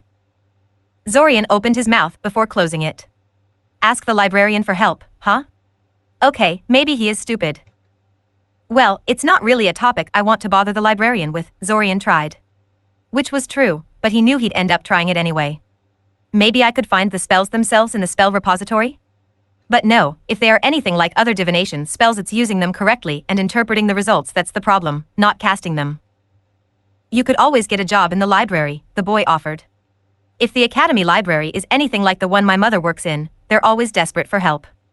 They teach their employees how to use those spells as a matter of course. Really? Zorian asked, rather intrigued by the idea. It's worth a try, he said, shrugging. For the rest of the ride, Zorian stopped trying to evade conversation. Bjorn had definitely earned some respect from him. Asterisk. Of course. We're always looking for help. Well, that was easy. We can't pay you much, understand, that miserable gnome of a headmaster cut our budget again. But we're very flexible about work time and we've got a pretty friendly atmosphere here. Zorian waited patiently for the librarian to run out of steam. She was an unassuming middle-aged woman at first glance, but the moment she had begun speaking he realized her looks were rather deceiving. She was cheerful and had a sort of indescribable energy about her. Just standing around her made Zorian feel the same sort of pressure he felt when stuck in a crowd of people, and he had to rein in his instinct to step back as if from a raging fire. I'm guessing you don't get many work offers, then? Zorian tried. Why is that? Shouldn't people be fighting tooth and nail to work in a place like this? It's a pretty famous library. She snorted, and Zorian could swear he could feel the derision and a touch of bitterness in the seemingly innocuous sound. Academy regulations require us to only hire employees that are first circle mages or higher. Most graduates have better paying and more glamorous options than this. She waved her hand towards rows or bookshelves around them, reducing us to hiring students. Who are? She suddenly stopped and blinked, as if remembering something. But anyway, enough of that, she said, clapping her hands and beaming at him. From this day on, you're one of the library assistants. Congratulations. If you have any questions, I'll be glad to answer them. It was only through superhuman willpower that Zorian stopped himself from rolling his eyes at her. He never agreed to anything, merely inquired about the possibility of employment, and she undoubtedly knew that. But oh well, he did want the job, and not just because he was hoping to learn some nifty new spells and translate the Lich's chant. He suspected that library employees got to access parts of the library that would normally be restricted to him as a first circle mage, and that was just too much of a temptation to pass up. Question 1, said Zorian, how often do I come to work? She blinked, surprised for a moment. No doubt she expected him to protest her presumptuousness. Well, when can you come? Between the classes, and the need for study time and other commitments, most of our student employees work once or twice a week. How much time can you set aside for this? The classes are pretty easy at this point, Zorian said. We're mostly doing the review of our second year, which I know like the back of my hand. Setting aside one day for unexpected developments, I could be here 4 times a week. My weekends are mostly free too, if you need any help then. Zorian mentally berated himself for talking like that. The classes hadn't even started yet, so how would he know what they consisted of? Luckily, the librarian didn't call him out on it. Instead, her eyes immediately lit up upon hearing this and she started shouting. Ivory, she called out. I've got a new partner for you. A bespectacled girl, carrying an armload of books, popped out of the small room adjacent to the information desk to see what was going on. Oh. It was the green turtleneck girl, she was wearing it even now, that he shared a compartment with. Except he had chosen a seat on the other side of the train this time, so they never met on the train. Oh well, probably wouldn't have mattered anyway. Anyway, I believe some introductions are in order, the librarian said. I am Kirathishli Korosova, one of the few actual librarians in this place. This pretty lady, she gestured towards the turtleneck girl, who blushed at the praise and shifted uncomfortably, clutching the stack of books tighter in her arms, is our resident busy little bee, Ivory Ambercomb. Ivory has been working here since last year, and I don't know what I'd do without her. Ivory, this is Zorian Kaczynski. The girl suddenly perked up at this. Kaczynski? As in, younger brother of Diamond Kaczynski, Zorian said, unable to suppress a small sigh. Actually, I'm pretty sure she meant your other brother, Kirathishli said with a sly smile. She's in class with Fortov and has a bit of a crush. She and a dozen other girls. Fortov never had a shortage of women throwing themselves at him. Miss Korosova. Ivory protested. Oh, lighten up, Kirathishli said. Anyway, Zorian here will be working with us pretty heavily for the foreseeable future. Go show him what to do. And just like that, he was employed at the library. Only time would tell if he was wasting his time. Asterisk asterisk asterisk. Much like the last time, Zach hadn't come to class. Zorian was half expecting it, but it was no less annoying because of it. It cemented Zorian's suspicion that Zach was heavily involved in this mess, but the boy's absence made it impossible for Zorian to confront him about it. What was he supposed to do now? For that matter, was he supposed to do anything at all? Last time he had been operating on the belief that if he didn't do something about the invasion, no one would. No one else had the strange future memories he did, after all. If his speculations were correct, though, Zach had probably traveled through time specifically to stop the invasion. What other reason did he have to frequent this particular time period? Besides, he had been wandering the city during the attack, picking off attackers. So all in all, there just might be an experienced time-traveling mage on the job already, and he would only get in the way. The problem with that idea was that he was ultimately just guessing, and had no idea if it was true or not. He could be dooming himself and the city through inaction, relying on a boy who, quite frankly, didn't inspire too much confidence in him. Zach reminded him of his brothers a little too much. And besides, didn't Zach lose against the Lich? Yeah. Not knowing how to unravel the mystery presented to him, or even where to start, Zorian had thrown himself into schoolwork and his job at the library. Of course, thanks to going through this for the 3rd time, the only issue he had with schoolwork was Svim's grating insistence that his grasp on the pen spinning, as Zorian affectionately called it, exercise was abominable and that he had to do it over and over and over again. His time at the library, on the other hand, was interesting, though not really in the way he hoped it would be. He hadn't learned any spells yet, though he suspected this was because there were so many other, more pressing things he had to learn before Kirathishli and Ivory decided to invest that kind of effort in him. Simply put, he wasn't very good at his job. The seemingly simple job of shuffling some books around was made immensely more complicated by the various library protocols and the all-important book classification scheme. Zorian had hoped to demonstrate basic proficiency with his duties before asking for favors, but it had been 2 weeks and he was beginning to understand that it would take him at least a couple of months to reach that level, and he didn't have that. The summer festival was getting closer. That's why he proceeded to corner Kirathishli after she had dismissed him for the day to ask her about the coveted book divinations. Ivory lingered, pretending to be busy so she could eavesdrop. She sure was nosy for such a shy girl.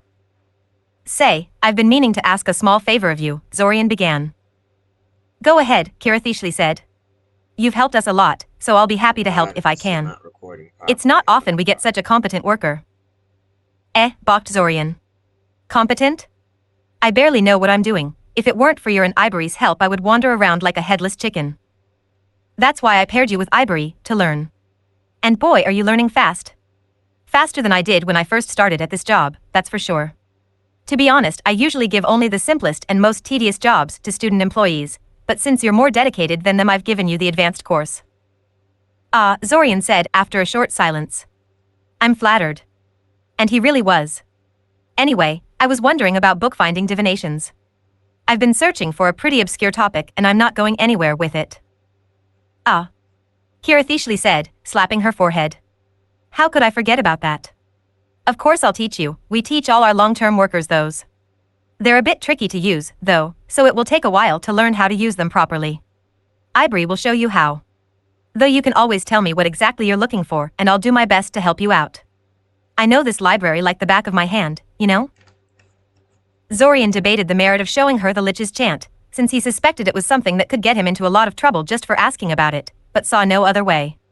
No doubt learning how to use those divinations took months he didn't have. He took out his notebook and ripped out the corresponding page, handing it to her. Kirathishli arched her eyebrow at the text, and Ivory gave up on all pretenses of not paying attention and peered over her shoulder to see what was on the slip of paper. It's an unknown language, Zorian clarified. I don't even know which one, really. Tricky, Kirathishli remarked. Finding a written reference based on a phonetic pronunciation of a word you don't even understand is a tall order, even with divinations. You should just find an expert in languages to help you if it's so important. You should try Zenemir, piped in Ivory. Our history teacher, asked Zorian incredulously. He also teaches linguistics, Ivory said. He's a polyglot. Speaks 37 languages. Whoa. Yeah, Ivory agreed. He should at least know what language that is, even if he can't read it. He's pretty helpful if you approach him nicely, I doubt he'll turn you away. Interesting. Asterisk. Ah, Mr. Kaczynski, what can I do for you? Zenemir Algai was old. Really old. He wore blue robes, actual robes, like the Magi of old, and had a carefully sculpted white beard. Despite his advanced age, he moved with a spring in his step and his eyes had sharpness that most people half his age lacked. Zorian hadn't taken the linguistics elective, but he knew from his history class that Zenemir cared about his subject almost as much as Norabul did about runes and mathematics, though he at least understood that most students didn't share his passion for the subject. I was told you can help me about some translation, Zorian said. I have a pretty fragmentary recording of an unknown language in phonetic form, and I was hoping you could at least tell me what kind of language it is. It's nothing like any language I've encountered so far. Zenemir perked up at the notion of an unknown language and gingerly took the paper slip with the Lich's chant from Zorian's hand. His eyes widened barely a second afterward. Where did you get this? He asked quietly. Zorian debated internally what to do and then settled for a measure of truth. I was attacked by someone a while ago. They used a spell with that chant as the incantation. I just wanted to know what it does. Zenemir took a deep breath and leaned back. You're lucky it didn't hit. It's some kind of soul magic spell. Soul magic? Necromancy, clarified Zenemir. Zorian blinked. Necromancy? Well, it sort of made sense for the Lich to use that sort of spells, but what did necromancy have to do with time travel? Nothing. This was pretty much a definite confirmation of Zack as a primary cause of his predicament. So, wait, what is that language anyway? Asked Zorian. HM? Oh. Yes, the language, its old Majera language, spoken by many of the cultures that shared the continent of Mycena with Icosians before their rise to prominence. Many of the ruins in Koth are written in it and, sadly, it is the language in which many of the blackest rituals and necromantic spells are formulated. You won't find any books about it available in public circulations, I'm afraid. But let's return to the matter of this assailant. This is the darkest of magic they used, and they can be up to no good if they're throwing spells like that on academy students. Deciding he couldn't just backpedal now, Zorian nonetheless decided against mentioning time travel in any way and settled for making something up. He told Xenomir about him overhearing a plan to invade the city during the summer festival. At first he dismissed it as some kind of prank because of its ludicrous nature, but when the two cloaked figures noticed him eavesdropping and started throwing spells he didn't recognize at him, he grew concerned.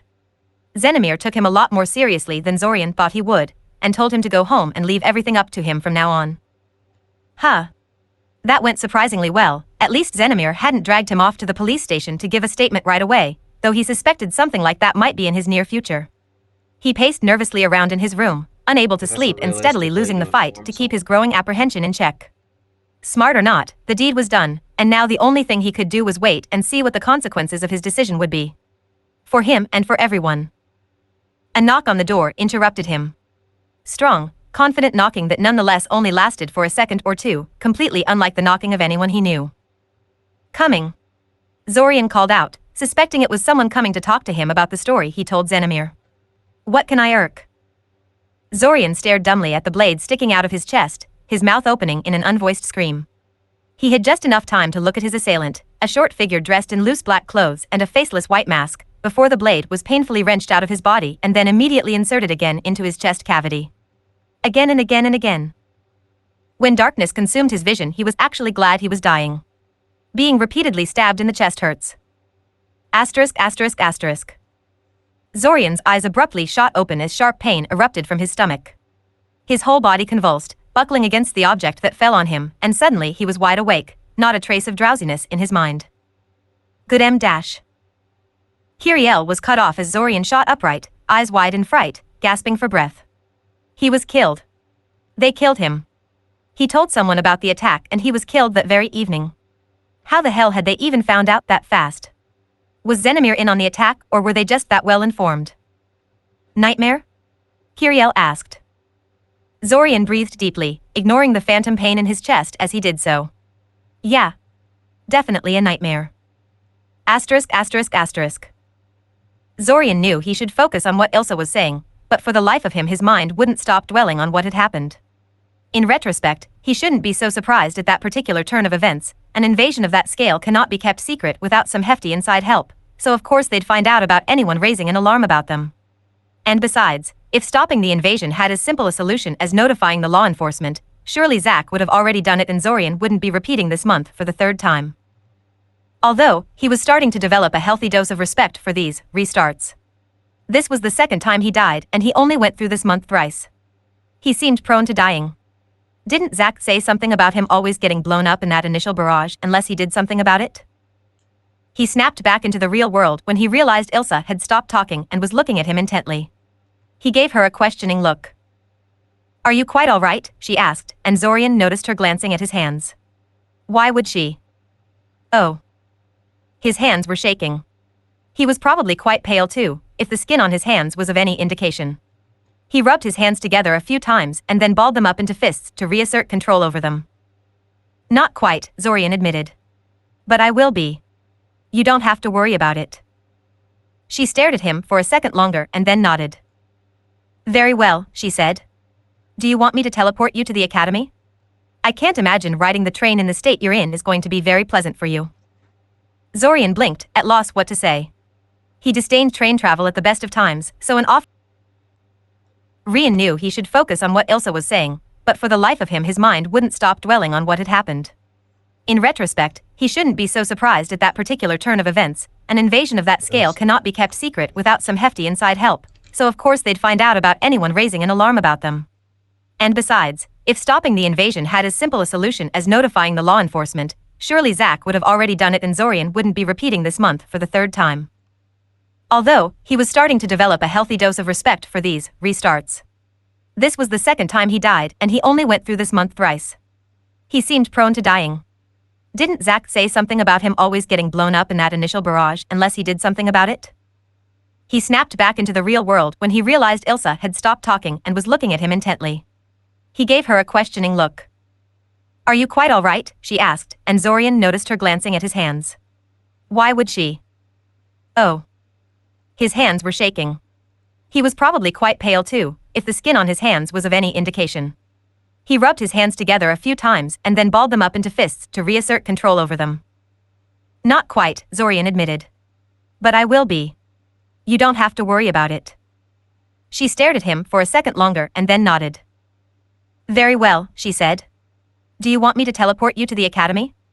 I can't imagine riding the train in the state you're in is going to be very pleasant for you. Zorian blinked, at loss what to say. He disdained train travel at the best of times, so an offer like this was a godsend at the moment, but why?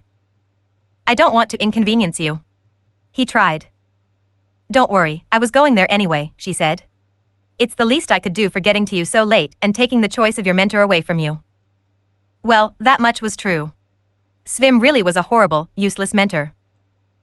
Zorian excused himself to tell Mother he was leaving, which took way too long in his opinion, since Mother wouldn't stop bombarding him with questions about teleportation, suddenly concerned about his safety, before picking up his luggage and following Ilsa outside.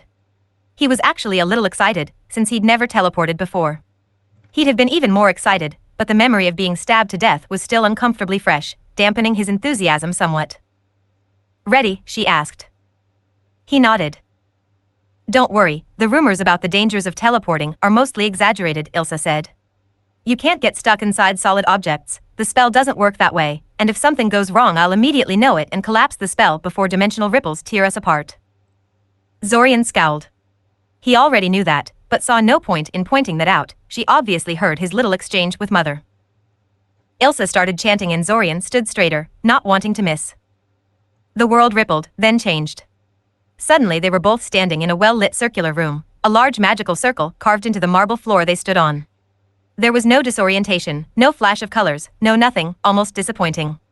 He studied the room they were in a little more closely, trying to understand where they were. This is the teleport redirection point, Ilsa said. The Academy wards shunt every incoming teleport into this place for security reasons. Of course, that's assuming you're properly keyed in and have sufficient authorization to teleport in at all. She fixed him with a penetrating gaze. Teleporting into a warded space is just one of the many dangers of the spell. Don't experiment with it on your own. Air. I'm pretty sure teleport is far above my access level, pointed out Zorian. She shrugged. Some students are capable of reconstructing a spell after seeing it performed only once. Once you know the chant and gestures, 80% of the work has already been done for you. Zorian blinked. Now why didn't he think of that? Would you mind casting that spell one more time? He asked innocently. Strictly for academic purposes, you see. She chuckled. No. If it makes you feel any better, I doubt you have enough mana reserves to cast the spell even once. As a point of fact, it didn't make him feel any better. He didn't care how dangerous it was, he'd learn the teleport spell as soon as he was able. He just shaved off an entire day of train travel from his journey in an instant. The ability to do that kind of thing at will would be worth quite a lot of trouble to acquire. He let out a sigh and left Ilsa to her own devices to get settled in. I could get used to this kind of travel, Zorian mumbled to himself as he unlocked the door to his room and dropped his luggage to the floor in relief. Too bad I could never fake distress convincingly enough, or else I'd convince Ilsa to take me along at the beginning of every restart. He froze mid-step. He shouldn't be thinking like that. That was dangerous thinking.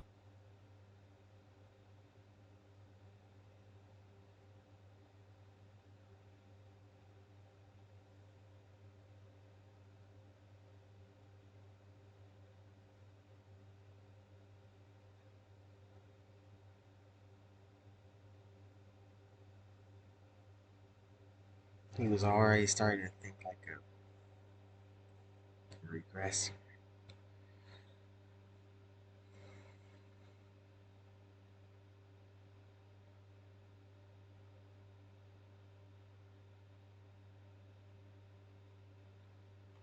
It's actually crazy how like this episode actually started with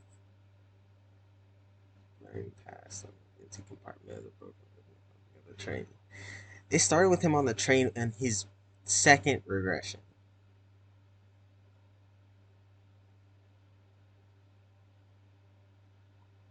with the question of who had started the time spell.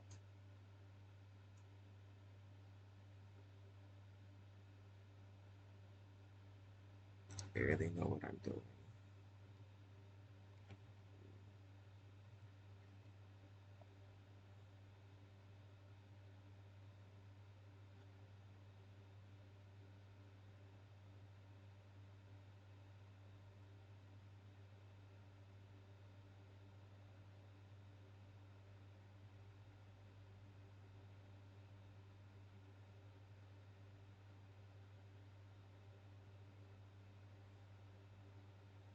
Thinking.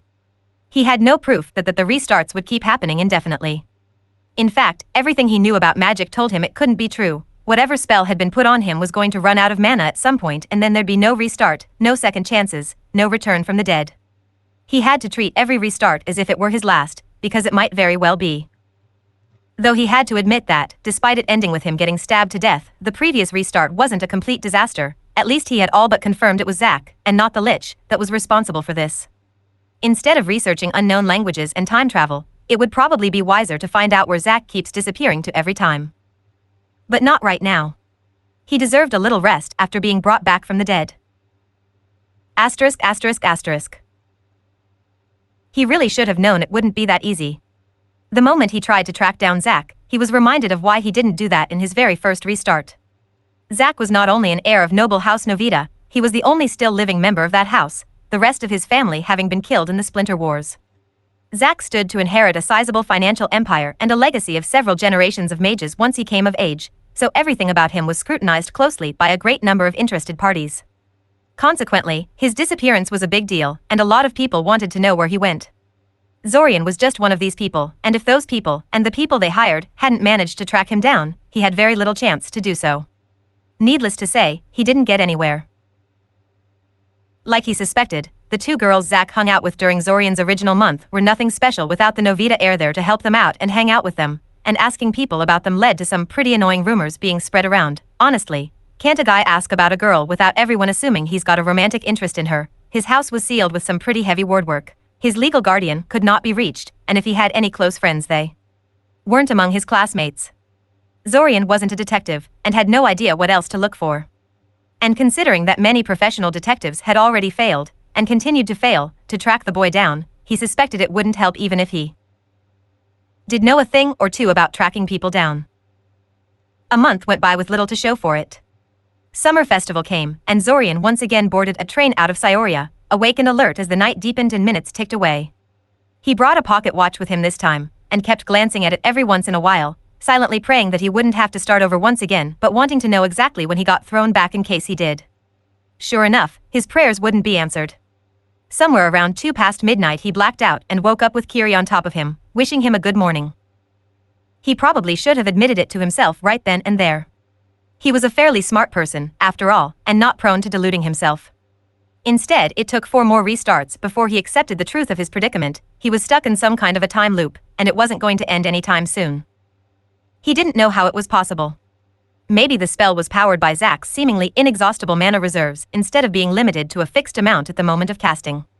Maybe it was one of those rare self-sustaining spells. Hell, maybe it reached into the heart of the world and drew power from the dragon below itself. It didn't really matter how it did it, only that it did.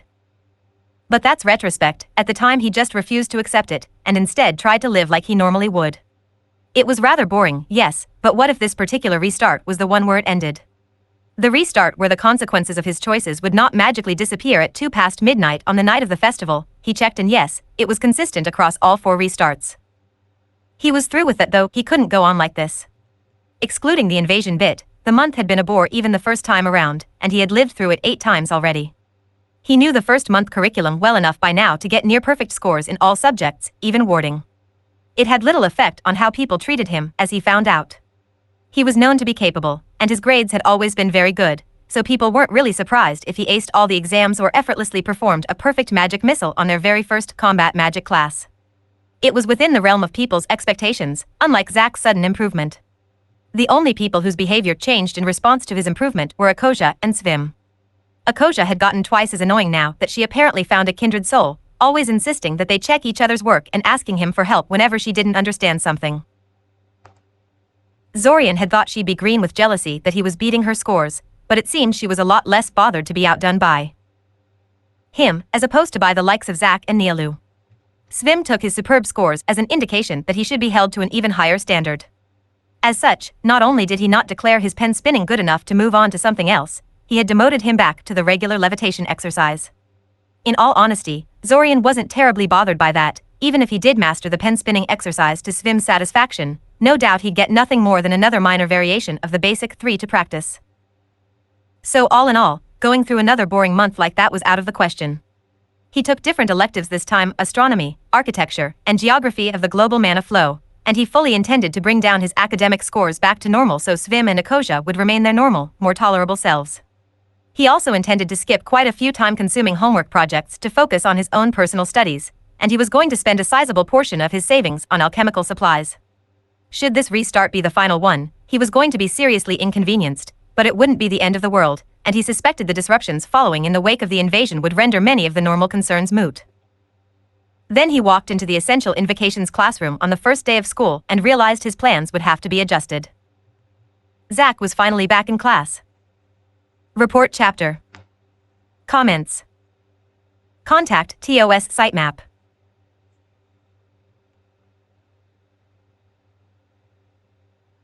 Maybe the restarting spell is a loop, right? But maybe he's being hit by 2 spells. One is the restart, and the next is the one that binds him to Zack's restart. The soul binding shit, that spell ran out. But the restarting one, I don't know. God damn, that's so... This plot... This plot is crazy. At first, Zorian hadn't even noticed him. That was noteworthy by itself, as Zack wasn't an easy person to overlook. The boy loved attention and seemed to have trouble staying still and quiet, something that remained consistent even after Zack suddenly turned into some kind of a weirdo time traveler. Today, however, the normally loud and exuberant boy remained eerily silent. He also eschewed his typical tactic of sitting in the back of the classroom to occupy a seat near the front. If his out-of-character behavior hadn't caused people to glance at him a bit too often, Zorian would have probably overlooked him. He was so shocked to see the boy finally present in class that he momentarily halted in his tracks, standing like an idiot in the middle of the classroom. Then, after a moment's thought, he set off towards the likely cause of his predicament. His first instinct was to immediately march up to the boy and drag him away into some forgotten corner to clear everything up, but Zack's subdued appearance gave him pause. Zack's skin was pale and bloodless, and he was breathing a little too quickly and shallowly for a healthy person. He looked sick. Thinking about it a little more carefully, approaching the boy so directly would be a reckless and possibly dangerous course of action. His loss to the Lich aside, Zack was vastly more powerful than Zorian, and Zorian had no idea how the other boy would react if he knew there was another person tagging along in his time-traveling adventure. He'd need to confront him sooner or later, though, so he fully intended to make at least tentative contact with the boy. He scanned the front of the classroom, looking for a free seat near Zack that would allow him to study the boy during the lecture. He didn't have to look hard. Zack was sitting very close to Briam, and every seat around Briam was empty. The cause was easy to divine. People were reluctant to get close to the angry-looking fire drake he was holding. As someone with future knowledge, Zorian knew their fears were well-founded. While the young fire drake didn't torch anyone, and sometimes Zorian wondered how much of that was thanks to the drake's youth and lack of ability, as opposed to having self-restraint, it didn't hesitate to bite and scratch, and it was hard to tell what would set it off. Fortunately, it seemed to tolerate Zorian better than most people, so he simply plopped down into the seat next to Briam, silencing the lizard's hissing with an annoyed glare. He stared at the fire drake's slitted yellow eyes until the reptile turned its head and left him alone. "Wow, you shut him down in an instant," remarked Briam. "I wish I could control him that easily." The fire drake snapped its jaws at the air in front of Briam's face, causing the boy to flinch back. Briam huffed in annoyance and apparently let the matter drop. Not for the first time, Zorian wondered just how smart that creature really was. Then, doing his best to appear natural, Zorian turned to Zack sitting a bit further away from him. "You look like hell," Zorian remarked. Zack groaned and buried his face into his hands. "I feel like hell," he moaned. "What did that pile of bones do to me?" Zorian's heart quickened. Zack no doubt expected his comment to be disregarded as a weird metaphor, but to Zorian it was definite confirmation that Zack was also a time traveler. No points for guessing who or what the mysterious pile of bones was. Now, how could he get Zach to talk more without revealing that he knew more than he should? Pile of bones? Zorian asked, his voice curious. Zach opened his mouth to respond, but Ilsa chose that exact moment to walk into the classroom and Zach dropped the issue. Zorian had to restrain himself from glaring at Ilsa as she smiled at him. Couldn't she have waited a few more minutes? Ignorant and uncaring of Zorian's internal grumbling, Ilsa accepted the list of present students from Akosia and began introducing herself and her class. It wasn't anything that Zorian hadn't heard 8 times already, so he mostly ignored her in favor of keeping an eye on Zach and plotting how to extract time travel-related information out of him. Suddenly, he realized that Ilsa had stopped talking and was looking in his direction. After a few moments, he realized she was looking at Zach. Mr. Novita, you look quite ill. Please tell me you didn't come to my class with a hangover. The class erupted into laughter and Zach winced either because loud noises bothered him in the state he was in or because he noticed the undercurrent of agitation in Ilsa's question. Either way, he recovered quickly. It's not a hangover, protested Zach. I just woke up like this, I swear. And you thought that coming to class like this was a good idea, why? Ilsa prodded. I honestly didn't think it would last this long. I figured it would pass in an hour or two, said Zach sheepishly. Zorian frowned.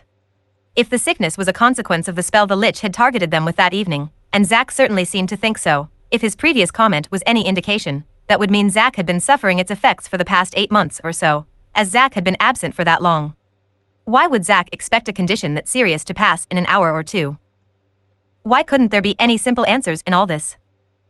Well, it didn't, Ilsa concluded. While I appreciate your dedication to your studies, Zorian distinctly heard AKO snorting derisively in the background. I must insist you go home or, better yet, visit a healer. You look like you're going to collapse any moment. Before Zach could say anything, Zorian rose from his seat. I'll get him home, teacher, he said. Zach gave him a surprised look, but Ilsa just nodded and shooed them away. Zorian picked up his bag and left with Zach in tow, very pleased with himself. He got a legitimate excuse to talk to Zach in private and a permission to skip a class he had already attended 8 times by now. Could a victory be more complete? You didn't have to do that, you know? Zach remarked, trailing behind him. I can get back home on my own. I don't feel that sick. But if I hadn't done that, I would have had to sit through 2 hours of boring review, countered Zorian. Zach laughed, but his laughter quickly collapsed into a painful-sounding cough. Damn, he wheezed. He really did a number on me. Who is this someone you keep mentioning? Prodded Zorian. It's not important, Zach mumbled. He took a deep breath and fixed Zorian with a speculative look. Hey. Want to go to the cafeteria and grab something to eat? You think your stomach can handle it? Zorian asked. You bet, Zach nodded. I'm starving. Zorian shrugged and gestured for Zach to lead the way. That was how Zorian found himself sharing a table with the cause of his time-traveling problems, trying to think of a good opening for a conversation he wanted to have with the boy. Or should he wait for a few days to make Zach get used to his presence? You know, I find this whole situation very amusing, Zach said between mouthfuls, shoveling noodles into his mouth and attempting to talk at the same time. Now that was very amusing. His mother always insisted he should aspire to behave like a noble. She would have a heart attack if he ever adopted Zach's eating manners. A good little student like you, skipping class to have lunch with a class delinquent, what is the world coming to? What would your mother say if she saw you now? First of all, I'm not skipping class, I'm escorting you home, Zorian pointed out, ignoring a snort from Zach. We just stopped for a meal so you wouldn't collapse from starvation before we get there. Another snort. And my mother would go all sparkly-eyed at who I'm having lunch with and promptly forget I'm supposed to be in class. Ah. A social climber, Zach said, a sour expression on his face. Say no more. At least you're male so she wouldn't try to pair us. Well, I do have a 9-year-old sister. Don't go there, Zach warned. Fine, agreed Zorian. He didn't particularly want to continue in that avenue, anyway. So are you going to tell me who roughed you up, or what? You're a lot nosier than I remember, Zach huffed. What makes you think someone roughed me up?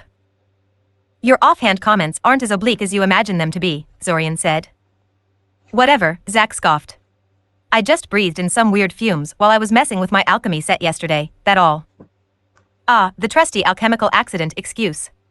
So cliché, yet so effective. Zorian had used it quite a few times himself. In any case, he wasn't willing to let go so easily. he decided to risk it and try to provoke a reaction from the boy. Must have been some really weird fumes. The after effects almost look like soul magic exposure, Zorian speculated loudly. Zorian had expected some kind of reaction from Zack, but what he got was quite a bit stronger than what he had imagined. Zack immediately sat straighter in his seat, eyes wide in realization. Of course. That's why I'm still suffering the effects, even after the revert. The son of a bitch targeted the very thing that gets sent back, my soul. There was an eerie silence in the cafeteria as everyone stared at the crazy boy shouting nonsense in a crowded dining hall. Zack slowly lowered his hands. He had been gesticulating wildly during his little speech, and mumbled an apology that was too quiet for anyone but Zorian to hear. Scattered laughter rippled through the gathered students for a few moments before everything finally returned to normal. Air. Started Zack. Maybe we should continue this at the fountain, yeah? I don't know, remarked Zorian carefully. If you intend to be this loud, I don't think it will do much. Oh haha, grumbled Zack. So I got a little excited. Not everyone is an ice cube like you, Zorian. Ice cube? Asked Zorian, an undercurrent of warning in his voice. But Zack was already packing, and Zorian could do nothing but huff in annoyance and follow after him. Still, Zack's little outburst answered a few of his questions. So it wasn't his memories, or even his mind that got sent back, it was his soul. That would certainly explain why his spellwork and shaping skills didn't disappear every time he started over. It was common knowledge that magic was heavily connected to the soul, even if no one really knew the exact mechanism of their interaction. When they finally reached the fountain, Zack seemed to be in a contemplative mood, so Zorian took a moment to study the schools of colorful fish swimming in the basin of the fountain. He actually pitied the poor things, since they were unlikely to last long. For years the fountain had been in disrepair, and it was only due to the grander-than-usual summer festival that it was renovated. How likely was it that the Academy would continue to maintain it after the occasion passed? Not very. And it was even less likely it would be kept in a good enough condition for the fish to survive. Their days were numbered. Zorian. Zack prodded. Tell me, what do you know about time travel? Zorian blinked. Well, that was direct. Time travel? Zorian asked with as much confusion as he could fake. Not much, I guess. What's that got to do with anything? Ugh, well. Zack fumbled with words, scratching his chin nervously. You'll probably think I'm insane, but I'm a time traveler of sorts. Wow, Zack really didn't have a subtle bone in his body, did he? You don't look very old, Zorian remarked. If you come from the future, it must not be a very far one. No, it's more like, the whole world resets itself on the night of the summer festival, and I'm the only one who remembers what happened. That was an interesting way of explaining it, though the idea of a spell affecting the whole world was even more ridiculous than the idea of working time travel magic. I've lived through this month, God, at least 200 times by now, continued Zack. Honestly, I'm starting to lose count. Wait, you're talking about it like you can't stop it, said Zorian, unable to keep a tiny bit of alarm out of his voice. Luckily, Zack appeared to be too agitated to notice. That's just it, I don't know if I can stop it. Zack shouted, before he realized what he was doing and quieted down so as to not attract unneeded attention. I was hit by this spell in the previous revert, and its effects didn't completely go away when I reverted into the past. Zorian frowned. Previous revert? What about the other 7? Did Zack somehow skip those, or did he simply not remember them? It occurred to Zorian that the after effects of the Lich's spell could have been even more serious than what he was currently looking at. What if Zack had spent the past 7 restarts in a coma? Though that begged the question of why his guardian had reported him as missing instead of bringing a healer. I guess it really was a soul magic spell like you said, continued Zack. I need to watch out for those from now on. Anyway, at first I thought it's just some nasty sickness that'll pass, and to a degree I was right. I already feel a lot better than I did this morning. It's just that it wasn't only my body that was affected, my mind has been a little spotty ever since I woke up. Oh no. I don't remember how I started this time loop, concluded Zack, confirming Zorian's fears. Or whether it was me who started it in the first place. My memory is full of blanks like that at the moment. I'm hoping it will all come back to me, but... Zorian stared at the other boy, stony-faced. Basically, they were both in deep shit. Zack seemed to interpret Zorian's serious look a little differently, though.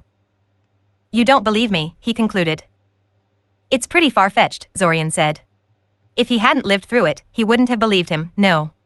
But I'm a pretty open-minded guy. Let's pretend you're right for the moment. What's that got to do with me? Zack arched an eyebrow at him, apparently incredulous about something. Huh, he said. You're really different from your other self. My other self? Zorian asked curiously. Yeah, Zack nodded. My memory may be spotty about some things, but I definitely remember you. Mostly because you kept dying at the start of the attack. Zack mumbled the last sentence in a quiet voice that probably wasn't meant to carry but did. Zorian pretended he didn't hear it. You're different than you used to be, Zack said. You were more irritable and always busy with something or other. You never believed me when I tried to tell you about the whole time travel thing. You thought I was trying to make fun of you. Well, that kind of story sounded exactly like something his brothers would try to fool him with. And Zack did have a great many things in common with those two already. You've changed, Zack concluded. You're a lot calmer. More laid back, I guess. Zorian frowned. He didn't think he changed that much in personality, but he supposed it would be hard to not change when going through something like this. To say nothing of the fact that more than 8 months had passed since the restarts started for Zorian. So, wait, why did I change then? Zorian asked. Didn't you say the whole world resets itself? Don't know, Zack shrugged, then gave him a speculative look. Come to think of it, you were there too, weren't you? Zorian gave him a confused look. He wasn't going to get baited that easily. No, of course you don't remember, Zack sighed. Do you at least feel a little different lately or something? Come to think of it, yes, confirmed Zorian. I chose different electives than I intended to, for no good reason really, and I did a bunch of other strange things ever since I came to Syoria. Zorian's motivation for saying that was twofold. First of all, he wanted to see how Zack would react to the idea of another person going through the time loop with him. Secondly, he wanted to lay the groundwork for an explanation why he'd be acting differently in every restart, in case he decided not to tell Zack about himself. He was surprised that Zack was so willing to believe him, though. Apparently even after all this time, nearly 17 years, if the other boy was to be believed, Zack still hadn't developed an ability to effectively read people. That, or Zorian really was that good of an actor. Strange, was all Zack said. Yeah, Zorian agreed. So, any advice a time traveler can tell a mortal like me? A secret spell of awesomeness, maybe? To be honest, most of the spells I know are combat ones, Zack admitted. I'm really good at combat magic, which is good because I need to be good at it. There is something I'm trying to stop. Something involving the mysterious adversary that messed you up, tried Zorian. He really wanted to work the invasion into the conversation but didn't know how to justify knowing anything about it. Do you remember how that happened, at least? Grunted Zack. Mostly. I distinctly remember you being there, but you probably died right at the start of the battle, no offense Zorian, but you aren't much of a fighter, and then I stupidly charged in, thinking myself invulnerable. Why would you ever think that? Zorian asked, honestly confused. That you're invulnerable, I mean. Doesn't it strike you as dangerously arrogant to perceive yourself as invincible? Do you know how many times I've died in these reverts? Protested Zack. My memory is failing me again, but it was a lot. You tend not to take it too seriously after a while. And it's not like I was too far off, I just have to watch out for necromancy next time, right? Not just necromancy, Zorian replied with a heavy sigh. There is also mind magic to worry about. Aside from the obvious possibility of ending up as a mind thrall, you could also end up with more than a few gaps in your memory, you could have your whole mind blanked out.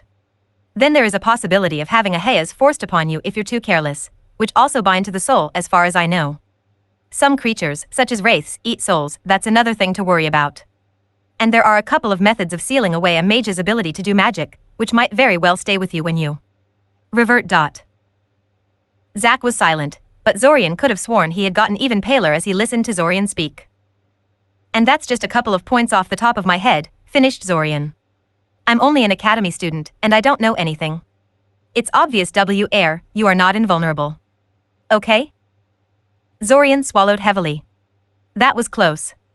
It was fortunate that Zack was so oblivious, because had the situation been reverse, he would have called Zack out on it ages ago. Wow, you almost sound like you care, Zack finally said with a nervous chuckle. You really do believe I'm a time traveler now, huh? Zorian shrugged. I'm not completely convinced, but it's not something that's worth fighting over in my opinion. If you say you're a time traveler, then we'll pretend you're a time traveler. Yes. Until he got a better feel for Zack's character and understood what the deal was with the time loop, he would pretend. *****. When Zorian finally returned to school, having missed both the remainder of essential invocations and the following lecture about magical law, he was beset by curious classmates and AKO. AKO was easy to deal with, since she only wanted to scold him for taking too long and warn him she recorded his absence in the attendance record. Zorian was pretty sure the only person, teachers included, who cared about what was written on that list was Akosia. The ones that wanted to know what's wrong with Zack were also easy. It was an alchemical accident. What? It's the excuse Zack used. Unfortunately, many people also wanted to know why he had suddenly volunteered to take him home, or what had taken him so long. Nosy people. And they were persistent too, refusing to leave him alone for the rest of the day. When Zorian finally reached his room, he immediately locked his door and breathed a sigh of relief. He finally had enough time to think about what he found out today. Zack was confident he would be fine by tomorrow, and that his memory would come back to him. Zorian was not nearly as confident. That Zack had a 7-month gap in his memory, and possibly existence, suggested something very serious had been done to him. Why hadn't Zorian suffered anything of the sort? Well, maybe he had. He had felt uncharacteristically tired in his first restart, but had written it off as mental stress. Maybe he had only been caught at the very edge of the spell and thus only suffered minor damage, or maybe his first restart was only the first one he had memory of. It was a disturbing possibility, but there was not much point in dwelling on it much. It really wasn't that unexpected when you really thought about it. The strange time travel effect he and Zack were under had essentially turned them into soul entities. A lich was, at its core, also a soul entity. They were mages that ritually killed themselves and tethered their souls to an object, their phylactery, before it could move on into the afterlife. If the form they currently inhabited ever got destroyed, they'd snap back to their phylactery and simply possess someone. It would make sense for a lich to know how to fight another lich. And a method that worked against a lich would work just as well against him and Zack. And Zack had stupidly said as much to the lich at the end of their battle. It's not like I'll be dead for good, indeed. The lich may not have known what Zack was exactly, but a statement like that strongly suggested he was either a lich himself or some kind of a possessor entity, and from a practical standpoint it wasn't that far off. But that was all neither here nor there. The real question was, what was he going to do now? Even if Zack regained his memories, doubtful, he would no doubt want to keep the time loop going until he found a way to defeat the lich. If the boy's previous altercation with the undead mage was of any indication, that could take a while. And that was assuming Zack was the originator of the spell in the first place. If it happened once, it could have happened twice. He had a sneaking suspicion that Zack might be as much of a stowaway as Zorian was. Was there a third looping person running around? Suddenly, he didn't feel as desperate to get out of this thing as he was at the start of it. Getting out might not necessarily mean going back to normal. The invasion was clearly more than a random terrorist attack, and Zorian somehow doubted that stopping it would be the end of it. Something very big was happening, and Zorian was a very small fish. A roach, as Taven would charmingly say. Inside the time loop, he had a chance to secure his future. Outside of it, he was just another victim. Besides, if Zack was to be believed, normal for Zorian meant getting killed at the start of the invasion. He didn't care much for that kind of normal. In fact, the more he thought about it, the more it seemed to him this whole thing was a giant opportunity rather than an annoyance. Once upon a time, when Zorian was younger, he dreamt of being a great mage. The sort that legends were made of, the kind that revolutionized whole fields of magic all by themselves. In time, this dream died as it became clear he didn't have the talent, the work ethic, or the right connections to make that happen. He was just a slightly above average civilian-born student with no special advantages to his name. But now? He had all the time he needed to build up an advantage over his peers and become truly great. Greater than Daimin. He shook his head, abandoning that train of thought. He was getting ahead of himself. He needed something more concrete than a fuzzy notion of greatness to guide him, a clear set of goals to achieve, and courses of action to pursue. Right now, the only thing he could think of was harassing Zack for some tips, raiding the library for more spells, and leveraging his curious monetary situation to improve his alchemical skills. He was leery about relying on Zack for help. Even if the boy would be cooperative, there was only so much he could learn from the other time traveler without revealing that he too retained his memories each time they reverted to the past. The library was full of spells, of course, but anything serious, that is, that could be used for combat, crime, or spying, was restricted, and he knew from talking to older students that teachers were really stingy with permission slips. Not even Fortov succeeded in getting one, and he could charm a troll into not eating him. Honing his alchemy skills was definitely an option. The only reason he focused more heavily on invocation thus far was because he had to buy any ingredients he wished to work with, and he was trying to save money. Any serious study of alchemy required a lot of funds, alchemical ingredients were expensive. With his saving account spontaneously refilling after each restart, however, monetary concerns didn't limit him as much as they did before. It wasn't much, to be honest. He needed a better plan. With another sigh, Zorian pulled out his trusty notebook and began to plot and write. Asterisk asterisk asterisk. Something I can do for you, Sonny? Asked Kieran. The class has been dismissed, in case you didn't notice. I noticed. I just wanted to talk to you about something, Zorian said. Kieran gestured him to keep talking. I hope you don't find it insulting, but your stated program seems a bit easy. Practicing magic missile for a whole month seems rather pointless to me, since I already have a pretty good grasp on it. Kieran stared at him for a few seconds. Zorian suppressed the instinct to shuffle nervously in place and returned the man's stare. Kieran seemed like a sort of person who would be impressed by that. I hope you don't find it insulting, Sonny, but you just don't have enough power to be a proper battle mage, Kieran finally said. Your shaping skills are rather impressive for your age, but you tire after only 10 shots from the rod. And that just won't do in any serious combat. Well, I kind of know that, admitted Zorian. His reserves had increased slightly from what they were when he first tackled this class, so 10 shots was actually an improvement. Incidentally, is there anything I can do about that? Nothing I would recommend, Kieran said, shaking his head. Your mana reserves will grow as your proficiency in magic grows, of course, but so will everyone else's. You will always be at a disadvantage against naturally powerful opponents, which would be most of the professional battle mages. Of course, I cannot forbid you from pursuing a career as a battle mage, but I definitely advise you against it. There are plenty of magical disciplines where great shaping skills are an asset, but combat magic is mostly about power. I see, said Zorian. He didn't intend to become a battle mage, but he had a feeling he was going to need some combat magic, whether he liked it or not. At the very least, he wanted to be able to deal with any stray winter wolves or trolls he might encounter during the invasion. Though my point still stands. Since I can already do the spell well enough, and that's the only thing you intend to instruct us in for the foreseeable future, I can see little point in attending the class for the foreseeable future. Humph, Kieran snorted. Trying blackmail on me, Sonny? It's fine, I don't mind. And I do understand your point of view here. Kieran rubbed his chin for a second, mulling something over in his head. Wait here.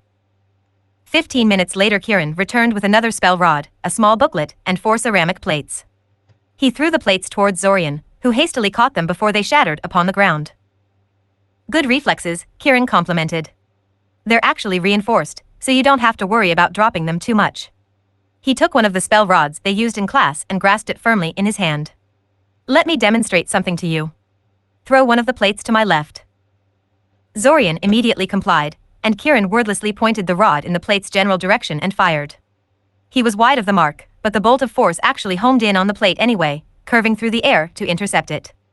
The plate shattered into dust and sharp fragments. Again, Kieran snapped. Zorian threw another plate, and another bolt of force sped towards it. This one was different, however, it was longer and thinner, like an oversized needle. It hit the plate, but instead of smashing it to pieces it went right through it, punching a hole through the center before dissipating. Throw the last 2 together, Kieran instructed. 2 plates flew into the air, and Kieran once again pointed the rod in their general direction. Zorian waited for the bolt of force, but none was forthcoming. Instead, both plates were suddenly cut in half by some unseen blades. Kieran lowered his hand and began to speak. The reason I'll be spending so much time on Magic Missile is because it's a very versatile spell, Kieran spoke. In its simplest form, it takes the form of a shining bolt of force that travels in a straight line, delivering concussive blasts of force to whatever it impacts. This variant is often called the Smasher, and it is a very simple and effective spell. A skilled mage can do so much more with it, however.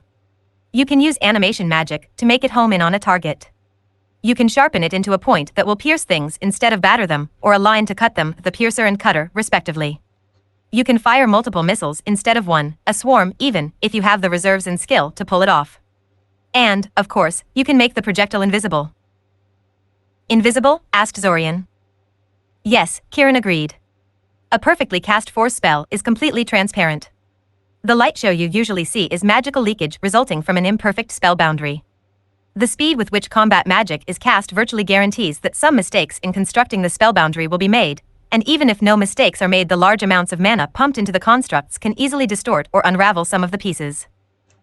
So I'm messing the spell up, summarized Zorian, thinking of the brightly shining projectiles he always got when he used the rod. Wait, your missiles normally shine too. Is that Dash? Kieran chuckled. Like I said at the start, there are plenty of magical disciplines where great shaping skills are an asset, but combat magic is mostly about power. Most battle mages can't even make a simple magic missile transparent, much less one of the higher level force spells. It doesn't hold them back any. Even I usually don't bother, since the benefits are so marginal. You, on the other hand, need every advantage you can get. Kieran pushed the spell rod and the accompanying booklet into Zorian's hands. You are right that you won't learn much in class in the next month or so. The smasher may be simple, but more than half of your classmates are having trouble with it as it is, and you're the only one that truly has a good grasp on it. So read the booklet, find some targets to practice on, and make sure there is a friend nearby while you practice to get help if you screw up big. Oh, and don't hurt anyone with the rod I'm loaning you or I'll be mad. Come back to me in 2 weeks so I can see how you're progressing. Right, agreed Zorian enthusiastically. This went a lot better than he thought it would. Now get lost, Kieran gestured towards the door. You've wasted my entire coffee break already. Asterisk asterisk asterisk. Zorian dropped the stack of books on a nearby table and surveyed the shelves. He had decided to try his luck as a library employee again, hoping he would find a way to get around spell restrictions as an employee. Zack had been absent from class for a couple of days at this point, probably still suffering from the after effects of the soul spell, so he couldn't simply trick the answer out of his fellow time traveler. And besides, he wanted to learn those book divinations he was promised before being brutally murdered, and all. He wasn't in a hurry to get Kirathishli to teach him those divination spells, though the magic missile variations Kieran gave him to practice were giving him enough problems as it was. Like Kieran had said at the beginning of the lecture, the problem was that shaping had to be done in an instant and involved shoving a great deal of his mana reserves into a hastily constructed spell boundary. That was easy enough when you just wanted a bolt that traveled in a straight line and smashed things, but trying to weave, say, a homing function into the spell was a chore to do in a fraction of a second. To say nothing of trying to eliminate all the little imperfections and make the bolt transparent. Which is not to say he made no progress. He could make the bolt curve towards a target even if his aim was a little off, and he managed to make a flawless piercer yesterday. Progress. You're pretty good at this stuff, Ivory remarked beside him, putting a book on the shelf. I'm surprised. Usually it takes a while for people to really understand the system we use here. I guess you worked in a library before, huh? Yeah, agreed Zorian. It was technically true.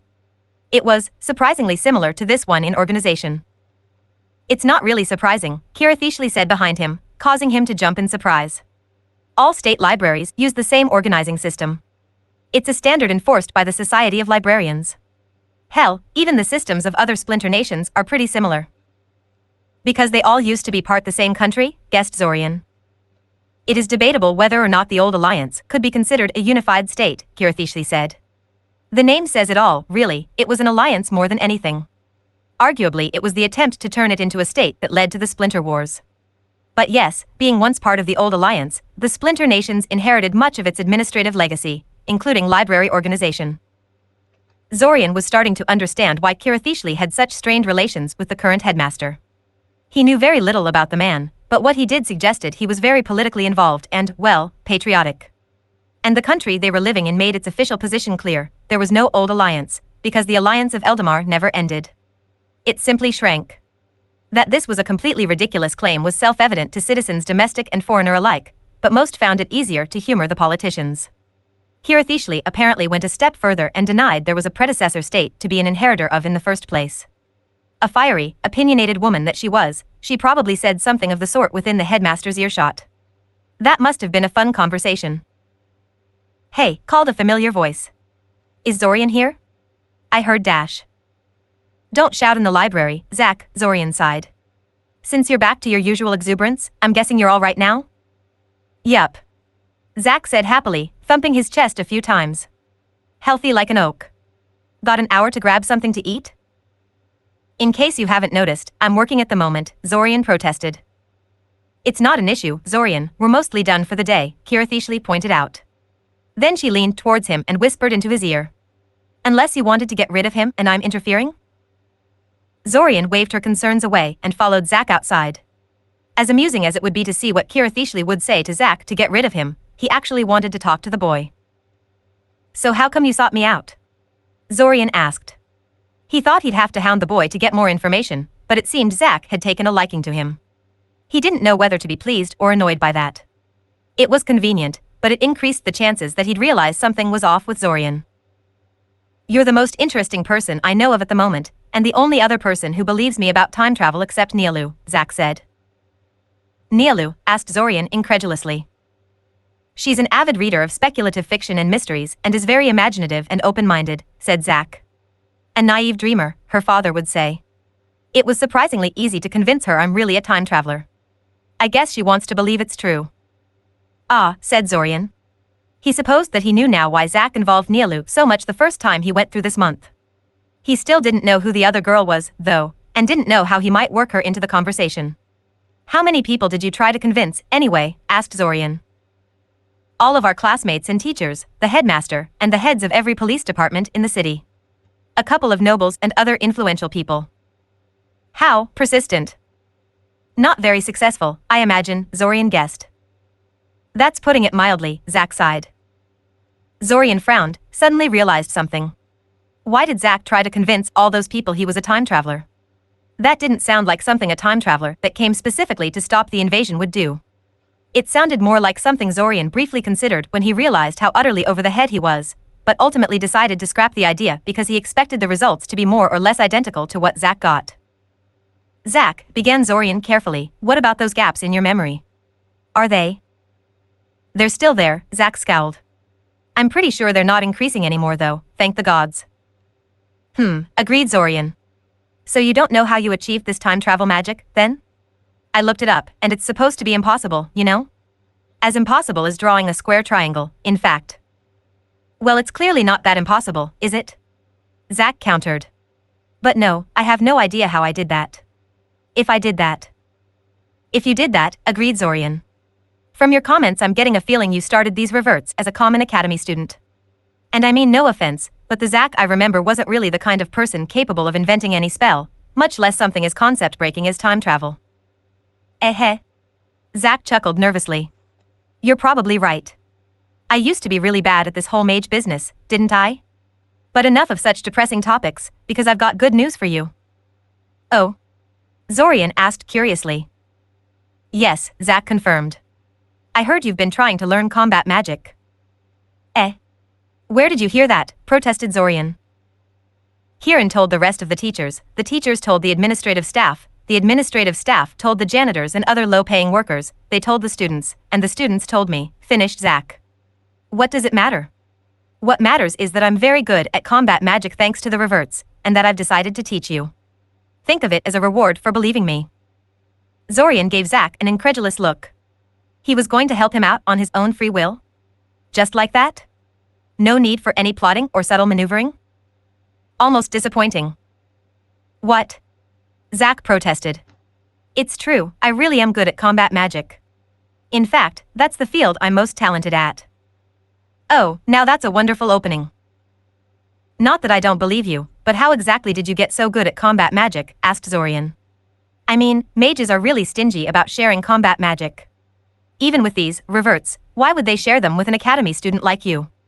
Especially since you're, known to be irresponsible, Zack finished for him. To be honest, I didn't get the spells I know legally. I wouldn't recommend my methods of acquiring combat magic to anyone who isn't a time traveler. You tend to die a lot. Oh. Yeah. But you have me, so there's that. Quietly wondering what he was getting himself into, Zorian followed after him. Report chapter. Comments. Contact TOS sitemap. At least I have something to listen to while I do this. Play. Volume. 00:00/00:44. Truvid. Here we are, said Zack happily, twirling around with his hands outstretched. What do you think? Zorian studied the meadow in front of him, his eyes darting back and forth with suspicion. At first glance the area was just a large patch of grass surrounded by a ring of trees, but Zorian couldn't help but notice signs of obvious neglect. The grass was too wild and tall, and the space between trees was full of young saplings fighting for their own place under the sun. It was a good place to practice combat magic at, but also a good place to hide a body in. In an even remotely normal situation, Zorian wouldn't be caught dead following a complete stranger into a creepy, isolated place like this one. Oh, how far his perspective had shifted. I wonder what's keeping the saplings confined to that ring of trees, wondered Zorian aloud. This meadow should be a copse of trees by now. Zack blinked. I never thought about that, he admitted. You notice the strangest things, Zorian. I also wonder how a place like this can exist at all, Zorian continued. I mean, we're in Syoria. Land is very expensive here. Why is someone letting this place deteriorate like this instead of selling it? Oh, that's easy, Zack said. It's my land. Or rather, it's part of the Novita family estates. It's supposed to be a private garden for the head of house, or something like that, so no one could do anything with it unless they had my explicit permission. But since I hadn't even known this place existed before the reverts, yeah. Zorian agreed. I guess I should have expected something like that. Your home is pretty close from here, isn't it? You know where I live? Zack asked, surprise evident in his voice. Crap. What to say? Of course I know where you live, Zorian said, looking at Zack like the boy was an idiot for asking. Who doesn't know where the Novita estate is located? A lot of people, probably. Zorian himself certainly hadn't known, not until he tried to track Zack down in one of the restarts. Hey. I'm pretty famous, aren't I? Zack said, grinning widely. Note to self, Zack is easy to distract by appealing to his pride. Yeah, sighed Zorian. So, is the great Novita going to help me learn combat magic like he promised or not? Daylight's burning. Zack snapped his fingers, apparently remembering just why they came here in the first place. His hands blurred into a sequence of gestures, and several humanoids made of earth rose from the ground on the other side of the clearing. Zorian gaped. Now that was impressive. Zack didn't even have to chant anything to cast that spell, and he went through the gestures with such speed Zorian had trouble remembering what they even were. Plus, those earthen constructs weren't just immobile statues, they moved. It was in times like this that Zorian remembered he was dealing with a vastly superior mage that had him beat in virtually every conceivable way. It was humbling, to say the least. Wow, he said out loud. It's not as impressive as it looks, Zack said. They're nearly useless in actual battle. They make good targets though, since they're pretty resilient and reform each time you mess them up. Zack fired a quick magic missile at one of the statues to demonstrate, hitting it square in the chest. The earthen construct took a step back from the force of the bolt, and a web of cracks erupted from the impact point, but the cracks quickly sealed themselves shut and the construct otherwise completely ignored the attack. I don't believe this, Zorian stated incredulously. What do you mean? Zack asked. They're just animated earth, so it's dash. Not them, Zorian protested. The magic missile. No chant, no gestures, no spell formula, no nothing. You just pointed your finger at the target and produced a magic missile. Which, admittedly, was a gesture. Not one that should be sufficient to produce a magic missile, though. Oh, that, Zack said, waving his hand dismissively. That's not terribly special either. That's just reflexive magic. When you cast a spell enough times dash. Mana shaping becomes instinctive and you can start leaving out spell components, finished Zorian for him. Any serious mage had at least a couple of spells they knew so intimately they could leave out a couple of words and gestures and still get it working. But getting a spell to work with something as simple as pointing a finger would take years. Zack simply grinned from ear to ear. Which, I guess you had, Zorian concluded, feeling rather stupid. This time travel thing is really convenient, isn't it? How many reflexive spells do you have, anyway? You mean, how many are as reflexive as the magic missile I just showed you? Shield, hurl, recall, flamethrower, and a couple of other easy combat spells. There are a lot of spells I'm familiar with, but I can't exactly throw fireballs by pointing my fingers. Right, said Zorian sourly. He was getting way past humbling and straight into feeling mightily inadequate territory. Better steer the conversation back to the lesson before Zack completely demoralized him. So where do we start?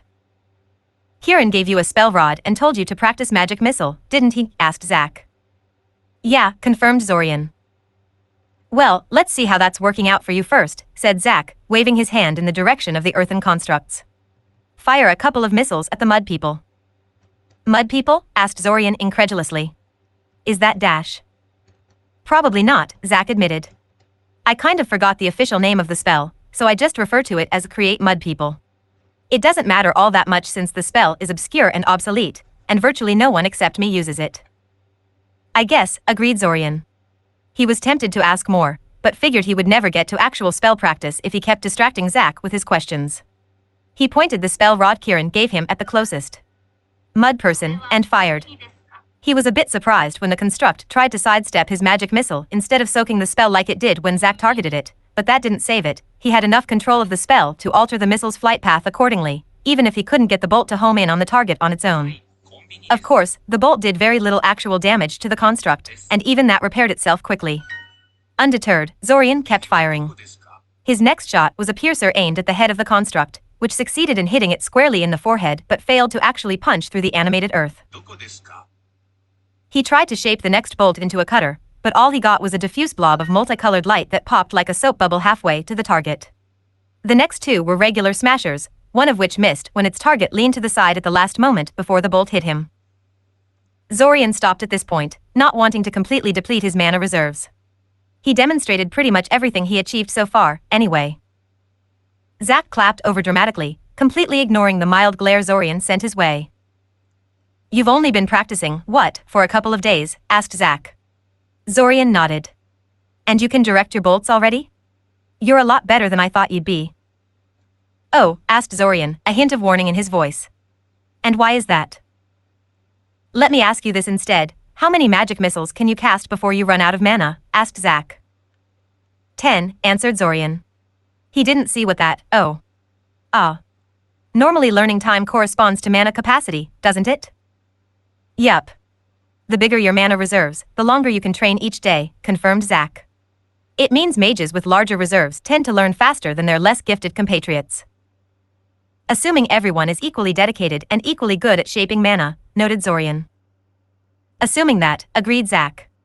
Though the difference in mana reserves tends to overshadow almost everything else. Do you know how many magic missiles I can cast before I run out of mana? Zorian hadn't forgotten Zack's seemingly inexhaustible mana reserves that he demonstrated during the invasion, and was aware that the number must be pretty high. Still, there was a limit to how big your mana reserves could get. The booklet Kirin gave him said average mages can fire somewhere between 8 to 12 magic missiles before running out of mana, while very gifted ones could manage as much as 20 or 30. Furthermore, while mana reserves increased with age and practice, they were not unlimited in potential. Most people's maximum was roughly 4 times the amount of mana reserves they started with, and usually less. Assuming Zack was in the above-average range, something his comments and attitude strongly suggested, and that he achieved his maximum due to the time loop. 50, he tried. 232, said Zack smugly. Zorian almost dropped the spell rod in shock, but in the end settled for staring at Zack like he just swallowed a live chicken. 232? What the hell? Admittedly, I'm at the extreme high end when it comes to mana reserves, Zack said. Understatement of the century. And unlike you, I've spent years building them up, so they're as high as they're ever going to be. Still, even if you had a lifetime of practice, you'd probably never go over 40. That would make my reserves almost 6 times larger than yours. Quite a disadvantage to make up for. No kidding, agreed Zorian. I'm guessing that's where you come in. Unless you've brought me here just to tell me how much I suck compared to you? Ha. I admit the look on your face when you realized how awesome I am was absolutely priceless, but that's just a bonus, said Zack. He beckoned for Zorian to come closer and Zorian complied, allowing Zack to cast a completely unfamiliar spell on him. Zorian felt the spell seep into his eyes, foreign mana straining against the innate magical resistance possessed by every living creature, and briefly considered snuffing the spell out before it took root. Not because he thought the spell was harmful, mind you, but out of principle. Zack just cast a spell on him. Rian almost dropped the spell rod in shock, but in the end settled for staring at Zack like he just swallowed a live chicken. 232? What the hell? Admittedly, I'm at the extreme high end when it comes to mana reserves, Zack said. Understatement of the century. And unlike you, I've spent years building them up, so they're as high as they're ever going to be. Still, even if you had a lifetime of practice, you'd probably never go over 40. That would make my reserves almost 6 times larger than yours. Quite a disadvantage to make up for. No kidding, agreed Zorian. I'm guessing that's where you come in. Unless you've brought me here just to tell me how much I suck compared to you? Ha. I admit the look on your face when you realized how awesome I am was absolutely priceless, but that's just a bonus, said Zack. He beckoned for Zorian to come closer and Zorian complied, allowing Zack to cast a completely unfamiliar spell on him. Zorian felt the spell seep into his eyes, foreign mana straining against the innate magical resistance possessed by every living creature, and briefly considered snuffing the spell out before it took root. Not because he thought the spell was harmful, mind you, but out of principle. Zack just cast a spell on him without asking for permission or explaining what the spell did, which was a major breach of magical etiquette no matter how you looked at it. In the end, he decided not to be that spiteful and simply reeled in his magical resistance, allowing the spell to do its work unopposed. "You already have control over your magical resistance?" asked Zack. "Sweet. I usually have to teach people how to do that first. Hell, I didn't know how to do that before the reverts." Zorian frowned, ignoring Zack's comments in favor of trying to figure out what the spell actually did. It was concentrated in his eyes, so he should see. Oh.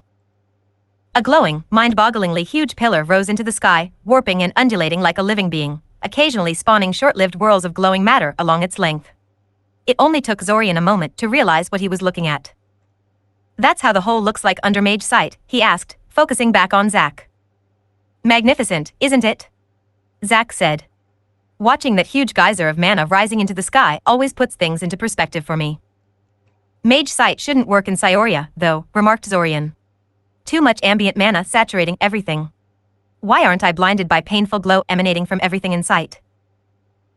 "It's an experimental variation that tries to filter out such noise, showing only the important stuff," said Zack. "It's not terribly reliable, but it will do for our purposes." "Those being?" asked Zorian. "I'll cast Magic Missile repeatedly and you'll watch what I'm doing for a while before trying to copy me," Zack said. "I'll be using the proper invocation this time, and go at it as slowly as I can. Try to memorize the words and gestures, because you'll be using them instead of the rod Kirin gave you. A spell rod is more useful in combat, but for training purposes it's better to work with actual invocations." Zorian was completely on board with the idea. He had been trying to find invocations for combat spells for a while now, anyway. Zack was underestimating him, though. Try to memorize? Zorian might not have Zack's absurd mana reserves, but his memory was quite good. It took only one proper casting from Zack, and Zorian had already burned the casting procedure into his memory. Unfortunately, the rest of the session was a lot less impressive.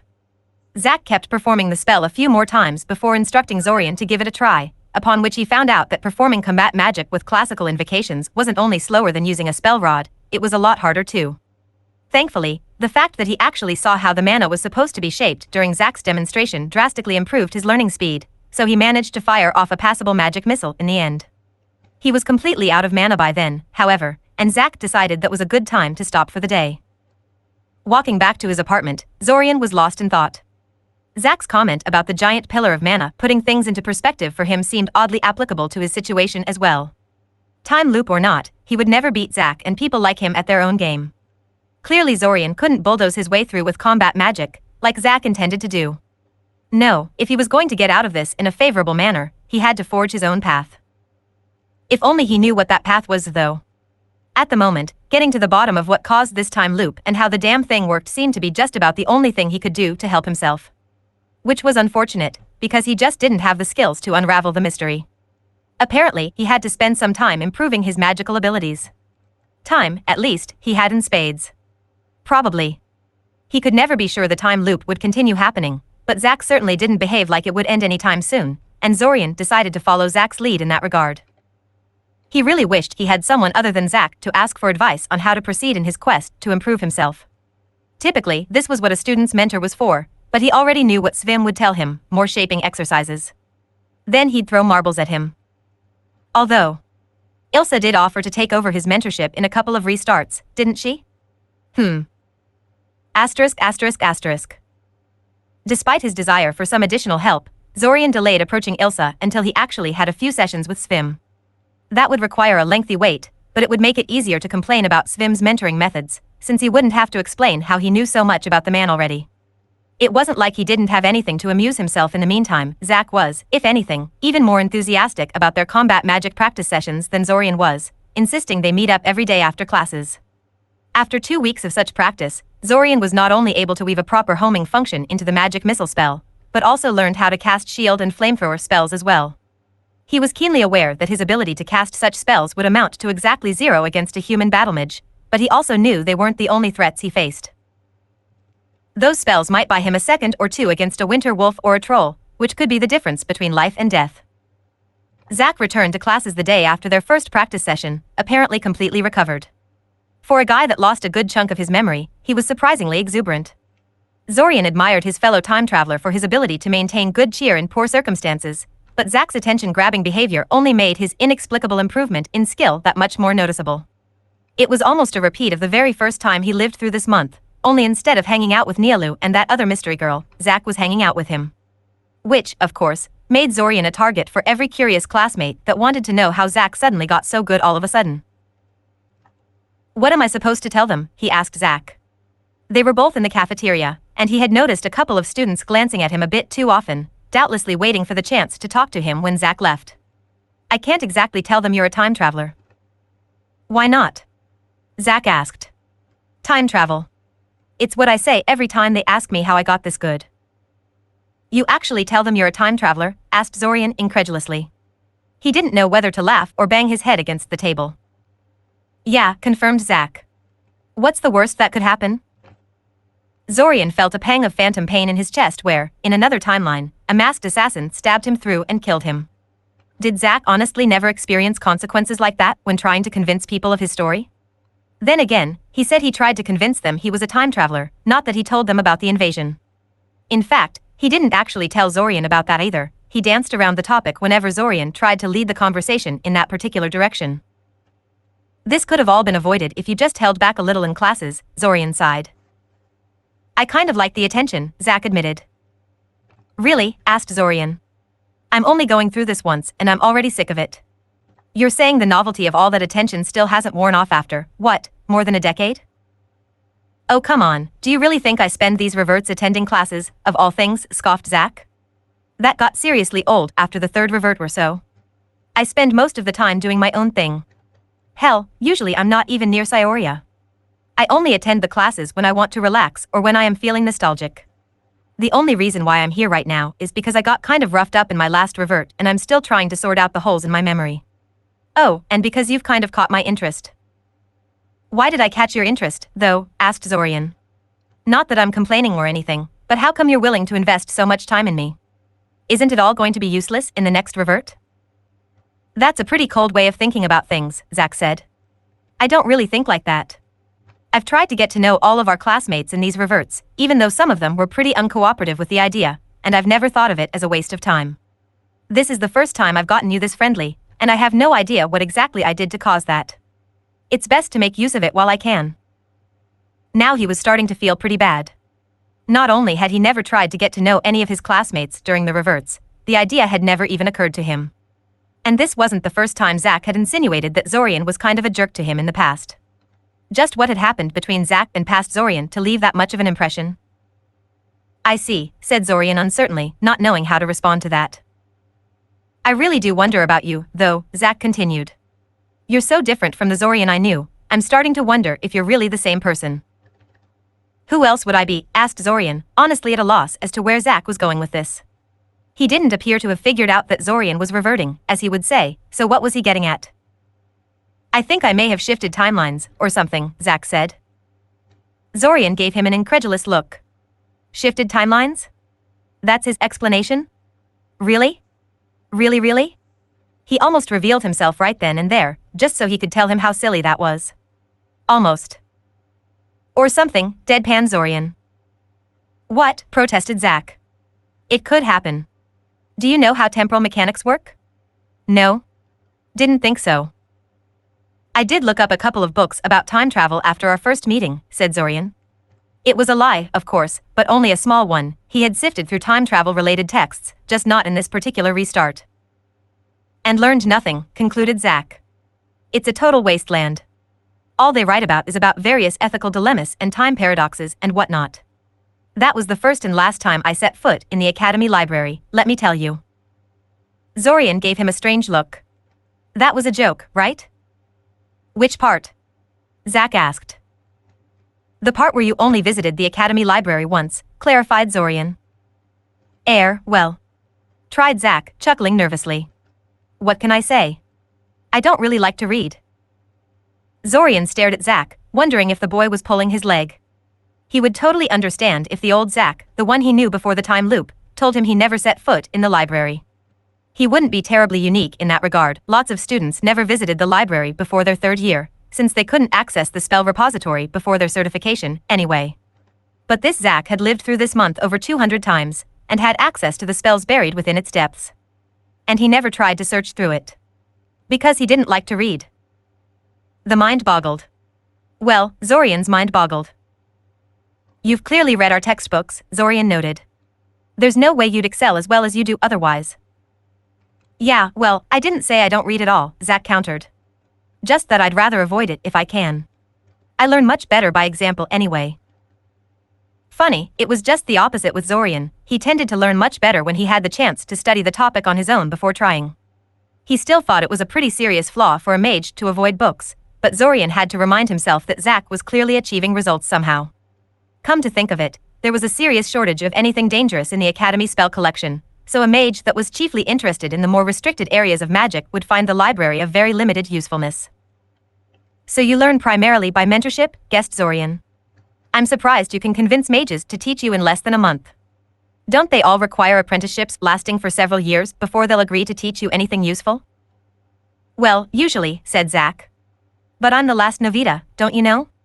I had highly respectable mages tripping over themselves to teach me my whole life. Usually I just have to show up and tell them who I am and they're all too happy to help me out. Zorian suppressed a wave of jealousy that washed over him. Zach was just making the most of his unique situation, just like Zorian would have in his place. It still bothered him, though, reminding him of how Daimon and Fortov could ask and get all sorts of help and concessions from their teachers, only for Zorian to fail in securing the same for himself. His parents had lectured him endlessly that the difference was in their attitudes, that if only Zorian was more sociable, more polite, more everything, he too could enjoy the same benefits. To Zorian, it always seemed like his brothers had some sort of invisible tattoo on their foreheads that only mages could see, and which marked them as somehow more special than him. Zach wasn't his brothers, though, and didn't deserve to be the target for Zorian's personal frustrations. Convenient, said Zorian out loud, giving his fellow time traveler a smile that was somewhat forced. Zach didn't appear to notice. His jealousy aside, he was really starting to wonder if his assumption about Zach being an accidental stowaway like him had any merit at all. Zach had ridiculously huge mana reserves, probably the largest of any student currently attending the academy. He was the last member of a famous noble house, enjoying all the prestige that comes from that without having to deal with nosy parents who might be freaked out by Zach's sudden transformation. In addition to the power inherent in his name, the boy was also fairly charming and outgoing, further improving his chances of getting help from otherwise unapproachable high-circle mages. He was not your average spoiled prince, by any means. There was a lot of potential in the boy, if only he would get enough time to bring it out. Time that Zach now had. It was convenient. A bit too convenient, in Zorian's opinion. That is why, despite Zach's seeming friendliness, Zorian just didn't feel at ease with the boy. Not enough to reveal himself as a stowaway, in any case. Right now, his main advantage was that he was an outside element in this game Zach was playing. An unaccounted variable. He intended to use and abuse that advantage for all it was worth. Whatever force was behind Zach, Zorian had no intention of revealing himself to it anytime soon. Asterisk asterisk asterisk. Take a seat, Mr. Kaczynski, Ilsa said. I sort of suspected I'd be seeing you soon. You did? Asked Zorian. Oh yes, Ilsa said. Usually students come knocking at my door immediately after a single session with Svim. You actually waited until the second one, so points for patience. Right, said Zorian sourly. I can't transfer you to another mentor at this time, though, so I'm afraid you'll just have to bear with him for now, she said. I sort of expected that, Zorian said. Why should her answer be any different than it was the last time he asked her? It's not what I'm here for. No, asked Ilsa, raising an eyebrow. No, confirmed Zorian. Since everything I've heard and experienced about Svim suggests we'll never progress beyond the basic 3, I've decided to be proactive about self-study. I've been hoping for some pointers from you, where I should start, what I should watch out for, that sort of thing. Ilsa sighed heavily. It's hard to give that sort of advice, Mr. Kaczynski. That's why the Academy gives students mentors, because there is no one-size-fits-all solution. I suppose I could give you advice about my own subject, though. How good are you at the basic 3? Depends who you ask, said Zorian. Most of the teachers from my second year told me I had them mastered. Svim says I'm ashamed to mages everywhere. She snorted and handed him a pen. Actually handed it to him, not threw it at him like Svim would have. Ah, the joy of interacting with sane teachers. Levitate that, Ilsa said. She wasn't even finished talking and the pen was already spinning above his outstretched palm. Oh, so you can already spin the levitated object? Ilsa said, sounding pleased. I bet Svim was very happy with that. No, not really. Do you know any other variation? No, said Zorian. Don't tell me learning those is standard procedure? Not like Svim is teaching them, Ilsa said. But yes, most mentors will give students variations of the basic 3 to improve their shaping skills. And how many of those variations are there? Asked Zorian. Oh, thousands, said Ilsa, confirming Zorian's suspicions. But most students only learn 6 or so by the end of their 3rd year. Here. She pushed a rather heavy book into his hands, patiently waiting for him to leaf through it. It was apparently a book describing 15 particularly interesting variations of the basic 3, 5 for each exercise. Let me guess, you want me to learn everything inside this book, Zorian sighed. That would be a pretty neat trick, Ilsa snorted. Didn't you hear what I said? Most people learn 6 or less in a year. You'll probably be finished with the academy by the time you've learned everything inside that book. Assuming you want to, of course, I'm not making you do anything. 6 in a year, huh? Asked Zorian carefully, an idea forming in his mind. That's right, Ilsa confirmed. So what if I could master all 15 before this month is done? Asked Zorian. Ilsa stared at him for a second before bursting into laughter. It took her a few seconds to calm down. Aren't you the confident one? Ilsa said, chuckling softly. If you were really that good, I'd fill out the transfer forms right now, regulations be damned, and take you as my apprentice.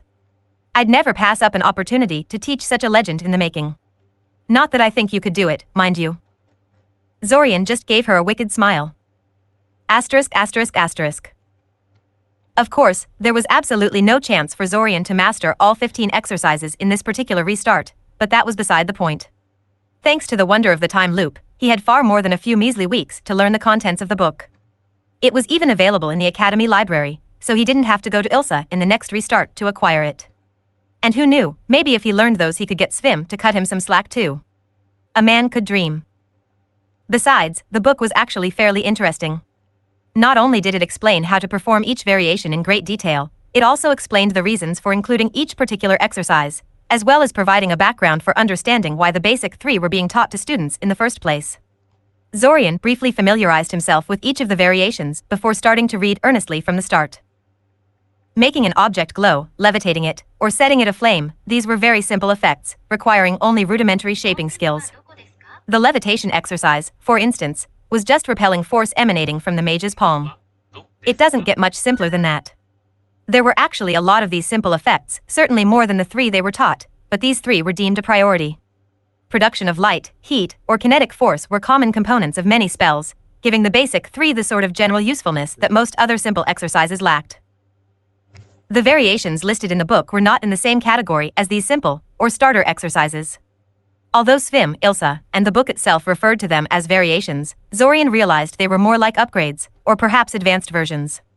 He hadn't realized it at the time, but the pen spinning exercise, which was the very first variation outlined in the book, albeit under a fancier name, was a whole other category of difficulty from simply levitating the pen above his palm. Not only did he have to maintain the levitation effect on the pen, he also had to shape an additional effect to make the pen spin. The variation was supposed to teach mages how to multitask, by making them maintain 2 effects at once. Though Svim would have disagreed, Zorian considered his pen spinning exercise mastered, and the guidelines in the book seemed to agree with him. As such, he started poring over the other 4 variations of the levitation exercise, trying to figure out which one was the easiest. He quickly realized they were not only arranged in an ascending order of difficulty, but that mastering the later variations probably requires mastering the preceding ones first. Vertical levitation required him to make an object stick to his palm with attractive force, position his palm vertically and then make the object separate from his palm without falling down. The sticking part was easy, and something Zorian could already do, but making the object float off the palm without falling required that he balances the attractive force binding the object to his palm and the repelling force that made it separate from it. Without the ability to multitask he acquired from the pen spinning exercise, it probably would have taken forever to master this one. Next was fixed position levitation, which required an ability to maintain the levitated object's position in space despite disruptions and changes in initial conditions. In other words, he had to be able to move his hand up and down, left and right, while keeping the levitated object static in space. It required the ability to balance attractive and repelling force he presumably acquired from the vertical levitation exercise, but this time he had to continually adjust the balance in response to changes. And so on. Seeing how there was only one correct order in which these exercises could be learned, Zorian started practicing vertical levitation. Unfortunately, he wouldn't accomplish much in this particular restart. The summer festival was approaching. Report chapter. Comments. Contact TOS.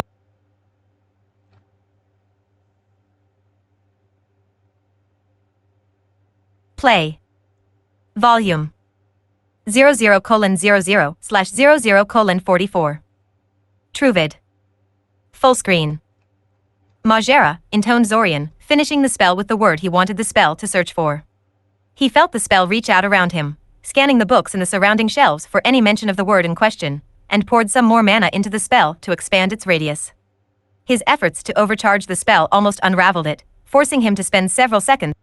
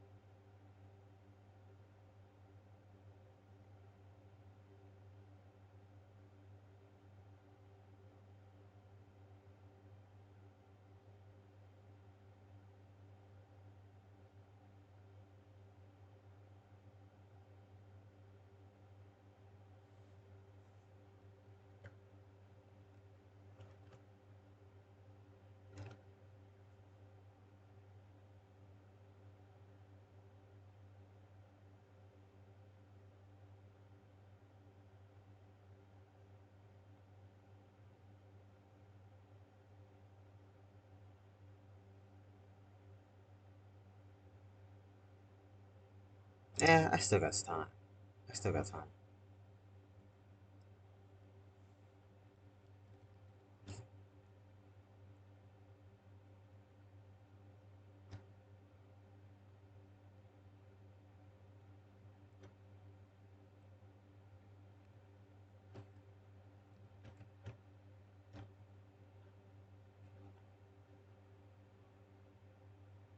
Seconds stabilizing the spell boundary, but in the end the mana flow snapped into its proper place and the spell finished its task as planned. 7 golden threads flickered into existence, seemingly growing out of his chest and connecting him to various books in this particular section of the library. Era, intoned Zorian, finishing the spell with the word he wanted the spell to search for. He felt the spell reach out around him, scanning the books in the surrounding shelves for any mention of the word in question, and poured some more mana into the spell to expand its radius. His efforts to overcharge the spell almost unraveled it, forcing him to spend several seconds stabilizing the spell boundary, but in the end the mana flow snapped into its proper place and the spell finished its task as planned. 7 golden threads flickered into existence, seemingly growing out of his chest and connecting him to various books in this particular section of the library. Zorian smiled. The spell was one of the book divinations Ivory had taught him, one that sought out books containing a specified word or string of words. It was a somewhat fragile spell, failing if the number of positive matches exceeded a certain number, the exact number depending on the caster's skill. It was mostly used to search for quotes or really exotic terms. Exotic terms like, say, the dead language of Majera. Xenomir hadn't been kidding when he had told Zorian that he wouldn't be able to find any books about it. There were no books specifically about the Majera language, and very few books even mentioned it. Up until now, he had only found 13 other books that contained the word, and most of them only in the form of a throwaway comment or two. It was possible that the knowledge he sought existed somewhere in the library, only in a format that was invisible to the divinations he was using. Ivory had only taught him the very basics of library magic, as she called it, so his searches were painfully crude in the grand scheme of things, but if that was the case, there was little he could do about it. He glanced down at the threads growing out of his chest and waved his hand through them, watching it pass through them without effect. He never got tired of doing that. Well, he probably would in time, but the novelty hadn't worn off yet. The threads were an illusion, existing only in the privacy of his own mind. Every divination spell needed a medium through which it could present information to the caster, since it was impossible for human minds to process the raw output of a divination spell. A self-imposed illusion like the threads he was currently looking at was actually fairly advanced as divination mediums go, or so Ivory had claimed when he had tried to tell her he got the spell working within 30 minutes of being shown how to do it. He had a distinct impression she thought he was lying. He didn't really understand what was supposed to be so difficult about it. To be honest, the threads were a purely mental construct that didn't even require much in the way of shaping skills, just visualization. It seemed pretty simple to him. Natural even. He shook his head and followed after one of the golden threads till he reached a book it was attached to. It was a huge, intimidating, 400-page book about the history of Mycena, and Zorian had absolutely no intention of poring over it until he reached the tiny part that actually interested him, so he cast another divination Ivory had taught him. This one highlighted every mention of the chosen word, in this case Majera, in shining green, so he simply flipped through the book till he caught a flash of green. Zorian? What are you doing here? Zorian immediately snapped the book shut and stuffed it back on the shelf. While he wasn't doing anything forbidden, he really didn't want to explain to Ivory what Majera was, and why he was searching the library for any mention of it. The retort he planned to use died on his lips when he finally turned to get a good look on his visitor. Ivory was a mess. Her eyes and nose were red, as if she had been crying recently, and there was an ugly purple splotch covering her right cheek and neck. It didn't look like a bruise, not exactly, more like. Oh hell no. Ivory. He started hesitantly. You wouldn't happen to go into the same class as my brother, would you? She flinched back and looked away. He sighed heavily. Just great. How did you know? She asked after a second of silence. Brother dearest came to me earlier today, said Zorian. Said he pushed a girl into a purple creeper patch and wanted me to make an anti-rash potion. I wasn't in the mood, so I kind of blew him off. That was a lie, actually. He had discovered, during the last 3 reverts, that Fortov was either unable or unwilling to track him down if he failed to return to his room after class. That was actually the main reason why he spent the entire day in the library instead of inside his room. Still, due to his rather unique situation, he knew what would have happened had he been present. Oh, she said quietly. That's all right. No, disagreed Zorian. No, it's not. If I had known he was talking about you, I would have helped him out. Well, helped you out. He can go die in a fire as far as I'm concerned. He paused for a moment, considering things. You know, there is no reason why I can't do it now. I'll just have to stop by my room to pick up the ingredients and dash. You don't have to do that, Ivory quickly interrupted. It's not that important. Zorian took in her appearance one more time. Yup, she had definitely been crying before coming here. Besides, her choice of words was conspicuous. She said that he didn't have to do it, not that he shouldn't, and that it wasn't that important, not that it wasn't. It's not really a problem, he assured her. The main reason I refused in the first place is because it was Fortov who asked, not because it was so difficult to do. Just tell me where to find you when I'm done. I'd like to come with you, if it's not a problem, she said hesitantly. I'd like to see how the cure is made. Just in case. Zorian paused. That was potentially problematic.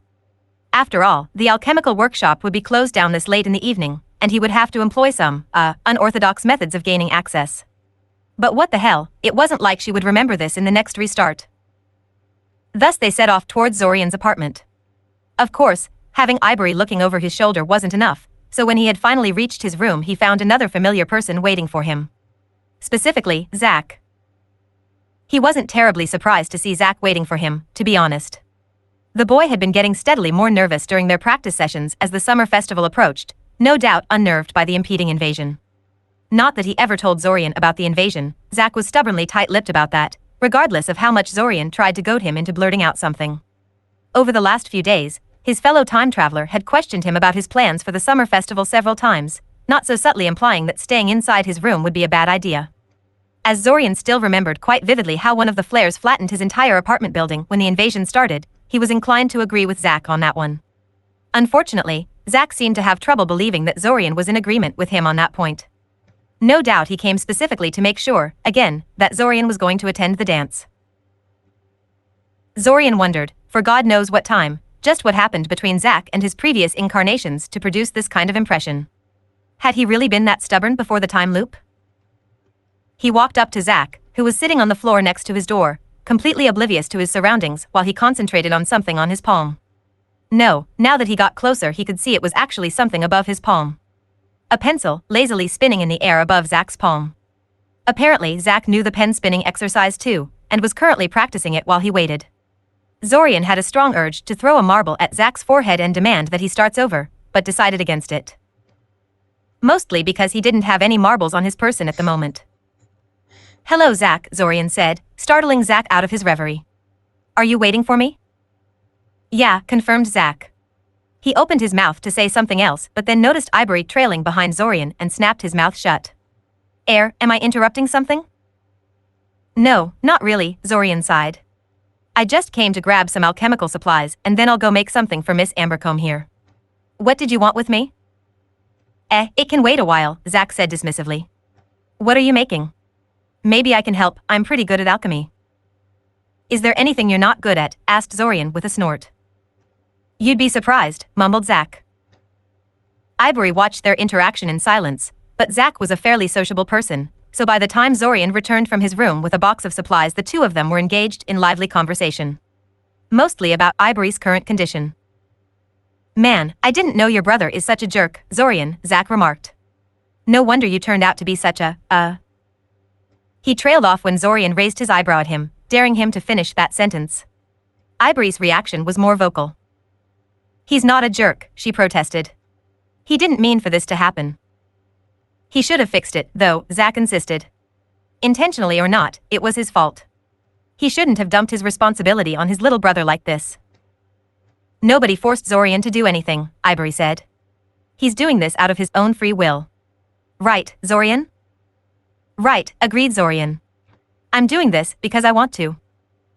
He actually agreed with Zach, but chose not to say so. If he had learned anything about Ivory from spending an entire revert around her, it was that she had a massive crush on Fortov. No good could come from bad-mouthing him in front of her. Besides, if he was to be honest with himself, Zorian had to admit he was incapable of being objective about Fortov. There was too much bad blood between the two of them. Thankfully, the two of them quickly agreed to disagree on the topic and a comfortable silence descended on the group. Well, it was comfortable for Zorian, apparently Zach didn't agree. "Hey Zorian," Zach said. "Why are we going towards the academy proper?" "So I can access the alchemical workshop, of course," said Zorian. He knew what Zach was getting at, of course, but he was still hoping to get away without revealing one of his most closely guarded tricks. "No such luck." "But all the workshops are closed this late in the evening," remarked Zach. "Ah," Ivory exclaimed. "He's right. They closed down 2 hours ago." "It won't be a problem," Zorian assured them. "So long as we clean up after ourselves, no one will know we were there." "But the door is locked," pointed out Zach. Zorian sighed. "Not to magic, it isn't." "You know unlocking spells?" asked Zach in a surprised tone. Zorian understood his surprise. Unlocking spells were restricted magic, due to their obvious abuse potential. Unless you possessed a special license, even knowing how to cast them was a crime. Not a particularly serious crime, but a crime nonetheless. Perhaps it was good then, that Zorian didn't know a single unlocking spell. "No, I don't," said Zorian. "But it's just a simple mechanical lock. I'll just manipulate the tumblers telekinetically. Piece of cake." They gave him a blank look. Like most people, they had no idea how locks actually worked, and how easy it was to bypass most of them. Zorian, due to his somewhat colorful childhood, did. In fact, he could pick your average lock without using magic at all. It was just a lot slower than his little magic trick and required him to carry around a set of lockpicks. He stopped in front of the door leading into the alchemical workshop and tried the handle. Like Zach said, it was locked. Shrugging, Zorian placed his palm over the keyhole and closed his eyes. He could feel Zach and Ivory cluster around him to get a better look at what he was doing, and did his best to block them out. He needed total concentration for this. He had developed this particular trick back in his second year, after he got bored of refining the standard shaping exercises they were given. It involved flooding the locking mechanism with his mana, using the resulting mana field as a sort of touch sight to get a feel for the lock, and then carefully moving the tumblers into proper positions so he could neutralize the lock. It took him months of stubborn practice, but by now he was good enough at it to unlock most doors in 30 seconds or less. Even warded ones. He didn't say this to Zach and Ivory, but the door he was trying to open was actually warded. Anything even remotely important in the academy was, including most of the doors. However, as Zorian quickly discovered when he experimented with the newly developed skill, low-level wards were very specific. They countered a handful of common unlocking spells, and nothing else. Zorian's little trick was not a structured spell, and thus didn't trip these rudimentary wards at all. The door clicked and Zorian tried the door handle again. This time the door opened without resistance. "Wow," said Zack as they all filed into the workshop. "You can open a lock just by pressing your hand against it for a few seconds." Zorian gave him a sour look. "It's a lot more complicated than that, that's just the visible part." "Oh, I don't doubt that for a second," Zack said. Still, while Zack seemed very impressed with Zorian's achievement, Ivory remained strangely quiet and kept giving him funny looks. This was why he hated telling people about his lockpicking prowess, most immediately assumed he was some kind of a thief. Well, that and he didn't want the Academy authorities to find out about his achievement. They would no doubt change their warding scheme and then he wouldn't be able to do what he just did. Fortunately, Ivory wasn't as condemning as some people Zorian met in his life, and got over her suspicions quickly once he started to prepare the salve. Strangely enough, Zack didn't know how to make one, even though it was a fairly simple thing to make and Zack had demonstrated some mightily impressive alchemical work in class. He didn't appear all that interested in learning either. Apparently the anti-rash salve was too mundane for his tastes, and he was only interested in things like strength potions and wound-closing elixirs. That sounded like trying to build a house without bothering to set up proper foundations, but it wasn't Zorian who was a decade-old time traveler. Yet. "Aren't those purple creeper leaves?" Ivory asked, pointing at the small pile Zorian had placed on a wet piece of cloth. "Yes," confirmed Zorian, wrapping the leaves into the cloth. "They're the main ingredient, though they have to be crushed first. Alchemical manuals usually claim you have to reduce the leaves into powder, but it's not really necessary to go that far. You just have to use more leaves otherwise, but it's not like purple creepers are in short supply." An hour later, the salve was done and Zack was kind enough to conjure some kind of illusionary mirror so Ivory could apply the salve on herself right then and there. Kind and sneaky, because while Ivory was busy with applying the salve on herself, Zack dragged Zorian away in the corner so he could talk to him in private. "So?" Zorian prompted. "What is it?" Zack reached into his pocket and pulled out a ring, which he promptly handed to Zorian. It was a featureless band of gold that reacted strangely when Zorian channeled some mana into it. "It's a spell formula," Zack said. "Magic missile," guessed Zorian. "That, plus shield and flamethrower," Zack said. "Now you can use all three in actual combat." Zorian looked at the ring with newfound respect. There was only so much one could cram into a spell formula, and it was mostly dependent on the size of the item used as a base. Turning something as small as a ring into a spell formula for 3 different spells was a pretty impressive feat, even if they were relatively low-level ones. "Must have been pretty expensive," Zorian remarked. "Made it myself, actually," Zack said with a grin. "Still, that's a pretty valuable thing to give away to someone you've met less than a month ago," said Zorian. "Why do I get the feeling I'll be needing this in the near future?" Zack's smile disappeared and he suddenly became more subdued. "Maybe. I'm just making sure, you know. You never know when an angry troll might get a jump on you or something." "How oddly specific," noted Zorian. "You know, you've been getting steadily more nervous as the summer festival approaches. And you seem oddly interested in making sure I attend the dance." "You will, right?" Zack prompted. Yes, I told you I will half a dozen times already," huffed Zorian. "What's so important about the dance, anyway? What's going to happen there, oh great traveler from the future?" "You have to see it to believe it," Zack sighed. "It's possibly even more implausible than time travel being real." "That bad?" asked Zorian, privately agreeing that an invasion of that scale was something he would have had trouble believing in if he had not lived through it. "Just try to survive, okay?" Zack sighed. Before Zorian could say anything else, Zack suddenly donned a mask of fake cheerfulness and spoke in a voice loud enough to be heard by Ivory. "Wow, Zorian, I'm sure glad we've had this talk, but I should really get going now. Have to be well rested for tomorrow. Bye, Zorian. Bye, Ivory. I'll see you both at the dance." And then he left. Zorian shook his head at the other boy's exit and walked up to Ivory, who was now free of purple rash that once covered her face and neck. "Well, I guess we should go too," Zorian said. "The academy normally doesn't have anyone patrolling after dark, but that idiot's shouting may have alerted someone to our presence." "Oh. Right." Zorian watched Ivory as they filed out of the workshop and he used his magic trick to relock the door again. She seemed strangely subdued for someone who got what they wanted. "What's wrong?" he finally asked after a while. "Nothing's wrong," she said. Why do you ask? You don't seem very happy to be cured, he noted. I am, she protested. It's just. Yes, he prompted. I don't have anyone to go to the dance with, she said. The boy I was hoping to go with already has someone by now. If her unnamed boy was Fortov, probably, considering her obvious crush on him, then yes, he most certainly did. In fact, he probably had 1 week in advance, so there was never much chance of her going with him in the first place, but he didn't feel the need to crush her dreams like that. Then you'll just have to do the same thing I will and go to the dance all by yourself, won't you? Concluded Zorian. She suddenly stopped and gave him an appraising glance. You don't have anyone to go with either, she asked. Zorian closed his eyes and swore in his head. He really walked into this one, didn't he? Asterisk. Zorian was nervous. Ever since his very first restart, he had been studiously avoiding the city on the day of the festival, not willing to get caught up in the invasion again. Being present within city limits could easily result in his grisly death, after all, and back then he wasn't sure whether his current restart would be his last. That wasn't an option anymore, unless he wanted to clue in Zack that there was something wrong with him, he didn't. Bottom line was, he was stuck attending the dance, with the unexpected addition of Ivory as his date for the evening. He wasn't exactly happy with that, actually. He didn't really have much of a plan for the evening, except to wait and see what would happen, but Ivory's presence at his side would no doubt limit him.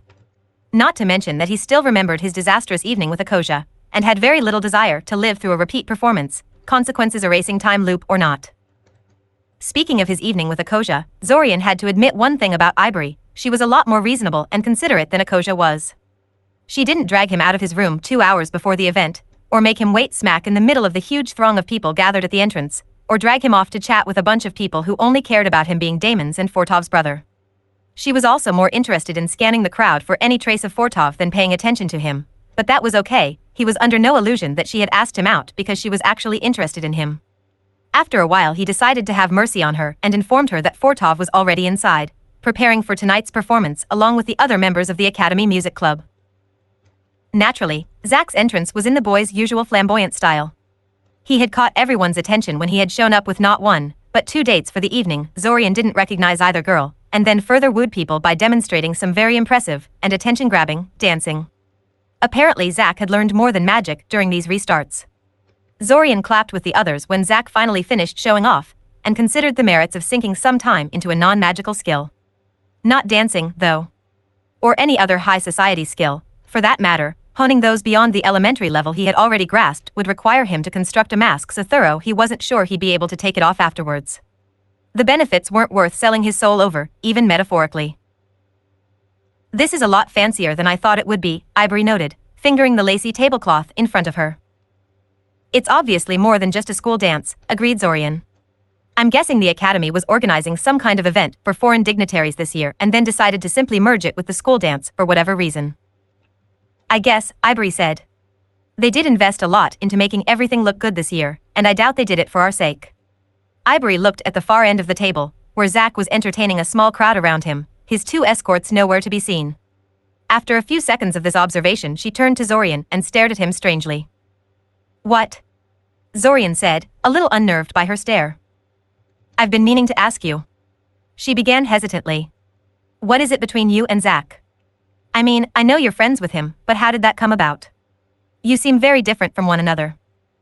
It's a recent thing, said Zorian. And it was mostly Zack's doing, to be honest. All I did was escort him home after he got sick in class one day, and he decided we were best friends after that. I sort of went along with the flow.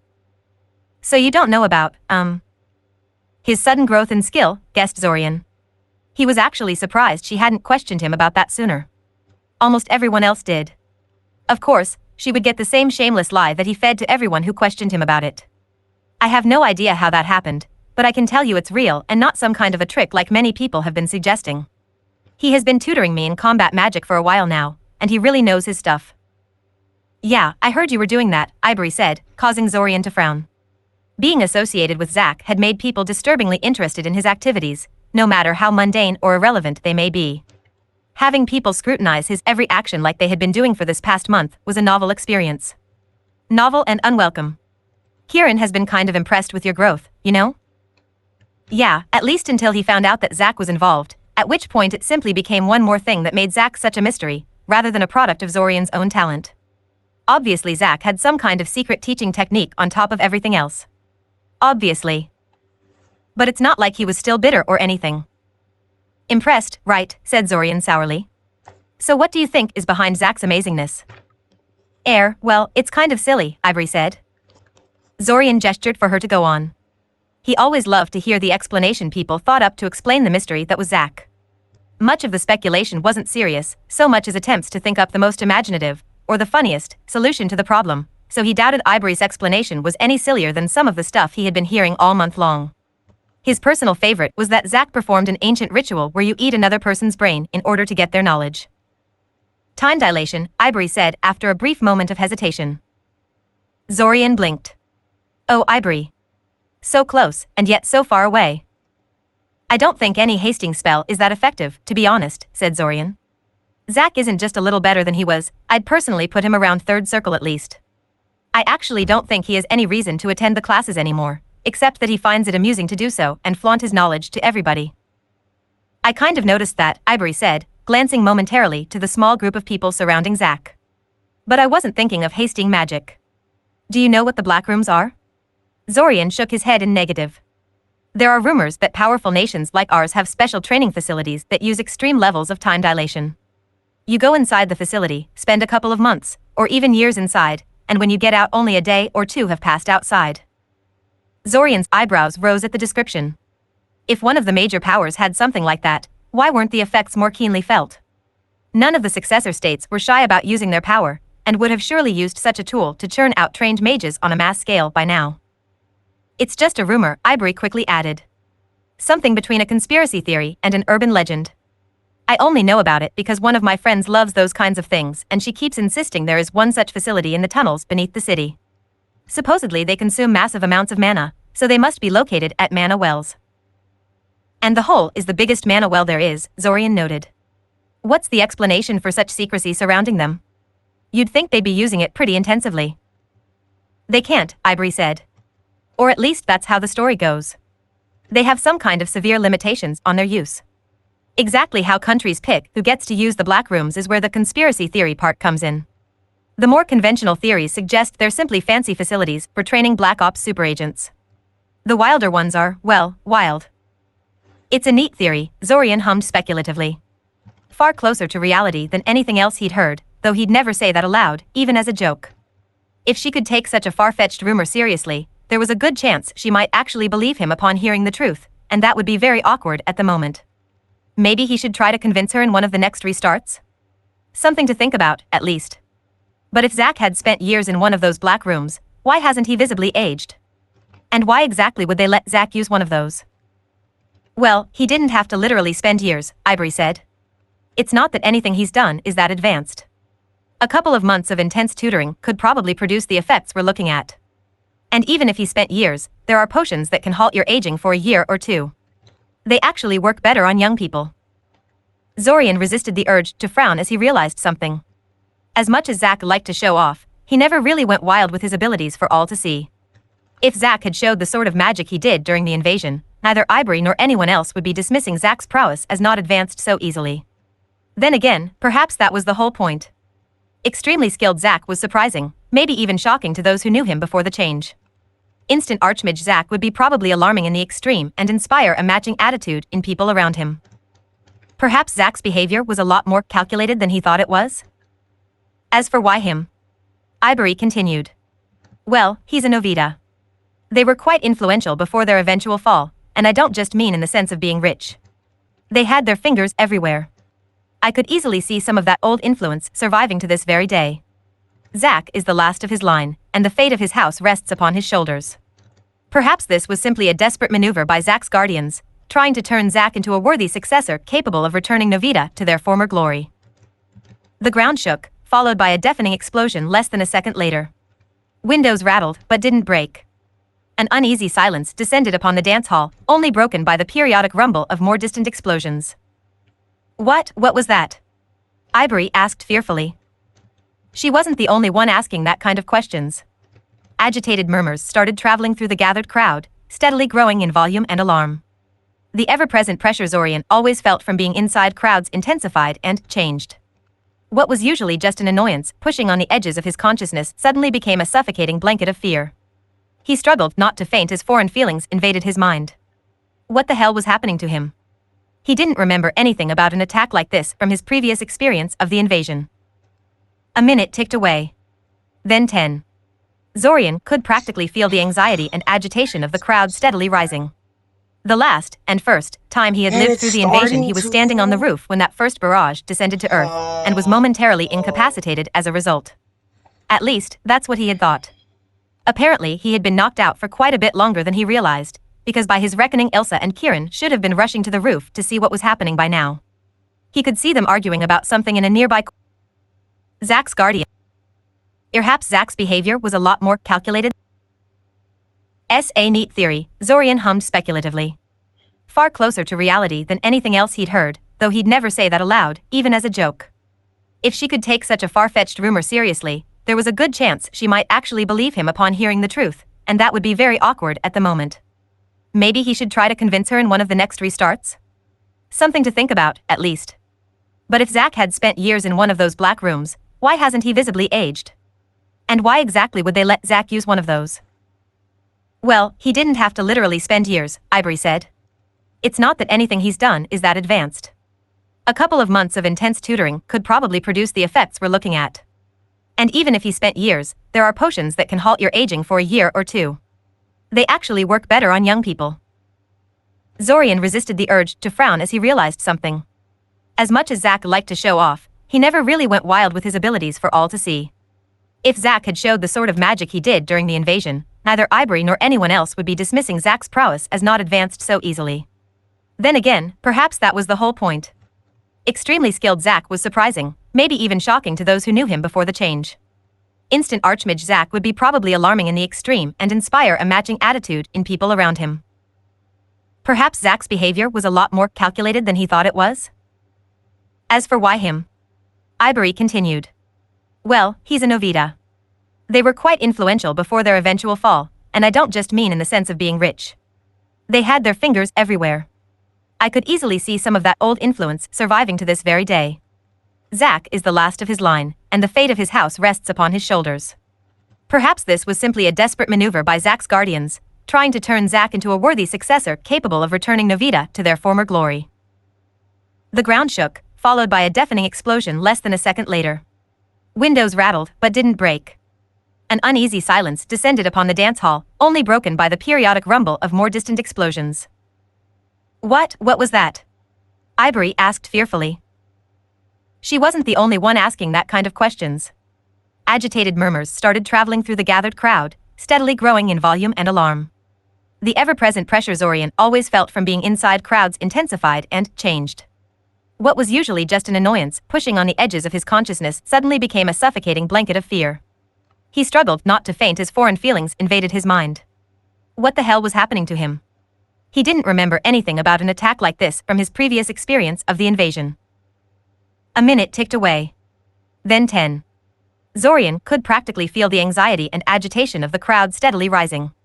The last, and first, time he had lived through the invasion, he was standing on the roof when that first barrage descended to Earth, and was momentarily incapacitated as a result. At least, that's what he had thought. Apparently, he had been knocked out for quite a bit longer than he realized, because by his reckoning Ilsa and Kieran should have been rushing to the roof to see what was happening by now. He could see them arguing about something in a nearby corner, and neither made the slightest move towards the roof. Zorian? Ivory tried for either the fifth or sixth time. Zorian wasn't sure. Are you sure you're all right? Maybe I should go find someone. I'm fine, Zorian said, somehow managing to shove the oppressive feelings aside for the moment. The explosions had finally stopped, but that hadn't led to people calming down. If anything, now that the situation had calmed down somewhat, they wanted answers, and they wanted them now. They were getting restless. Thankfully, the academy staff seemed to realize this as well. Look, Ilsa is trying to say something. Please remain calm. Ilsa said from the music stage, using the same magic that carried music evenly across the dance hall to make herself heard by everyone present. Me and my colleague will go to the roof now and open communications with the city authorities to find out what is going on. Please don't go anywhere until we return. Well, that didn't do much to calm people down. If anything, they got even more unruly than they were before Ilsa's speech, and some outright ignored her warnings and left the dance hall the moment she went up the stairs and out of sight. He couldn't judge them too harshly, since in another timeline he had done the exact same thing. On the positive side, the oppressive feeling lifted and reverted back to the familiar headache-inducing pressure. He breathed a giant sigh of relief. "Hello, Zorian," greeted Zack, approaching Zorian. Of course he'd come to talk to him now. "Quite a commotion, huh? And I see you talked Miss Ambercombe into being your date for the evening. Congratulations. I never knew you liked older girls." "I'm only a year older than him," Ivory protested. She glanced briefly at Zorian to see if he would point out that it was her who asked him out, and relaxed when she realized he wouldn't. Zorian had to restrain himself from rolling his eyes. "And how come you're here all by yourself? Why don't you introduce us to your dates?" If Ivory thought to fluster Zack by pointing out the plural nature of his partners for the evening, she was going to be sorely disappointed. And indeed, Zack only smiled at her, completely unaffected by the jab. "Only a year older than him," Ivory protested. She glanced briefly at Zorian to see if he would point out that it was her who asked him out, and relaxed when she realized he wouldn't. Zorian had to restrain himself from rolling his eyes. "And how come you're here all by yourself? Why don't you introduce us to your dates?" If Ivory thought to fluster Zack by pointing out the plural nature of his partners for the evening, she was going to be sorely disappointed. And indeed, Zack only smiled at her, completely unaffected by the jab. They decided to leave for home early, Zack shrugged. Probably for the best, considering what happened. "What did happen, though?" asked Zorian. He didn't expect to get a straight answer out of Zack, of course, but it was worth a try. "I guess we'll find out soon," said Zack, pointing to the bottom of the stairs leading to the roof, where Ilsa was talking to a bunch of students. After a couple of seconds, Zorian realized that Akoja was among them, and recognized several other faces as well. "Who is she talking to?" asked Ivory. "Class representatives, I think," Zorian said. "At least, the ones I recognize are all class representatives for their groups." It was so frustratingly slow. Maybe Zorian was expecting a little too much from a mere educational institution, but their response to the invasion was pretty underwhelming. At the very least, he had expected them to start evacuating people to the shelters by now, or organize some kind of a defense force, or, well, anything, really. He was getting an impression that Ilsa and Kieran didn't even realize the severity of the situation yet. Finally, Ilsa seemed to finish with her instructions and the crowd of class representatives dispersed into the crowd. It only took Zorian a minute to realize what they were doing. Each one was gathering their own classmates into a single group. He bid Ivory goodbye and left towards his own group together with Zack. Once everyone was present, Akoja told them what the plan was. The academy was going to use their limited teleportation capabilities to get foreign dignitaries and other important people out of the city, and the students were going to descend into the tunnels beneath the city to reach the shelters on foot with no teachers present to guide and defend them, because they had other duties currently and class representatives had to know the evacuation routes to get the job anyway. Zorian looked at Zack to gauge his reaction and saw that the boy's expression was grim and focused. "All right," Zack mumbled. "Showtime." Zorian had a bad feeling about this. Asterisk, asterisk, asterisk. Surprisingly, it wasn't Zack who raised the alarm, it was Rainey, of all people. How exactly she detected the winter wolves 5 minutes before they showed up he had no idea, but noticed them she did and she immediately raised the alarm. A lot of students didn't believe her, but most weren't willing to risk it.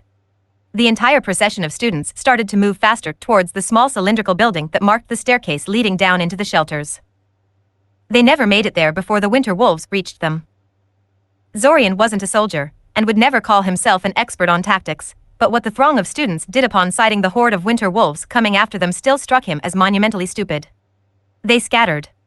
The ones closest to the dungeon entrance rushed towards it, but the others immediately sought the closest shelter. He could hear Zack's frantic shouting, telling people not to separate from the main group, but it was in vain. Cursing, Zorian snatched Akoja by the wrist before she could bolt towards the nearby apartment building and wordlessly pointed towards the dungeon entrance. For a moment he thought about explaining his reasoning in more detail, but he knew he didn't have enough time for that. He let go of her and started running, hoping she would have the presence of mind to follow.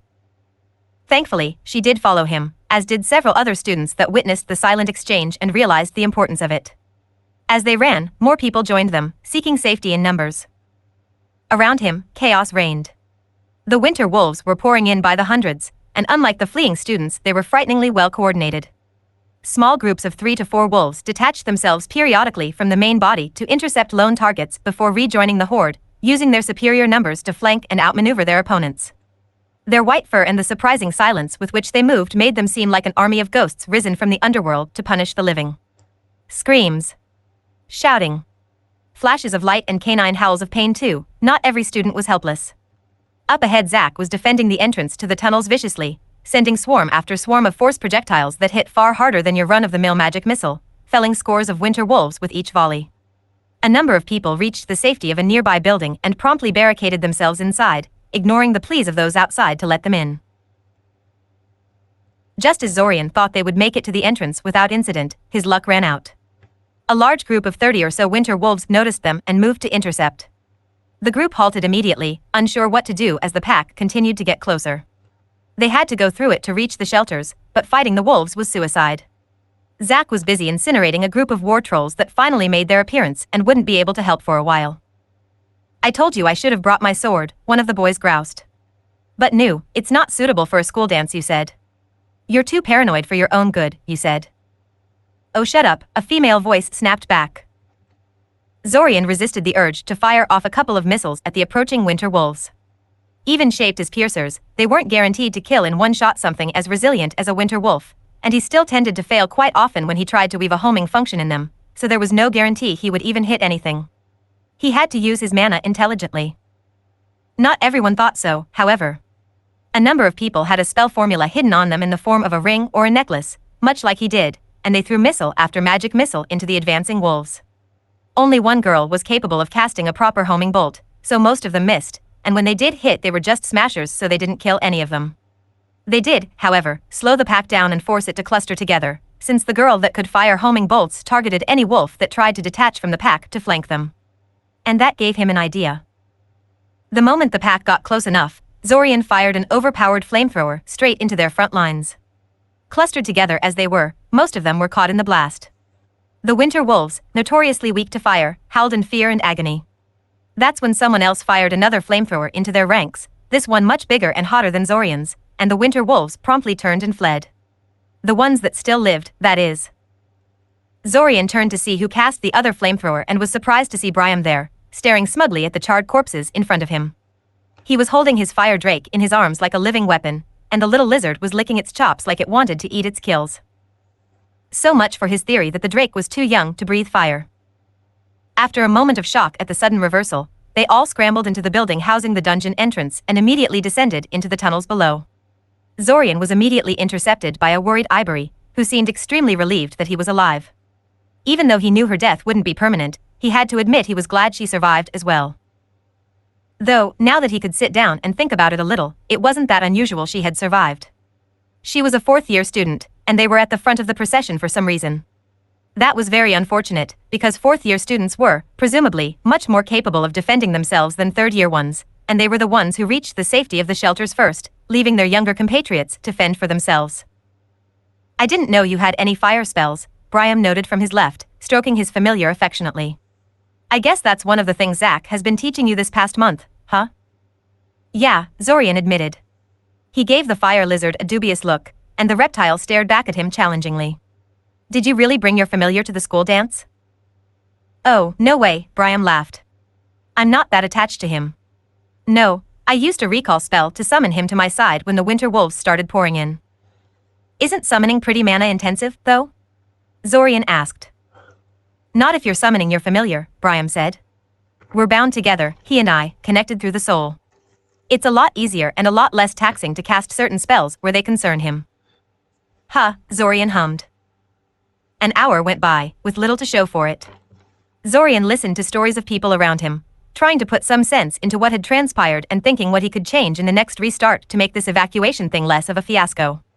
His thoughts were interrupted when a group of teachers finally stumbled into the shelters. There were 6 of them and they looked tired and frightened, much like the students who had gathered around them for explanations and assurances. The only one among them that inspired confidence in Zorian was Kieran, who remained as stoic as always. He was no longer bare-chested, opting to wear full-body armor that sort of resembled the chitinous shell of a Saint Bug, and had a plethora of spell rods hanging off his belt in addition to the combat staff he was firmly gripping in one hand. Kieran had bad news. The attack on the academy was just one piece in an all-out invasion targeting the entire city. Zorian already knew this, of course, but everyone else was suitably shocked. The invasion was well prepared, and most of the defenders had been overpowered right at the start. The city was about to fall. Once that happened, the shelters would become just a giant death trap.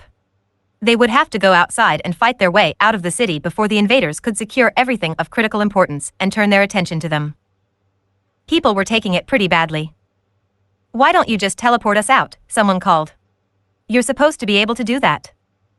"Academy ward control has been subverted," Kieran said calmly. "The invaders have turned our own teleportation wards against us. We can't teleport in or out." Zorian groaned. The enemy had control of the wards? How on earth did they do that?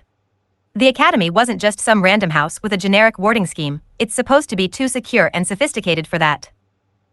The questions continued for a minute or so before Kieran got enough of it and started to bark out orders. They needed to get moving. Zorian was paying attention to something else though. The student next to him had been acting strangely ever since Kieran and his cohort entered the shelters. Zorian could practically feel the boy's eagerness and anticipation. For what, he couldn't say, but he had a feeling it was nothing good. That is why, when the boy threw a vial full of sickly green liquid on the floor and smashed it with his foot, Zorian held his breath and fired a smasher straight into the boy's chest. Foul-smelling green smoke erupted from the broken vial, and the shelters erupted into chaos. Zorian couldn't see anything through the no doubt poisonous smoke, but the sounds of fighting were unmistakable. He stumbled through the smoke, trying to find an end to it and failing. He could tell from the hacking students around him that breathing in would be a bad idea. Thank God it didn't also irritate the eyes, or he'd never be able to cast a shield in time to stop a magic missile from smashing into his face. A circular plane of force flickered into existence in front of him, soaking the hit. The shield wavered for a second, but held. And then Zorian heard Kieran shout a series of words, and all the smoke around him rushed towards the source of Kieran's voice, as if caught in some sort of vacuum.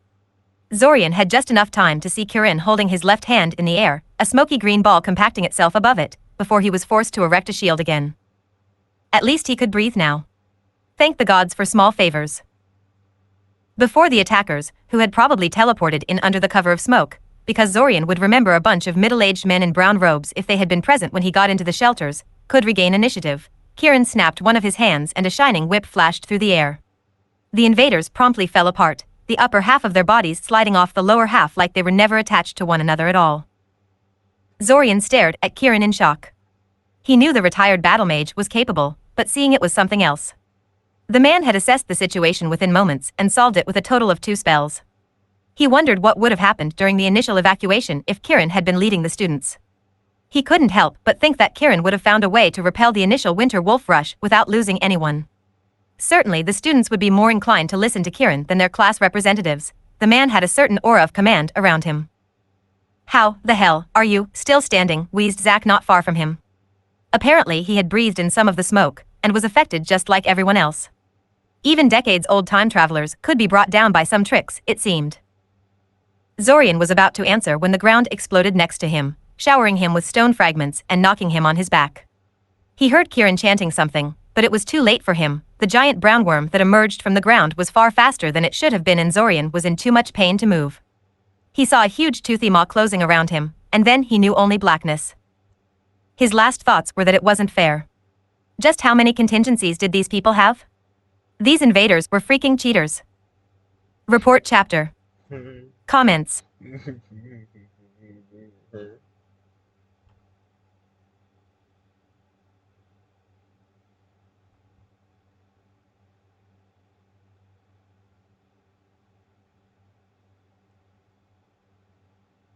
Zorian's eyes abruptly shot open as sharp pain erupted from his stomach.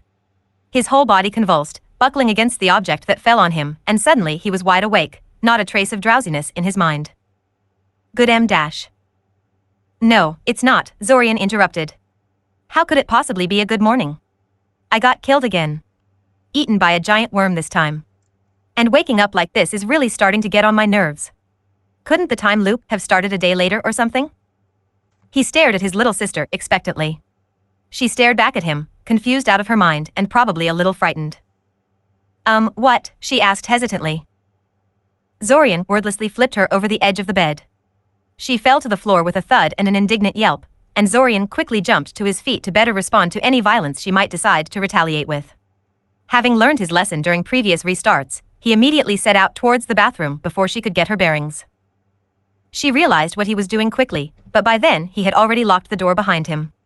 Her screams of outrage were music for his ears, especially since they eventually caused Mother to come after her and give her a scolding. Maybe it was a good morning, after all. Asterisk asterisk asterisk. Trains. Zorian hadn't really liked them to start with, but he was starting to develop an intense dislike of them ever since he was caught in this time loop thing. Traveling via train on a regular basis was almost as annoying as Kiriel jumping on him at the start of every restart.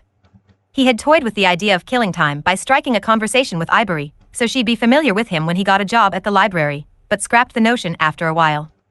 Mostly because he decided not to apply for the job in this restart. Working at the library like he had been doing was fairly time-consuming, and he had a much more promising project to work on, mastering all the shaping exercises in Ilse's book so he could woo her into taking him as her apprentice. Library magic was useful, but getting rid of Svim would be absolutely priceless. He wouldn't be present in Syoria when the invasion came either. Not in this restart, nor in any near future one. Even if he had to reveal his secret to Zack because of it, he'd take the first train out of town on the eve of the summer festival. He knew that the smart, responsible thing to do would be to stay in the city and note what was happening, how the invasion was progressing and what could be done to stop it. He knew it, but it was too much for him. And not just because— And the first thing this ice bitch did when he saw me was immediately knock me out, bro. The first fucking thing he... I hate these. I hate freaking soloing this. I hate soloing this, bro. I hate soloing this. I hate soloing this. I fucking hate soloing this.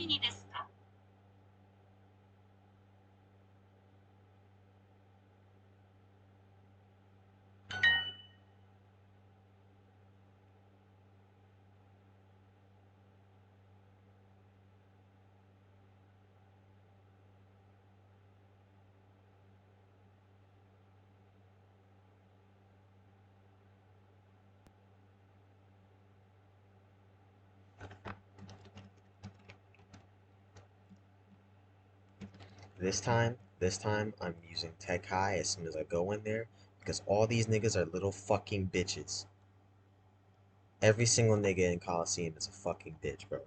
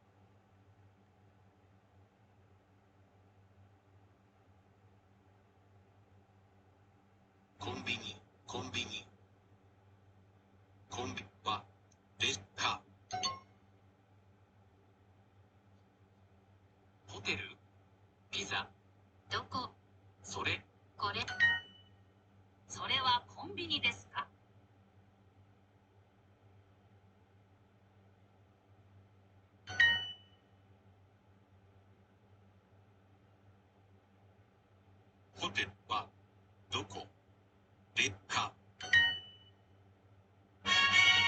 Get more with Super Duolingo. Reach your language goals fast with premium features that optimize your learning. With no limits to the mistakes you can make and no ads. Super learners on 4.2.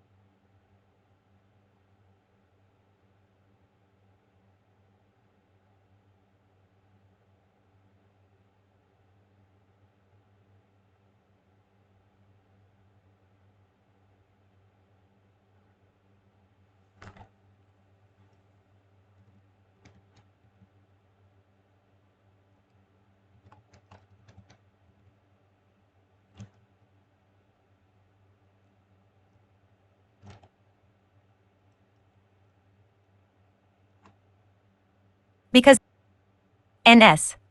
Zorian hadn't really liked them to start with, but he was starting to develop an intense dislike of them ever since he was caught in this time loop thing. Traveling via train on a regular basis was almost as annoying as Kiriel jumping on him at the start of every restart. He had toyed with the idea of killing time by striking a conversation with Ivory, so she'd be familiar with him when he got a job at the library, but scrapped the notion after a while. Mostly because he decided not to apply for the job in this restart. Working at the library like he had been doing was fairly time-consuming, and he had a much more promising project to work on, mastering all the shaping exercises in Ilse's book so he could woo her into taking him as her apprentice. Library magic was useful, but getting rid of Svim would be absolutely priceless. He wouldn't be present in Syoria when the invasion came either. Not in this restart, nor in any near future one. Even if he had to reveal his secret to Zack because of it, he'd take the first train out of town on the eve of the summer festival. He knew that the smart, responsible thing to do would be to stay in the city and note what was happening, how the invasion was progressing and what could be done to stop it. He knew it, but it was too much for him. And not just because getting himself involved in that mess seemed to invariably lead to his death either. Wouldn't be present in Syoria when the invasion came either. Not in this restart, nor in any near future one. Even if he had to reveal his secret to Zack because of early time-consuming, and he had a much more promising project to work on, mastering all the shaping exercises in Ilse's book so he could woo her into taking him as her apprentice. Library magic was useful, but getting rid of Svim would be absolutely priceless. He wouldn't be present in Syoria when the invasion came either. Not in this restart, nor in any near future one. Even if he had to reveal his secret to Zack because of it, he'd take the first train out of town on the eve of the summer festival. He knew that the smart, responsible thing to do would be to stay in the city and note what was happening, how the invasion was progressing and what could be done to stop it. He knew it, but it was too much for him. And not just because getting himself involved in that mess seemed to invariably lead to his death either.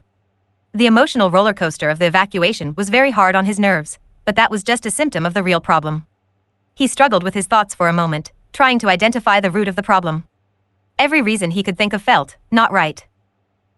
And then it clicked. It was the helplessness. Every time his thoughts strayed towards the topic of the invasion, he couldn't shake the notion that the forces arrayed against him were vastly beyond his ability to handle, and that the only reason he survived as long as he had was through sheer dumb luck. It occurred to him that the manner of his most recent death could easily be an allegory for this entire invasion. So you repelled a murderous pack of winter wolves and reached safety, helped foil a traitorous ambush, and now you think the worst is over? No, stupid, a giant worm suddenly jumps out of the ground and bites your head off. How were you supposed to fight something like that? How was he supposed to fight something like that? Maybe he shouldn't. A lot of things about the invasion seemed implausible. About as implausible as Zack becoming a super prodigy over the span of a single summer, Zorian learning all 15 shaping exercises in Ilse's book within the span of a month, or time travel being real. What if his theory of there being a third time traveler was correct, and that someone was the mastermind behind the invasion? It would explain a lot. Then again, it would also pose a lot of questions on its own, like why hadn't this hostile time traveler dealt with Zack already? The Lich had already proved it was very much possible to hurt people like Zack and Zorian, and was working for the invading forces already. Regardless, he intended to involve himself again with the invasion only after he acquired some serious magic, or after he calmed down somewhat and felt emotionally capable of facing the situation. Whichever came first. It's not like he could study the invasion in any great detail if he kept dying at the very start of it, anyway. Eventually, the train arrived in Syoria, and Zorian began his long trek towards the academy. He wasn't in a hurry this time, because he had finally found a spell to protect himself from rain in the last restart and was eager to try it. Well, he had actually found several protective spells meant to deal with rain and other adverse weather, but only one was within his ability to actually cast. That was okay, though, since the rain barrier spell was the one best suited for his purposes anyway. It offered the most complete protection, at the cost of being horribly draining to maintain. He could see why the mana drain would be a serious problem for people who wanted to use the spell extensively, but Zorian only needed it to last for an hour or two in an exceptionally mana-rich area of Syoria. Also, being encased in an invisible sphere that repelled water was just plain more impressive than the more subtle, sophisticated wards. The barrier actually worked on water in general, not just raindrops, so he didn't even have to worry about stepping into puddles and soaking his footwear. Seeing water on the road part before him like in front of some kind of celestial emissary was mightily amusing. Also a bit of an ego boost, which is something he sorely needed after being so thoroughly outmatched during the invasion of the previous restart. He'd probably never use the spell after getting out of the time loop, since an umbrella was good enough for most occasions and didn't consume any mana, but finding a store that sold them along his usual route from the train station had proved surprisingly difficult. Which, now that he thought about it, suggested that he probably would use the spell from time to time, since he doubted this would be the only time in his life he'd find himself without an easily acquired umbrella. He shook his head. He really shouldn't be fantasizing about what he'd do after getting out of the time loop, since it didn't appear that would happen anytime soon. He had to concentrate on the present, and boy did that sound weird, considering his situation. Like what was he going to do with Zack? He was sorely tempted to just admit everything to the boy and have them try to figure out this mess together. Surely 2 heads are better than 1? Impulsive he may be, but Zack couldn't have gotten as far as he did without having a good head on his shoulders. He didn't feel entirely comfortable with that idea, though. He strongly suspected there was more to Zack than it appeared, and he hated to charge in without knowing what he was getting himself into. He decided to see how Zack interacted with him in this restart before deciding. Asterisk asterisk asterisk. Zorian. Over here. Zorian glanced towards the happy-looking Benesek waving at him like a lunatic and wondered what he should do. He didn't really want to talk to him. Benesek might be his closest friend among the student body, but he was also rather irritating at times, and it's not like he could tell Zorian something he didn't already know at this point. In the end he sighed in defeat and trudged over to the grinning boy. Time loop or no, it felt wrong to blatantly snub someone so visibly happy to see him, especially since he shared so much history with Benesek. He did find it interesting that Benesek was present in the cafeteria at this time, since that wasn't his usual behavior in the restarts Zorian experienced so far. These kind of unexplained divergences happened all the time, which was to be expected. There were at least 2 time travelers wandering around the time loop, changing things both inconsequential and crucial, but it was surprising to see a change this soon into the time loop. It had only been a day since he arrived in Syoria. Usually it took at least a week until everything went off the rails, and even then a lot of things repeated themselves. Most teachers followed some kind of a fixed teaching plan, for example, and rarely deviated from it. As far as he knew, Fortov always came looking for him for help with the Purple Creeper salve, even though his accident with Ivory only happened near the very end of the time loop. Which, now that he thought about it, suggested the accident wasn't so accidental after all. Kind of suspicious for an accident to be so insensitive to changes. You just got to Syoria, didn't you? Benesek prompted excitedly the moment Zorian sat down beside him. Zorian nodded hesitantly. Benesek was only ever this excited when talking about a particularly hot girl or when he got a hold of particularly juicy gossip material. Hopefully it was the latter, because there was no way Zorian would be staying otherwise. You're so not going to believe this. Benesek said excitedly. You know Zack? You know, Zack Novita, last scion of the noble house Novita? He went to class with us these last 2 years. Of course it's Zack. He really should have known. Of course I know him, Zorian said. He is very memorable. He is, blinked Benesek. He shook his head. I mean, of course he is. I kind of didn't expect you to know, though, since he's kind of a failure as a mage and you never interacted with him much. Zorian shrugged. Truth be told, it was very rare for him to forget someone's name, regardless of how often he had interacted with them or how long it had been since he last saw them. Even before the time loop, Zorian would have instantly known who Benisek was referring to. Anyway, Benisek continued, Zack escaped from his family mansion yesterday. What? Asked Zorian incredulously. What do you mean escaped? Why would he need to escape from his own mansion? Well, that's the question, isn't it? Benisek said. Apparently he had an argument with his guardian that eventually descended into a full-blown magical duel. A duel which, get this, Zack won. Half of the mansion was trashed, and Zack fled into the city and has yet to be found. They're searching for him everywhere. Wow, Zorian said, honestly at a loss for words. What the hell was that about? You said it, Benisek agreed. I'm not sure I believe the official story, though. I mean, there's no way Zack could have taken on his guardian in a magical duel. Tezen Zveri is a 7th circle mage or something, and Zack barely passed his own certification. Then again, something sure demolished Novita Mansion. How do you know this? Asked Zorian. It's all over the newspapers, said Benisek. Besides, everyone is talking about it. I can't believe one of our classmates would be involved in something like that. What do you think, Zorian? Ben. I honestly don't know what to think about that, said Zorian. And he really meant it. He didn't doubt for a second that Zack could beat the stuffing out of his guardian, 7th circle or not. The man was a politician, as far as Zorian knew, not a battle mage, but why would he want to do that? I suppose he won't be coming to class this time, then, mused Zorian out loud. Then again, he would not have put it past Zack to just walk into class one of these days as if nothing was wrong. I doubt it, Benisek laughed. Did he kill anyone? Asked Zorian. Benisek shook his head in the negative. So basically, he didn't do anything that serious. What's the worst that can happen to him if he simply turns himself in?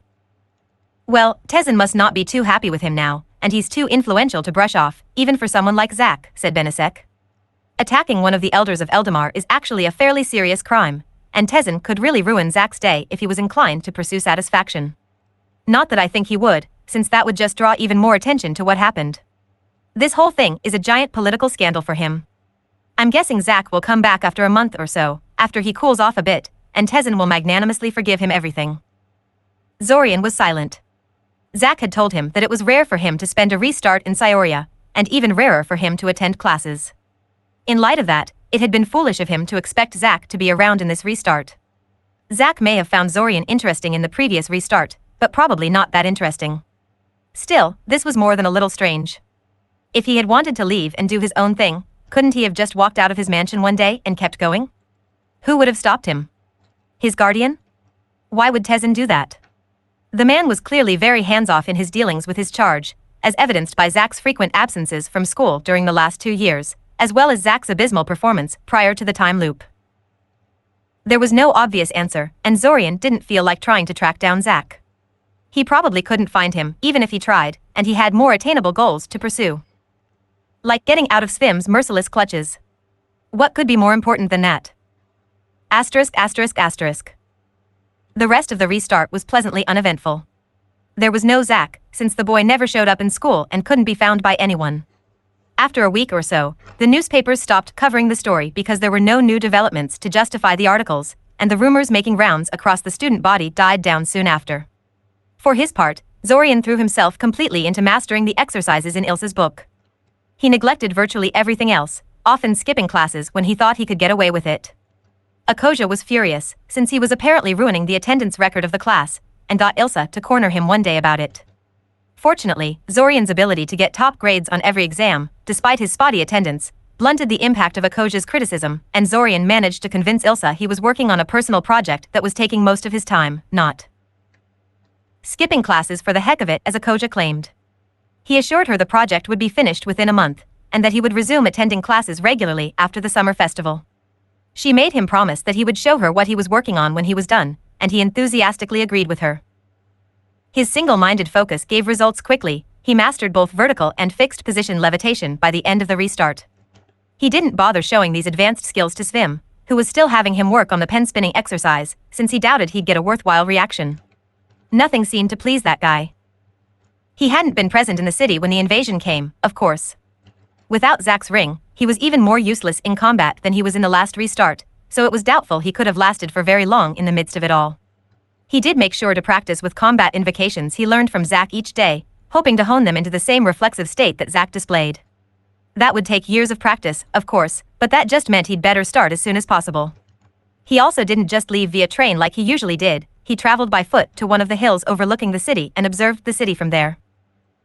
Watching the invasion unfold from such a high vantage point was not only a lot easier on Zorian's nerves than being in the thick of it, it was also rather informative. It was interesting to see how the invasion played out in broad terms. It seemed to have several stages, the first of which was, of course, the disguised artillery magic barrage. The explosive flares mostly targeted 3 crucial areas: the city hall, the local military base, and one cluster of buildings that Zorian didn't recognize. The academy didn't appear to be a primary target, possibly because the invaders wanted it reasonably intact. Aside from the initial blast, the impact zones seemed to spawn scores of fire elementals that had to be dealt with. Fortunately, a lot of buildings in Scioria were at least moderately warded against fire, because Zorian didn't doubt for a second that the entire city would have been aflame within minutes otherwise. Once the fire elementals had a few minutes to make a nuisance of themselves, monsters poured out of the sewers, and after they rampaged across the city a bit, the spellcasters finally arrived. The battle was still raging when the clock finally hit 2 past midnight and everything went suddenly black. All things considered, the army of monsters was the least destructive part of the invasion. If he could somehow prevent the initial barrage from crippling the city defense right from the start, or take out a lot of the attacking mages that followed in the monster's wake, well, it was worth a shot when he finally got some skills under his belt. The next 3 restarts were essentially the same, right down to Zack dueling his guardian and escaping into the night. Apparently that wasn't just a one-time thing, but a rather routine occurrence. The exact details varied, but every time he roughed Tezzin up before setting off God knows where. Unfortunately, Zorian couldn't find out anything substantial about Tezzin. The man was a high-ranking politician, and thus not exactly approachable, and nothing in publicly available sources explained Zack's apparent hostility towards the man. His work with Ilsa's book progressed steadily, but he was frankly getting a bit sick of it. There was only so much of incessant shaping practice he could stand before he lost all enthusiasm. Besides, Ilsa said most students go through them at a rate of 6 per year, and he was already more effective than that, something that he attributed to his unusual focus in the matter. How many people could afford to focus all their energies on shaping exercises? There were so many things vying for the typical student's attention that shaping exercises no doubt ended up near the bottom of their priorities. That was why he was currently in Ilsa's office, trying to see if he could get something out of her without mastering quite the entire book. "What can I do for you, Mr. Kaczynski?" Ilsa asked.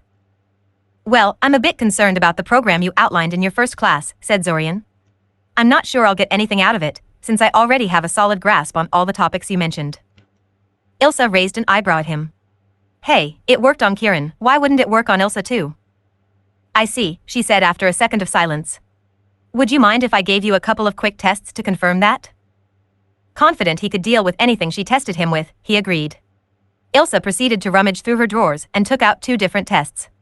One was an exact copy of the same test Ilsa gave to the whole class just before the summer festival, and Zorian proceeded to fill it out in 10 minutes flat by sheer memory. The other was unfairly hard, because it covered advanced topics that didn't turn up in class at all. Zorian only managed to fill out a quarter of the questions before time was up, and he was fairly sure not all of his answers were correct. Ilsa skimmed through them quickly and then nodded to herself.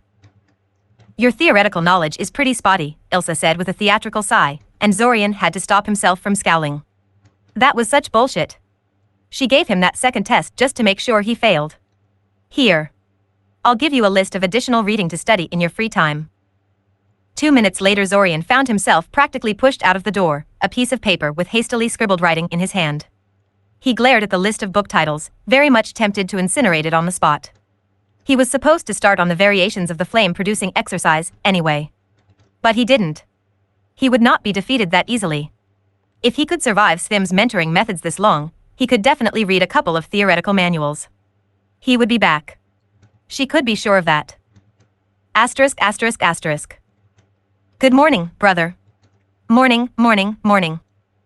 "Good morning, Kiri," said Zorian pleasantly. "Thank you for waking me up." Kiriel stared at him for a couple of seconds and then huffed in disappointment at his lack of reaction and got off of him all on her own. Well damn, he should have tried that ages ago.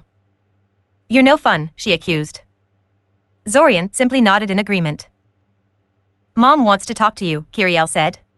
"Could you show me some magic before you go, though? Please?" "Well, why not?" He quickly cast the floating lantern spell, causing an orb of light to spring into existence above his palm. He had the orb fly around the room while he repeated the spell 2 more times, producing a different colored orb each time. The books Ilsa had told him to read were mostly boring crap, but they did tell him something rather interesting. All those variations he had been practicing had more uses than just improving his shaping skills. Apparently, they also allowed him to adjust certain spells more to his liking. The same variation of the light-emitting exercise that allowed him to produce colored light also enabled him to change the color of the glowing orb produced by the floating lantern spell.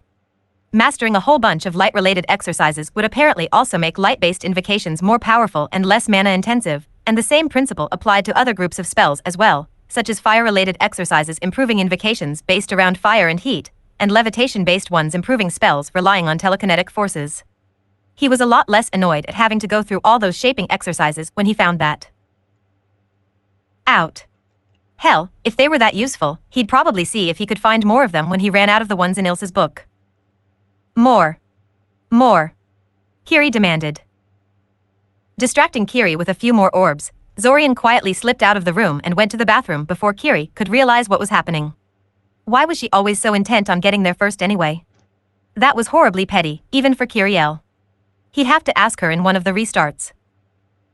Unfortunately, he sort of forgot he filled his entire room with multicolored orbs of light by the time Ilsa came around to visit, so he thought nothing about inviting her into his room.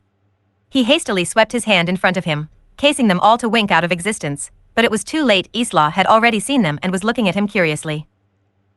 That's not really a second-year spell, Ilsa remarked, her eyes boring into his own. Daimon can be a pretty good teacher when he wants to be, said Zorian with a cheeky smile, shamelessly relying on Damon's fame to deflect any concerns. Teaching first circle spells like that one to uncertified mages was illegal, but if Zorian ever learned something in his life, it was that Daimon can get away with anything. And you know how to produce something other than white light, Ilsa noted. Impressive. I guess this should be easy for you, then. She handed him a very familiar scroll, and Zorian was just about to flood it with mana to break the seal when he realized something was wrong. Ilsa was studying him like a hawk, expectant and alert. She had never shown this much interest in his scroll opening before, so what made this one special? He stared at the scroll for a couple of seconds, unable to see any difference from the scroll he was used to. Even the symbols on the seal were the same.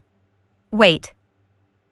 A few moments later he remembered where he saw the symbols inscribed on the seal and promptly felt like banging his head against the wall or something.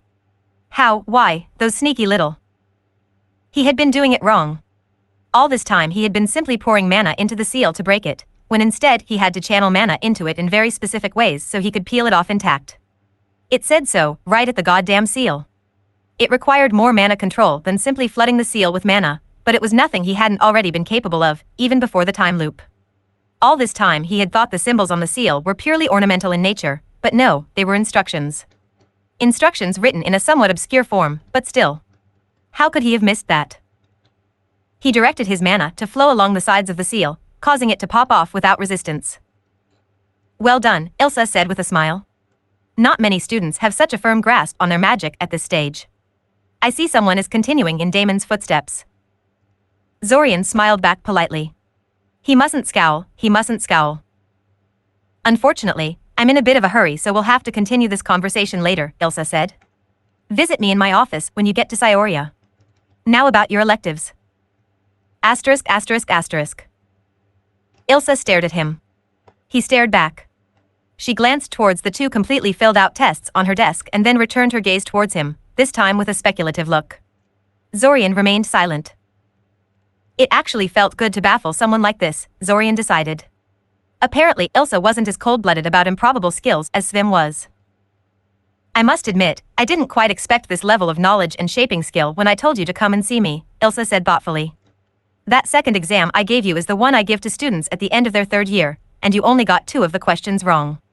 On top of that, you know 10 different variations of the basic 3, which is astronomical for a 3rd-year student.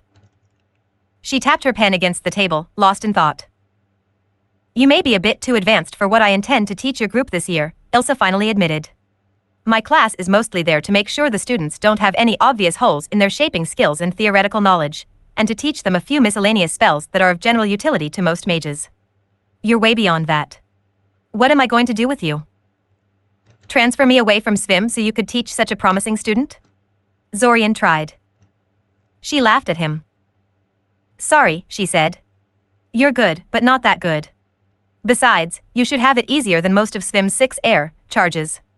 What with your amazing shaping skills and all. You'd be surprised how little difference that makes to him, Zorian sighed. Oh come on, Mr. Kaczynski, you didn't even have a single session with him, Ilsa chided.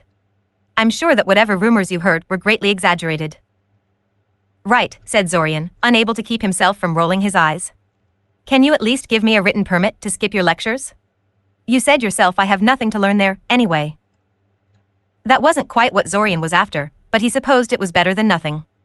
It would give him a bunch of free periods throughout the week, which wasn't terribly useful while he was inside the time loop, where he could just skip classes if he needed more free time, but would come in handy when and if he got out of it. And besides, a written permit would cut down on Akosha's whining, if nothing else. No, Ilsa said. I need you in class, if only to motivate the rest of your classmates to try harder. Don't worry, I'll make sure you're not bored during class. Crap. Maybe he shouldn't have asked her that. In the meantime, I'm going to do you a favor, Ilsa continued. While I am personally too busy to teach you, I will see if I can find a teacher willing to give you some private instruction. Do you have an area of magic you're particularly interested in? Personally, I would recommend you look into either divination or alteration, but it's your choice. Spell formulas, Zorian said firmly. Oh. Ambitious, noted Ilsa. It's a hard subject. Not something your shaping skills can help you with either. I'm certain, Zorian confirmed. Spell formulas had fascinated him ever since he started to learn magic, so there was no way he was wasting this kind of opportunity. Very well, Ilsa shrugged. I don't foresee any problems in that case. I'm sure Miss Boole will be ecstatic to have such a talented and determined student. Miss Boole? As in, Nora Boole, the orange-haired maniac that expected them to read 12 books within a week and gave them 60-question progress tests every other lecture? Zorian resisted the urge to sigh. Why couldn't he have a normal mentor for once? Report chapter. Comments. Contact TOS sitemap.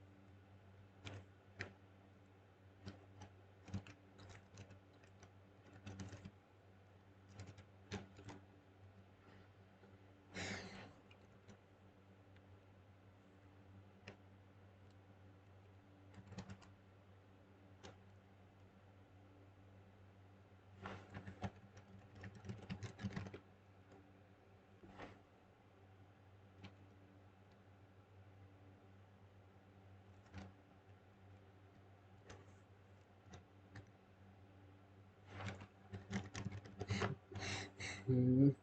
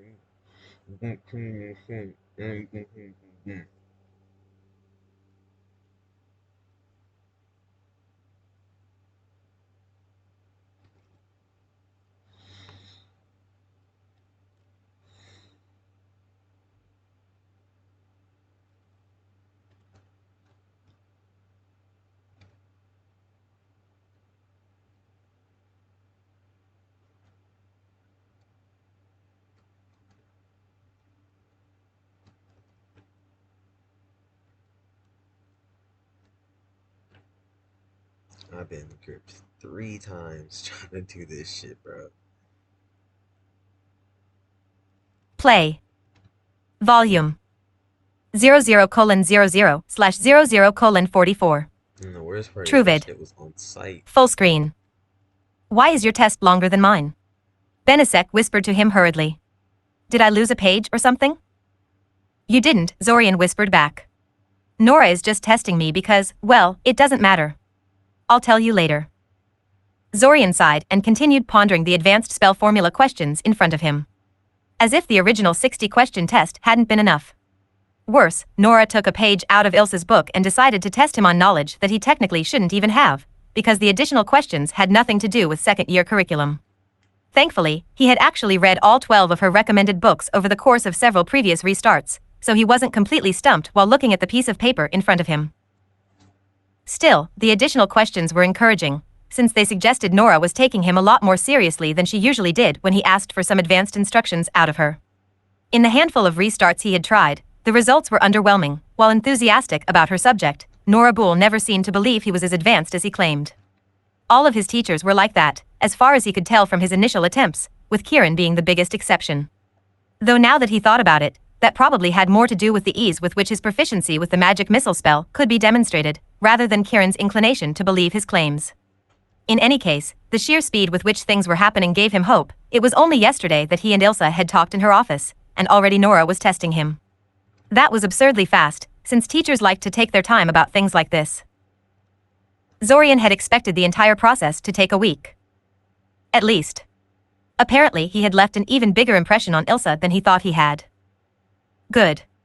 It was nice to have a confirmation that he was actually going somewhere, rather than just wasting his time. A few minutes later his peace was once again broken by Benisek. He gritted his teeth as the boy started to pester him for answers. Zorian had always found Benisek to be somewhat annoying, despite him being Zorian's best friend, or at least the closest thing to it, but Zorian found himself steadily losing his patience with the boy as restart after restart went by. It wasn't really fair to Benisek, the chubby boy was behaving no worse than his usual fare, but the time loop made Benesek's antics annoyingly repetitive.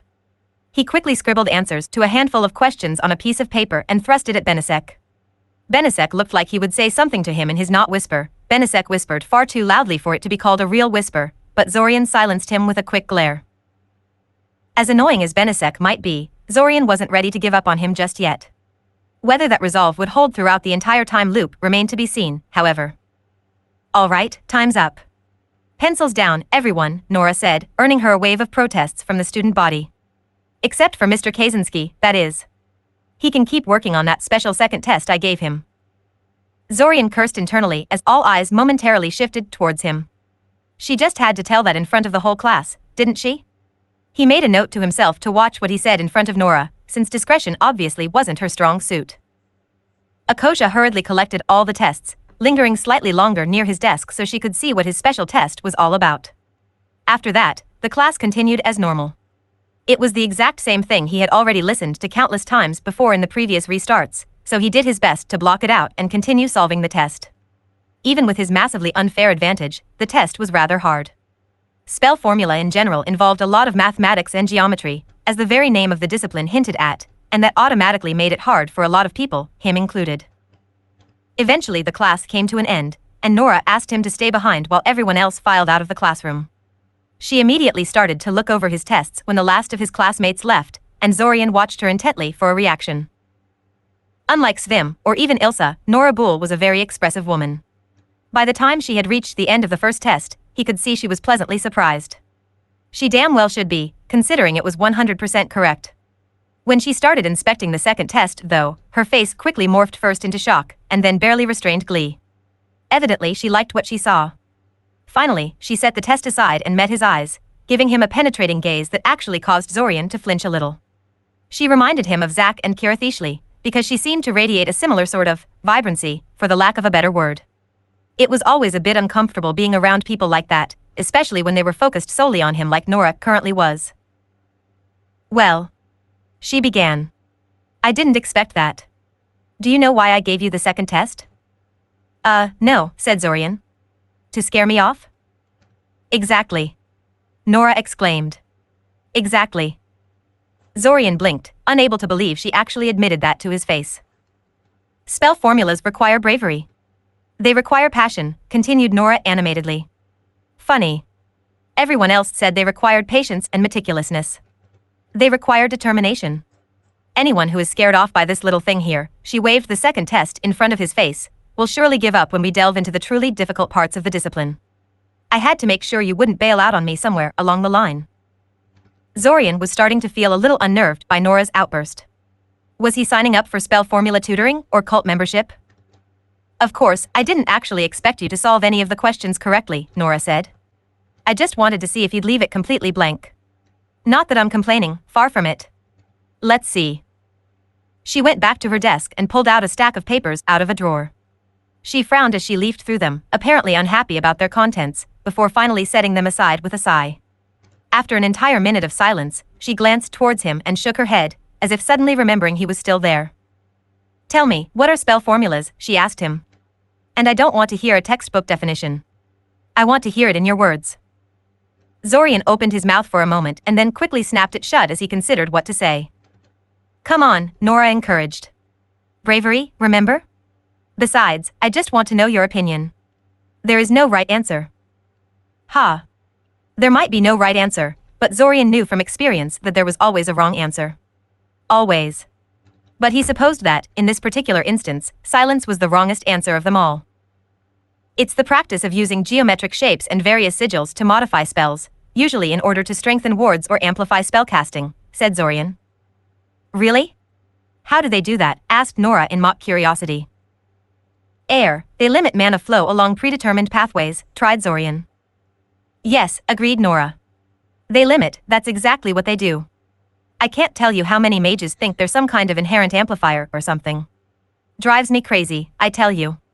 Of course, most modern crafters use special materials that are inherent amplifiers, but that's something else entirely. Anyway, you know the point behind structured spellcasting, right? The narrower the effect of the spell is, the more mana efficient it becomes.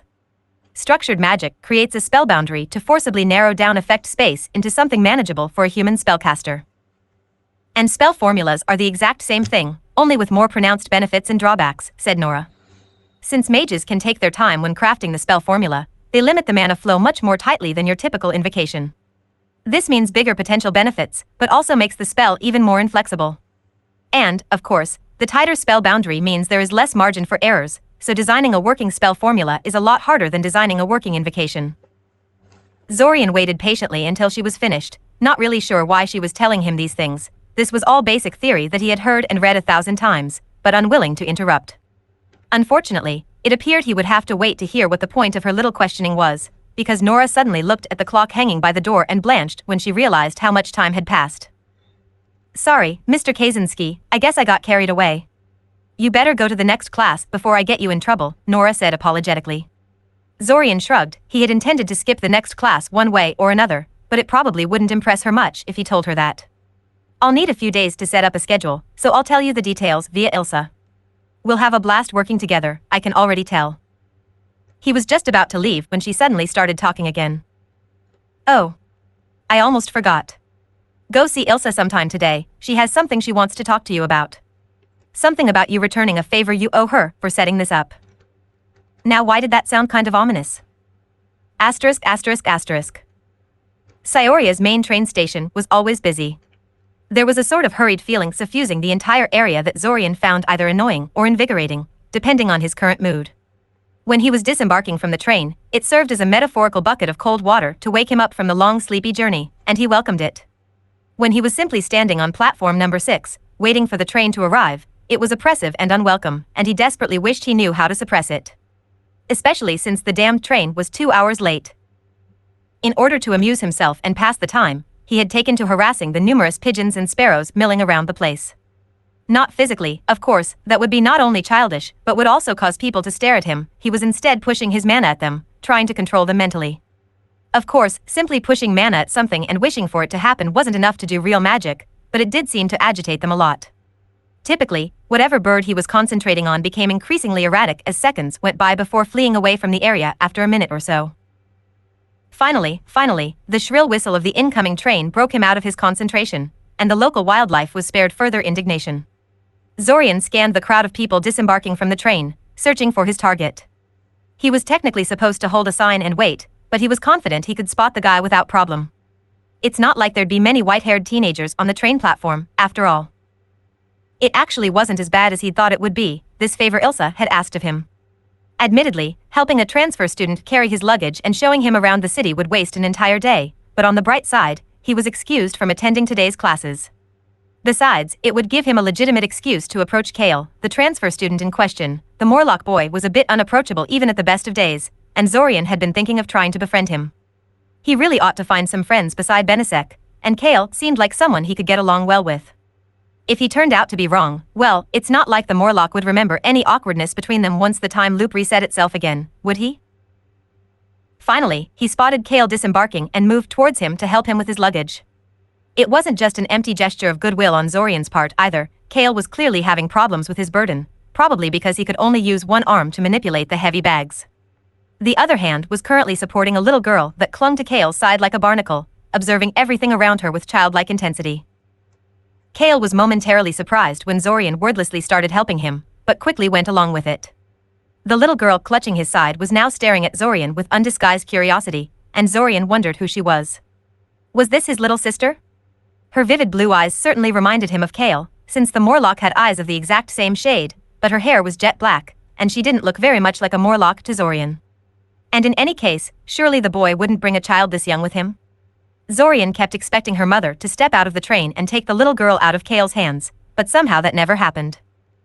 Finally, the last of the bags was standing on the floor and Kale finally turned towards him. Thank you, the boy said politely. For all his aloofness, Kale was never actually rude. I'm Kale Tveranov. I'm not normally this inept, but it's hard to handle the luggage with one hand. Kana has been rather clingy today, and I didn't have the heart to pry her off. The move was too stressful for her, I'm afraid. It's no problem, Zorian said. I'm here to help, after all, that's what Ilsa sent me here for. I'm Zorian Kaczynski, one of your classmates. Ilsa's a lady sent me here to help you with your luggage and show you around the city. Kale gave him a startled look, clutching the little girl attached to his hip like Zorian was about to snatch her away. What? Zorian asked, surprised at the alarm in the boy's posture. Was it something I said? I didn't mean to offend. Kale gave him a long, suspicious look, before finally reaching a decision of some sort. You didn't do anything, Mr. Kaczynski, and it is I who should apologize, Kale said finally. Allow me to introduce myself again. I am Kale Tveranov, and this is my daughter, Kana. Zorian stared at the Morlock for a moment, before glancing at his daughter. Kana gave him a shy wave, but otherwise remained silent. She was very young, probably around 3 years of age, but Kale wasn't much older than Zorian. That would mean Kale was 13 or so at the time she was born. Huh. Talk about being a young parent. I see, he said finally. And he really did, too. Kale probably got enough grief from people around him over being a Morlock without adding this sort of fuel to the fire. If Zorian was in his place, he would have done everything he could to keep this sort of thing from his classmates as well. If you're afraid I'll go around telling all our classmates about you having a daughter, you don't have to worry. I understand the need for discretion in matters like this. Kale breathed a sigh of relief. Thank you. Don't mention it, Zorian said, waving him off.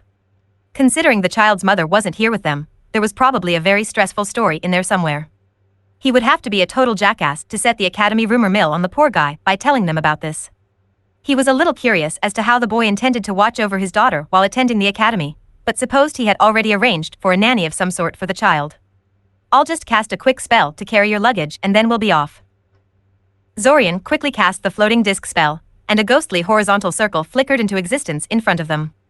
It was a very useful spell that they were supposed to learn in Ilsa's class somewhere in the middle of the 3rd year, but Zorian had been proactive enough to track it down in one of the restarts.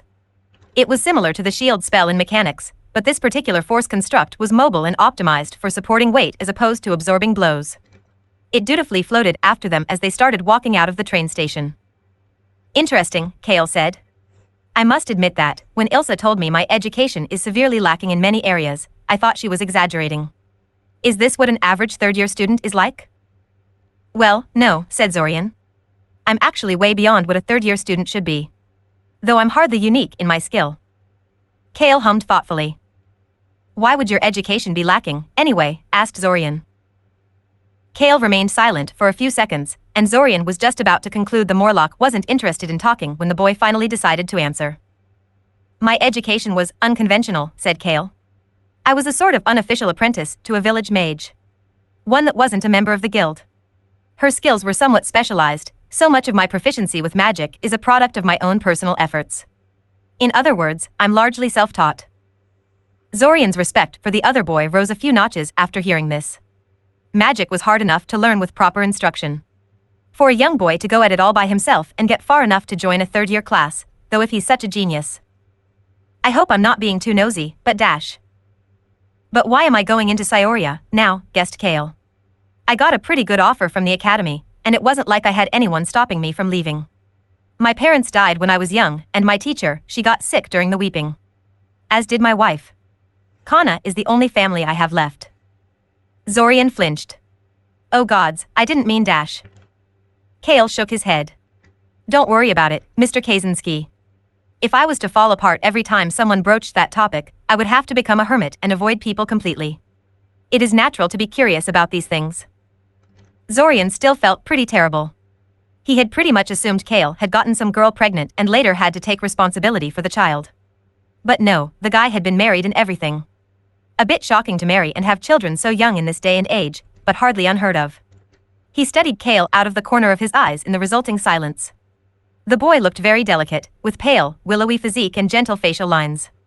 Coupled with his shoulder-length white hair, it gave him a rather feminine appearance. Nonetheless, the boy clearly had no shortage of inner strength if he could move on after losing so many people to the horrible sickness. Back in Sirin, there was a woman who had lost a husband and both sons to the bloody tears fever, and never managed to move past that. She had actually blamed the entire Kaczynski family for her tragedy, claiming they had used their magic powers to curse her loved ones because of some petty disagreement. Zorian would be the first person to admit he and his family were no angels, but that was just absurd. And kind of sad. There is no need to pity me, Mr. Kaczynski. El shook his head. Don't worry about it, Mr. Kaczynski. If I was to fall apart every time someone broached that topic, I would have to become a hermit and avoid people completely. It is natural to be curious about these things. Zorian still felt pretty terrible. He had pretty much assumed Kale had gotten some girl pregnant and later had to take responsibility for the child. But no, the guy had been married and everything. A bit shocking to marry and have children so young in this day and age, but hardly unheard of. He studied Kale out of the corner of his eyes in the resulting silence. The boy looked very delicate, with pale, willowy physique and gentle facial lines. Coupled with his shoulder-length white hair, it gave him a rather feminine appearance. Nonetheless, the boy clearly had no shortage of inner strength if he could move on after losing so many people to the horrible sickness. Back in Sirin, there was a woman who had lost a husband and both sons to the bloody tears fever, and never managed to move past that. She had actually blamed the entire Kaczynski family for her tragedy, claiming they had used their magic powers to curse her loved ones because of some petty disagreement. Zorian would be the first person to admit he and his family were no angels, but that was just absurd. And kind of sad. There is no need to pity me, Mr. Kaczynski, said Kale, breaking him out of his thoughts. Oh, I don't pity you, Zorian said. I think you're very inspiring, actually. You're a single parent who somehow managed to find the time to teach himself magic to such a degree that a world-renowned institution like the Academy in Syoria acknowledged your potential. They gave you a scholarship, didn't they? Kale nodded. I wouldn't be able to attend otherwise.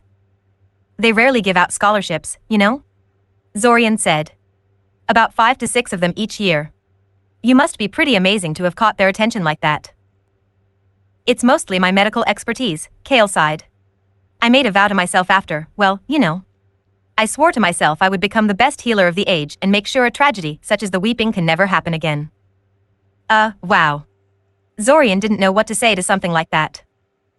I made quite a lot of progress on that front, if you permit me to be a little immodest here. Kale said. But, well, it's complicated. We can talk later, if you're still interested.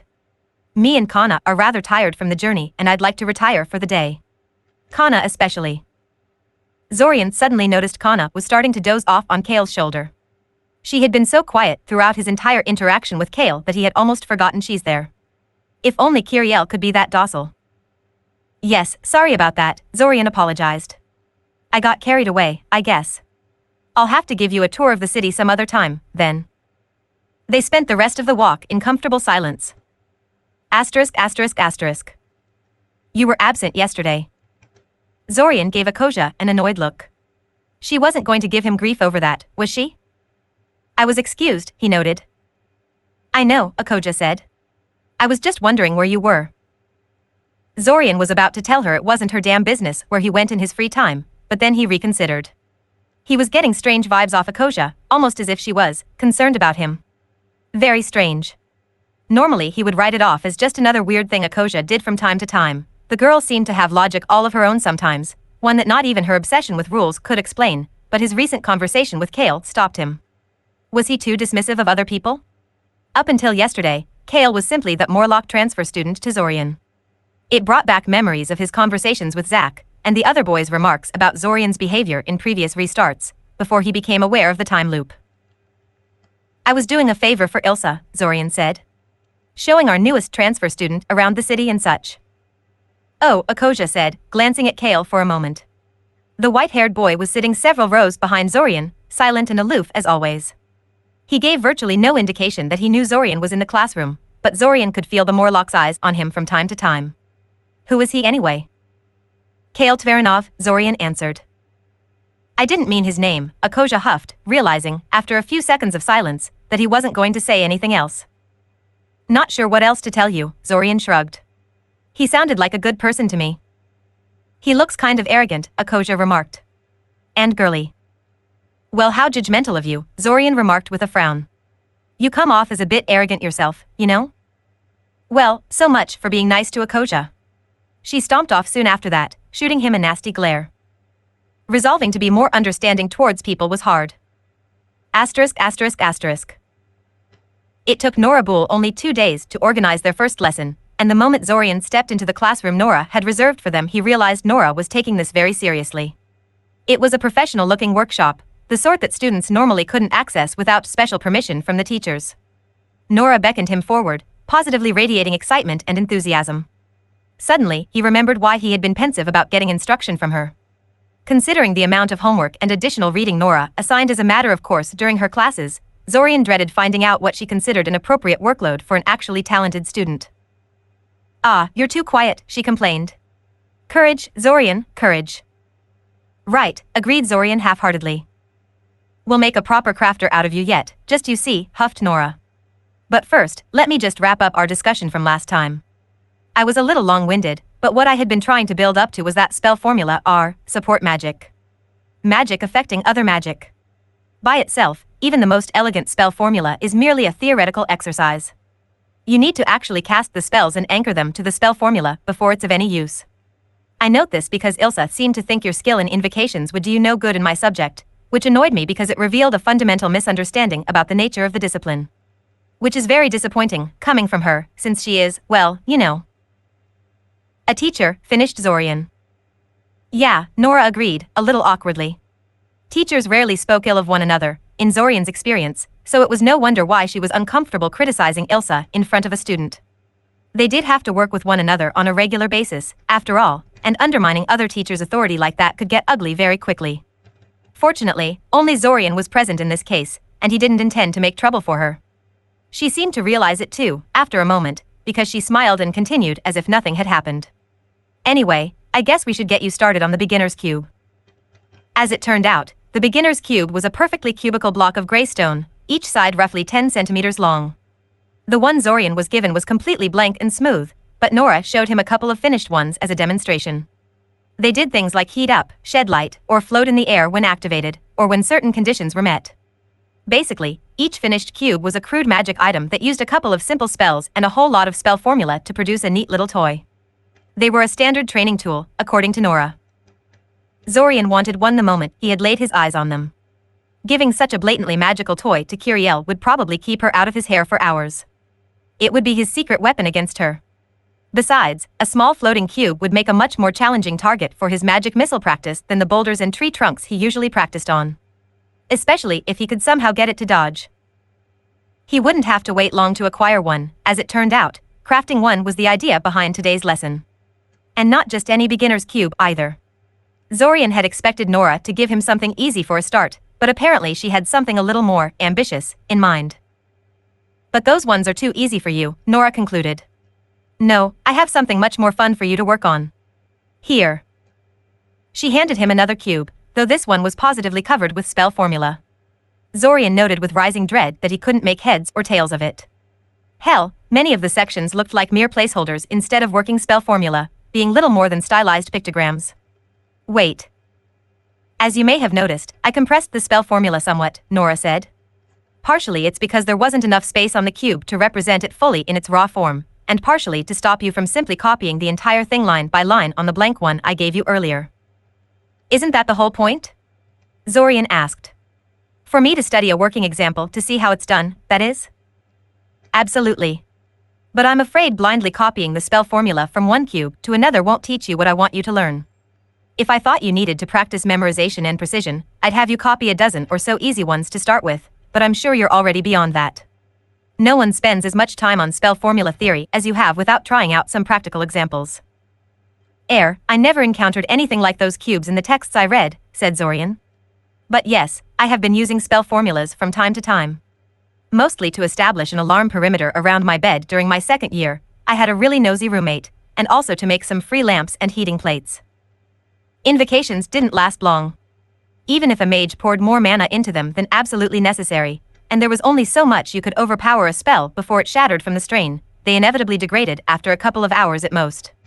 The spell boundary degraded with time and eventually fell apart, regardless of whether the spell had enough mana left or not. As a consequence, if Zorian wanted his alarm spell to last throughout the entire night, or his makeshift lamp not to wink out every hour or so, he had to stabilize the spell boundary somehow. Spell formulas were the easiest and most reliable way to do that, so long as someone already crafted a stabilization formula for that particular spell and made it available to the public. It's not very surprising you never encountered beginner's cubes in your reading, Nora said. They're mostly used for theoretical exercises. Not very useful. Most mages don't really care how spell formulas work, only that they do. They memorize the well-documented formulas and some quick and dirty methods of modifying existing ones, and then they only have to know when to apply which one. Then they say spell formulas are dry and boring. Ha! If only they knew the true mysteries of the art, the hidden beauty of numbers and geometry.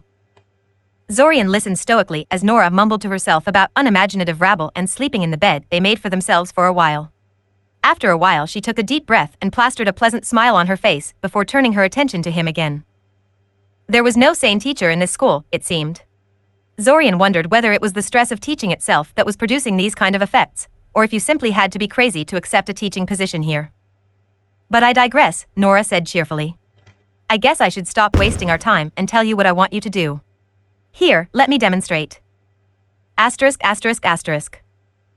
The cube Nora wanted Zorian to recreate was quite complicated. At its core, it was a glorified lamp using a simple torch spell as its base. It could be activated and deactivated verbally, by saying one of the several command words, and it had to be able to tell when someone was referring to it specifically, as opposed to using the command word in some other context. It had 3 different brightness settings. It conserved mana by not shedding light from any side that was covered by something. The side resting on the floor didn't shine, for example, and wrapping it in a blanket would cause it to turn itself off. Each individual side could be turned on and off by tapping on it twice in quick succession. It could be keyed into a specific person, taking orders from him or her alone. Nora had told him not to worry if he couldn't duplicate it exactly, she only wanted to see how far he'd get on his own by the next time they met. That was good, because this assignment was far more complex than anything spell formula related he had done up until now.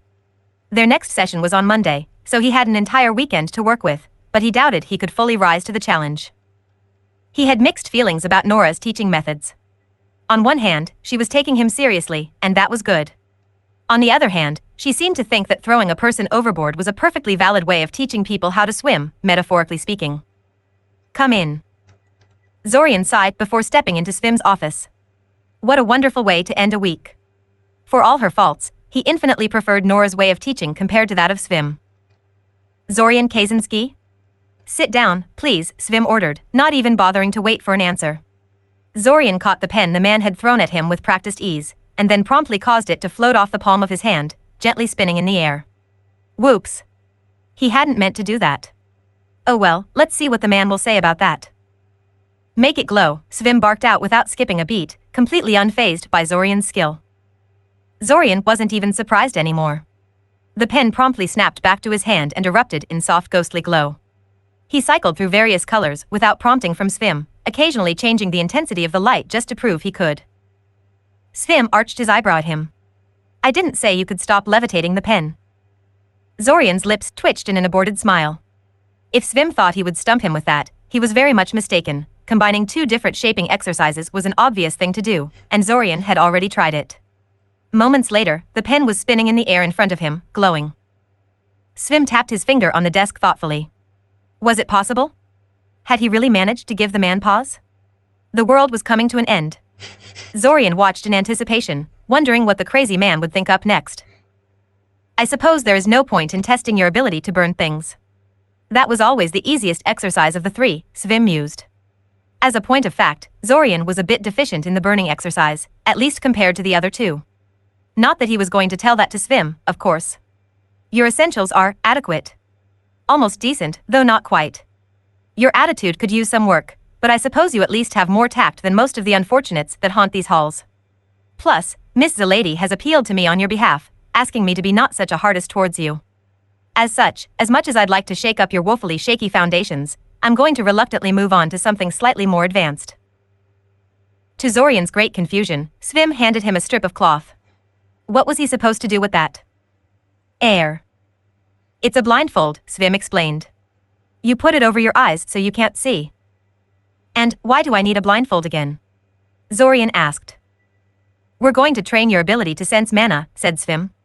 You're going to put the blindfold on, and then I'm going to throw these mana-charged marbles at you. Zorian stared at the man incredulously. Had he really heard him right? I'm either going to throw them over your left shoulder, over your right shoulder, or straight at your head. If you get hit by a marble, you lose a point. If you move when you don't have to, you lose a point. Otherwise you receive a point. We'll stop when you accrue 10 points or our time runs out. Yes, he really had heard him right. Thank you so much for your help, Ilsa, thank you so much. Asterisk asterisk asterisk. The next 2 weeks were busy, but routine. He directed most of his efforts towards mastering spell formulas, largely because Nora was very willing to indulge him. The harder he tried in their lessons, the more enthusiastic she became about teaching him. She even suggested they meet on Sundays for additional instruction, apparently not having any private obligations to distract her. He had learned much, but Nora set a grueling pace, and he was glad the restart was fast approaching. He doubted he could last much more than a month of Nora's teaching. Interestingly, he seemed to be attracting attention from the teachers and students alike in this particular restart. Maybe it was him impressing Ilsa as much as he did, maybe it was the way he quietly went with the insane workload Nora gave him, or maybe Svim said something nice about him to the other teachers.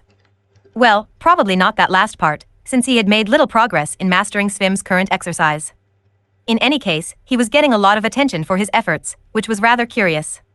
Most of the time, no matter how hard he tried in class, everyone was pretty flat about it. He thought about trying to leverage all that attention into something useful, but he was too exhausted by his studies to plot properly. Some other restart perhaps. The attention had the unfortunate side effect of wrecking any chance he had of befriending Kale. Associating with Zorian would surely bring great scrutiny on the Morlock, something the boy was understandably concerned about, so Zorian wasn't surprised the other boy never sought him out. Frankly, he wasn't sure he could befriend the boy even in normal circumstances. The Morlock had a daughter waiting for him at home, and thus probably wouldn't want to spend his time after class socializing with friends. Akosia was extremely pleased with him, though. Zorian couldn't really understand why, but she was. And then it happened. Suddenly, without any warning, there was a wrenching sensation and everything went black. He woke up, as usual, with Kiriel lying on top of him, looking smug. There were two possibilities that Zorian could think of to explain this occurrence. The first one was that something or someone had killed him so fast he was dead before he realized it. He was skeptical of this, as he had done nothing to warrant an assassination, and he couldn't think of any natural force that could kill so suddenly and thoroughly. He hadn't even felt any pain before he died. The second possibility was much more likely, and also much more worrying. While he was minding his business, learning spell formulas in Cyoria, Zack was off somewhere in the world, doing insanely dangerous things. Zack died. When he did, his soul was dragged into the past to start over, and it dragged Zorian's soul back with it. Which would make Zorian soul bonded to Zack. Damn it. Report chapter. Comments. Contact TOS sitemap. Which would make Zorian soul bonded to Zack. Damn. Zorian stomped into his room, closing the door behind him with way more force than necessary. He should have known he wouldn't find out anything about soul bonds that he hadn't already known, but it was still annoying to come back empty-handed after spending an entire day in the library. The books all repeated the same warnings he received back in his first year. Soul bonds were a dangerous and poorly understood branch of magic, capable of causing some pretty horrifying side effects if used recklessly. Every once in a while, some ill-informed couple decide that soul bonding themselves together would be the most romantic thing ever, only for everything to end up in tears and lawsuits a few months later when complications surface. The main issue was that one of the participants usually started to mentally and spiritually dominate the other, making them more like themselves in mind and soul, not to mention disturbingly obedient and deferential. This was a good thing when binding animals as familiars, since it was almost always the animal that got dominated by the human, and animals actually tended to benefit from such domination by developing higher intelligence and better control over their magical abilities, if they had any. Sentient beings usually had issues with someone magically subverting their entire personality and worldview, however. At least until the soul bond finished, turning them into a serval clone, that is. Zorian ran a trembling hand through his hair and started to clean his glasses with the hem of his shirt to calm himself down. He really hoped he was wrong and that there was no soul bond between him and Zack. Zack had 6 times larger mana reserves than Zorian's theoretical maximum, was naturally more outgoing and confident, and, thanks to being in the time loop far longer than Zorian, was probably decades older than him too. No points for guessing who'd be the dominant one between the two of them. The worst thing about it was that he couldn't even go to someone for help. He was pretty sure the soul bond, or whatever it was responsible for him looping around along with Zack. If he asked someone for help, they'd insist on severing the bond, an understandable sentiment and something he'd eagerly agree to in normal circumstances, which would cause him to lose everything he had gained inside the time loop, memories included, once Zack started over at the end of the month. Yeah, he was totally screwed. He took a couple of deep breaths and put his glasses back on. Maybe he was looking at things too fatalistically. Considering the sheer size of disparity between him and Zack, he should have experienced some pretty massive personality shifts by now, and he didn't notice anything of the sort. He certainly wasn't feeling submissive towards anyone, least of all Zack. Obviously things weren't as bad as they seemed. He could very well be overreacting and overlooking some other, perfectly reasonable explanation for the unscheduled restart. Someone was knocking. Who could possibly? Oh. Right. Taven. He sighed heavily. Just what he needed right now. The knocking turned into banging, prompting him to finally open the door. Hi, Roach. Hi, Taven, Zorian said in a slightly suffering tone. How nice of you to visit me. Do you want to come in? Taven promptly did what she always did once he let her inside. She jumped on his bed and made herself comfortable. Zorian shrugged and went after her. Best to get it over with quickly. Didn't you graduate? He asked. You said you were going to go into exploration after you graduate. What happened to that? She gave him a sour look. It's not that simple. No expedition is going to take a complete beginner like me with them. I need an established explorer to take me as an apprentice. I'm working on it. Funny, I heard you're working as a class assistant to Nurthak, Zorian remarked. Isn't that going to interfere with searching for another master? Well, sort of, she admitted. But I'm not literally searching for another job at this point. I'm actually trying to build up my reputation and get people to notice me by doing missions and such. In fact, that's what I came to talk to you about. I'd like you to join me and a couple of others on a job tomorrow. Sounds suspicious, Zorian said. What could a measly third year help you with? Fill out our numbers? Taven answered. We can't take the job until there are 4 or more of us, and we're 1 short of that. Well, why does the job require 4 people? Asked Zorian, knowing from previous restarts that this was the fastest avenue to shut down Taven's excuses. Surely the employer didn't put that there just to be mean to groups like yours. It's supposedly dangerous, Taven huffed, folding her arms across her chest. The old man is overreacting. The spiders aren't even that big from what he told us. Spiders, prodded Zorian. Yeah, Taven said hesitantly, apparently realizing she probably shouldn't have mentioned that. Spiders. You know, hairy 8-legged dash. Taven, Zorian warned. Oh come on Roach, I'm begging you. Taven whined. I swear it's not as dangerous as it sounds. We've been in the tunnels hundreds of times and it wasn't that dangerous at all. We can protect you easily. Hundreds of times? Asked Zorian dubiously. Well, a dozen times at least, she relented. Zorian was just about to tell her no, like he usually did at this point, but then he stopped himself. He probably wouldn't be able to do anything remotely productive for at least a week, what with the possibility of a soul bond between him and Zack weighing heavily on his mind and all. A nice distracting stroll through the sewers might be just what the doctor ordered, so to speak. Sure, he said. Really, she squealed. Yes, really, confirmed Zorian. Just tell me where to meet you tomorrow, before I change my mind. A few minutes later Taven left, thanking him profusely and kissing him on the cheek for being a friend before running off to wherever she had been going, he supposed. He didn't ask, being too shocked by her kiss, innocuous as it may have been. He was a bit angry at himself for being so affected by a silly kiss on the cheek, but he supposed he shouldn't be too hard on his subconscious. She was his former crush, after all. He decided he had had enough of everything for the day and drank one of the sleeping potions he kept in his stash. Hopefully things would seem clearer after a good night's rest. Asterisk asterisk asterisk. The next morning he woke up a bit more level-headed than he had been after his visit to the library, and things didn't seem as hopeless as they had the day before. He had been jumping to conclusions, and needed more information. He was tempted to skip classes for the day to have another go at the library, but he suspected that he lacked both the research skills and the access level to properly tackle a restricted topic like soul bonds. And besides, there was someone in his class he absolutely had to talk to, Briam, the guy with a fire drake familiar. Surely someone who is already soul bonded to another, even if it was to a magical animal instead of another human, could tell him more about those blasted things. I see your family has given you a fire drake of your own, he said conversationally, sitting down beside Briam and ignoring the threatening hissing of the fire drake. For some reason, the ill-tempered beast never saw fit to attack him in previous restarts, so he didn't think it would start now. Is he your familiar already? Yes, Briam confirmed, clearly pleased with that. I bonded with him just this summer actually. A bit strange at first, but I think I'm getting the hang of it. Strange? Asked Zorian. How so?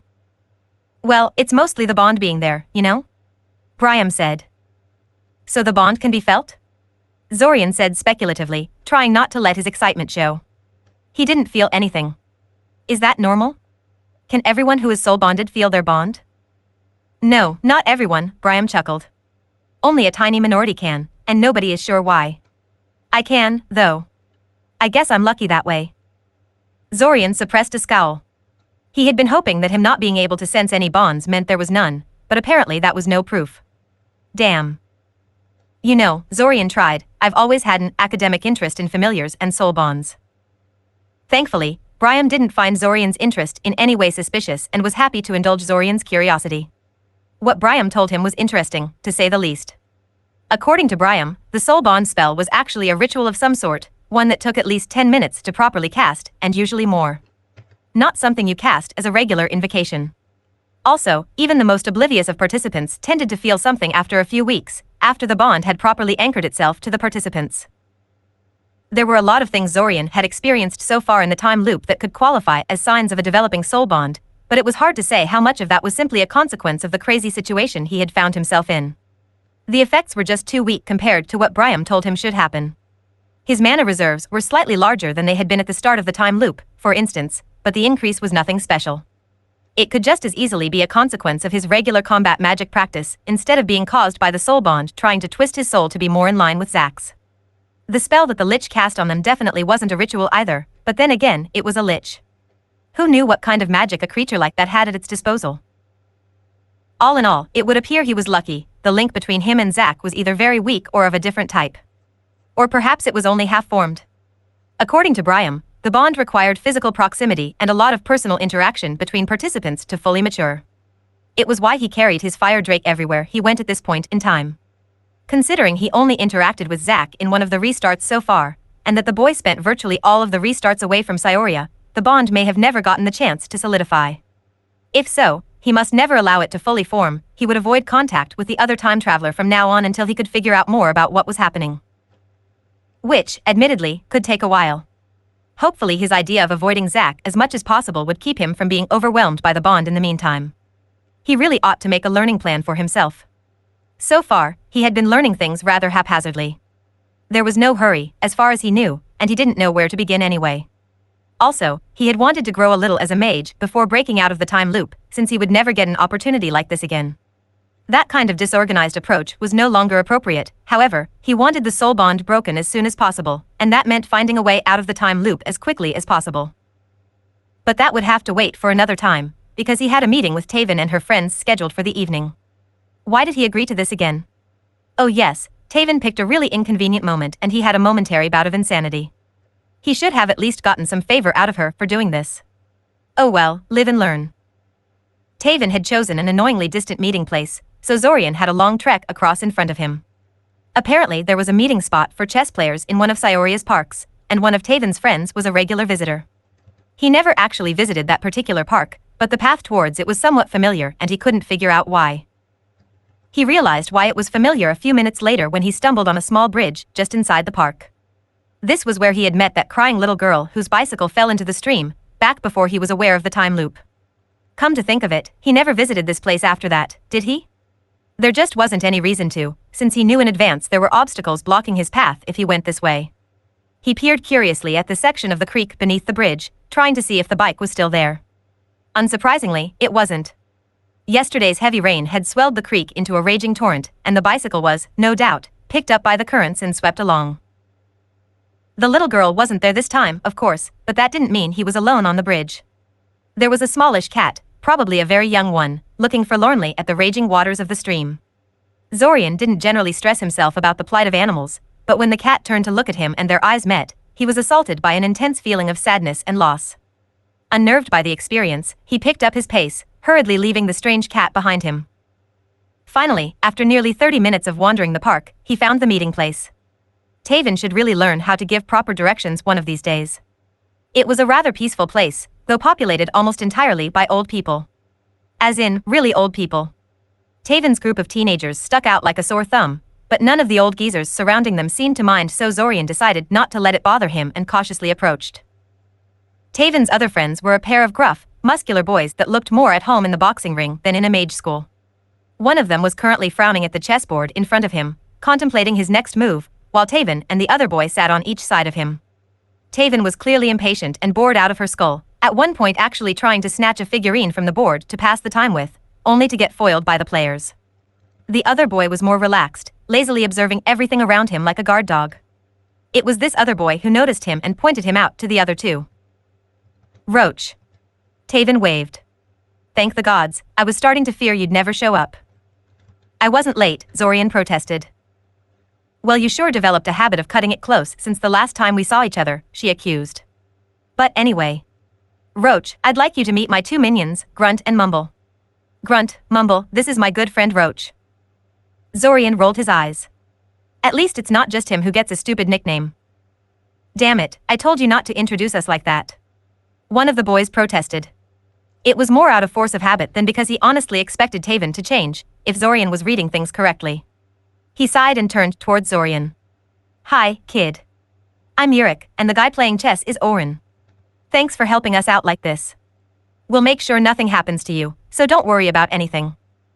The chess player grunted, possibly in agreement. That must be Grunt, then. I'm Zorian, he spoke back.